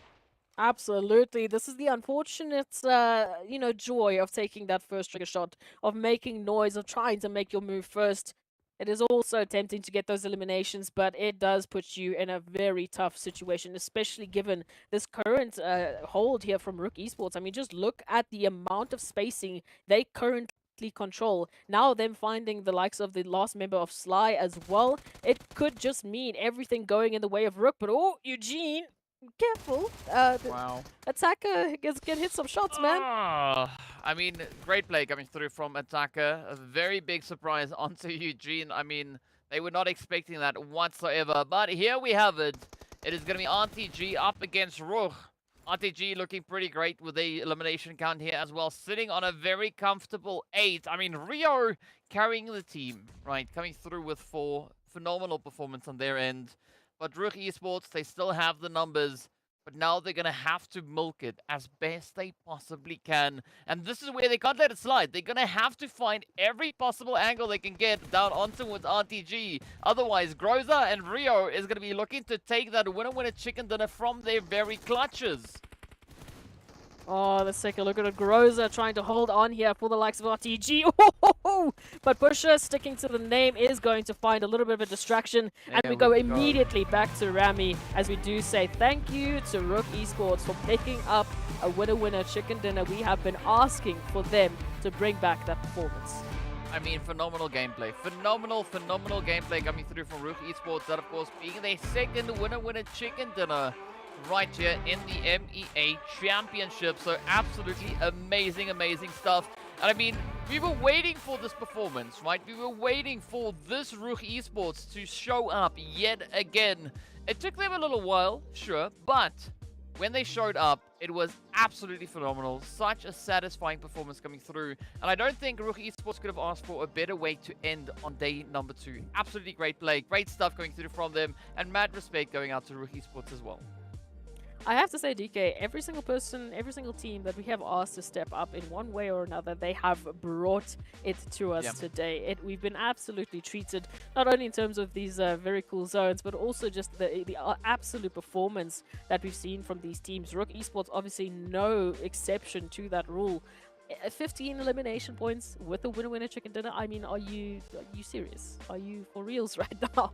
This is a brilliant result that we've seen. And even just looking at the spread of eliminations, it looks so much more consistent, especially on this first page. Yes, we do have a double digit in the form of RUKH, but then the spread starts to get a little bit healthier. Taking a look at that second page, naturally, it can't be as healthy for everybody. You know, there are going to be a few people that didn't get quite the results that they were looking for, but this is the first match that we've had that not a single team has taken a donut. Yeah, I mean, it's great, right? Every team trying to finish on strong footing, you know, to come to the end of day number 2 right here. But, I mean, again, right, we couldn't have asked for things to go any better. The teams playing a very aggressive zone. We had a zone very close to Oasis, a zone that we've not yet seen being played out. But, you know, regardless of what it was at the end of the day, still a very satisfying region to move in towards these, right? These teams getting tested all the way to the max. And speaking about getting tested to the max, right? Let's take a look at the stats coming through here for RUKH Esports. I mean, because they just performed so exceptionally well. Absolutely, and I just needed to give them a little bit more focus because, again, it's that start of yesterday and it's now into the end of day number 2 that we have seen them finally get that back-to-back winner-winner chicken dinner, and on 2 different maps in 2 very different fashions. Incredible work, of course, by Rami as well. I mean, just leading the charge, leading the team with those 8 eliminations. My goodness gracious. But ultimately, a very good team effort coming through from everyone, bringing it home and finally just showcasing what they are capable of. Yeah, I mean, again, there's nothing that you can falter coming through here for RUKH Esports, especially not how they've been playing this last game. But as you said it, right, Rami, absolutely amazing effort and only taking 79 damage. I mean, that's insane, right? So Rami, our master evader. But let's take a look and see how these teams got to where they ended up, as we are going to be hopping straight into these highlights. I mean, things started off with a little bit of an interesting bit of a play here. As we can see, the first bout of action we had came through here between the players from Clear Vision. And I mean, this is where GEEKAY also tried to capitalize on as much of an opportunity as they possibly could. Yeah, look, it really has been a bit of a catch-22. We saw so many highlighting moments from different teams really showcasing, oh, was it going to go this way? I mean, at some point we were thinking, oh, no, it's going to be another brute force win. It's going to be another case where our overall readers are just running away with all the points. But everyone has stepped up in such a momentous way today. And, I mean, even just this fight with Virtual Gaming in the World of Battle, so incredibly close that it literally had to come down to the zone, taking the last members out and giving us our final results. So it speaks volumes as to how competitive these players are with one another. Yeah, I mean, like I mentioned before, right? There's not a tremendous gap with regards to the positions on those overall rankings, and I think again that just showcases how intensely competitive this championship is. Because I mean, you've said it, right? There's no one particular team that's just running away with points, right? Everyone is bringing their piece to the battlefield. And of course, well, I think it's also about time for us to see who our top performers are with regards to Miramar itself. Yeah, this is a bit of an interesting one. As we know, going into this matchup, we were looking at Quest Esports. They're still going to be remaining as one of the leaders on our Miramar maps. But of course, we have a few new potential winners coming through back into tomorrow's games. NIGMA Galaxy, RTG, especially in this matchup, showcasing why they are in this position. RUKH, I mean, we've spoken enough about there. And of course, Brute Force, our overall leaders. Such consistency from these teams, whether it is just the Dusty Dunes that just gets them excited and brings a whole different level of play, or they are finally settling into their groove. You definitely have to keep your eyes out on these teams coming through in the next couple of days. I mean, speaking about the next couple of days, we've actually seen quite a few strong bits of application coming through from our respective teams, right? Brute Force securing themselves 62 points just for today. NASR coming through on 51. And of course, XENON maintaining consistency, coming through with 45 points rather. But again, for the day, they do end in the top 3, and doing so without a single winner chicken dinner in sight. So again, I think it is just going to be a matter of time until XENON gets themselves into that position, getting themselves that winner chicken dinner. But of course, we also need to take a look and see who our MVP for the day is. And we've been seeing so many strong contenders, but I think we have a pretty good idea. Yeah, it's Ado again. A double back-to-back MVP. I definitely thought it was going to be someone else, right? I thought maybe it could have been someone from RUKH Esports. Look, I mean, even me. But hey, yeah. we know why that is the case. I mean, Brute Force are in the position that they are in because their players are playing so incredibly well. And it's that consistency. I mean, especially that damage. Look at that 3.1 thousand damage. Yeah. Like, how are you supposed to compete with that? I mean, Brute Force, I mean, there's not much that you can falter on their end, right? Because on day 1, they ended with 61 points, right? Today, they ended on 62 points. So, Brute Force, they've just been an absolute brute force, right? The name is there, right? It's there, it's self-explanatory. But they've been playing so aggressively, and I think that is definitely something that is going to bode quite well for them. I mean, they've been grinding so hard throughout the entirety of the day. But again, we've not yet seen one particular team getting more than one winner chicken dinner for today. So let's take a look at our winners in case you forgot who they were. And here we go. Of course, we started all the way back on Erangel. The first match went straight over on towards the side of R8. Then we had NIGMA Galaxy, Brute Force, Clear Vision, NASR, as well as RUKH Esports, all rising to the occasion. But the fattest chicken that we had was the very last chicken of the day. Oh my goodness gracious. I mean, we just have to give an absolute round of applause to our winners. Again, when we take a look at it, yes, some of the teams finally did manage to double up on their overall winner chicken dinners, but we're not seeing those back to back. We're not seeing, again, one singular team that is standing up as the only team to beat, the only team that you need to worry about. Every single one of these teams is showcasing a new competitive level, a new reason why they might take that PMGC slot. Well, I mean, we also see a bit of a gap starting to be created with regards to our overall rankings. Let's take a look at those. Now, as we've seen, right, And we've also discussed Brute Force, absolutely phenomenal effort that they've been bringing forward here. The highest elimination count, the highest placement point tally, and of course they share the double chicken there with the side of RUKH Esports.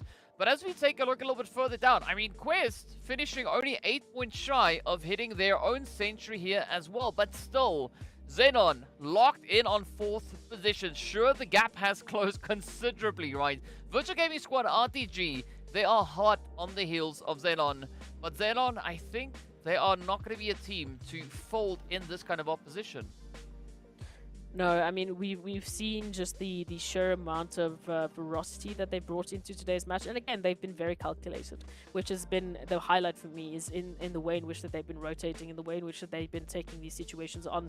I do think there's something special that's waiting for us coming back into tomorrow's matches. Moving up into the second page, everyone has stepped up. Again, I would like some of the players, such as, you know, any of those sitting towards the bottom 5, to really have a phenomenal day coming back tomorrow and completely shake up those overall standings, just because it's amazing to see, and they deserve to showcase their talents. So tomorrow, that's going to be where my focus is going to lie, just to see what those teams specifically have in store for us.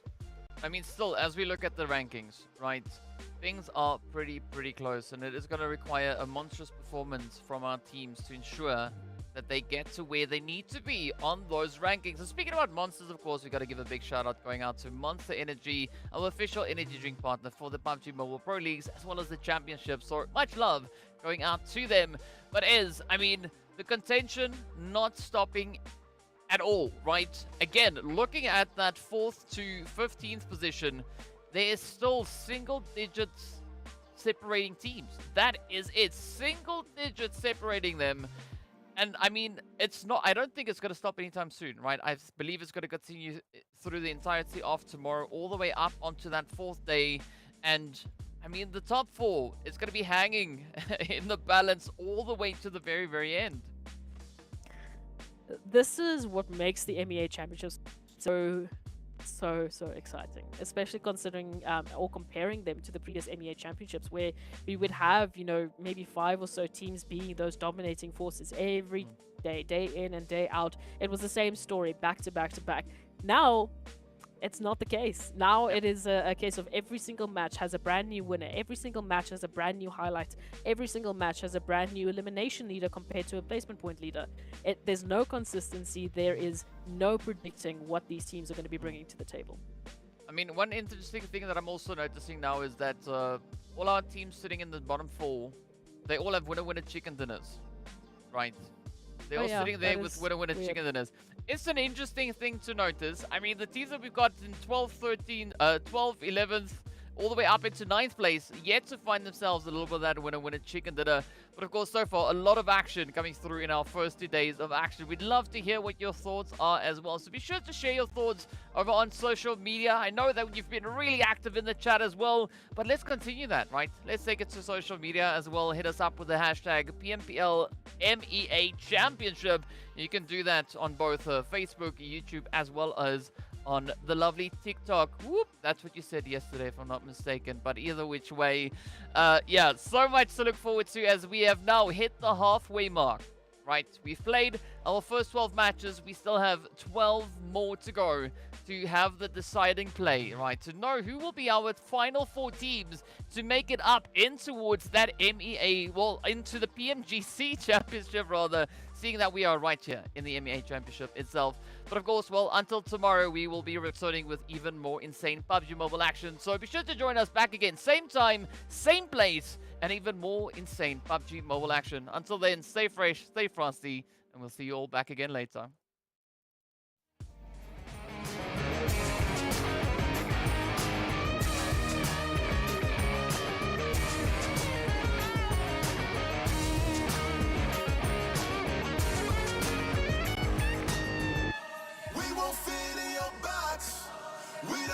We won't stop. Ride us all to the top. We will fit in your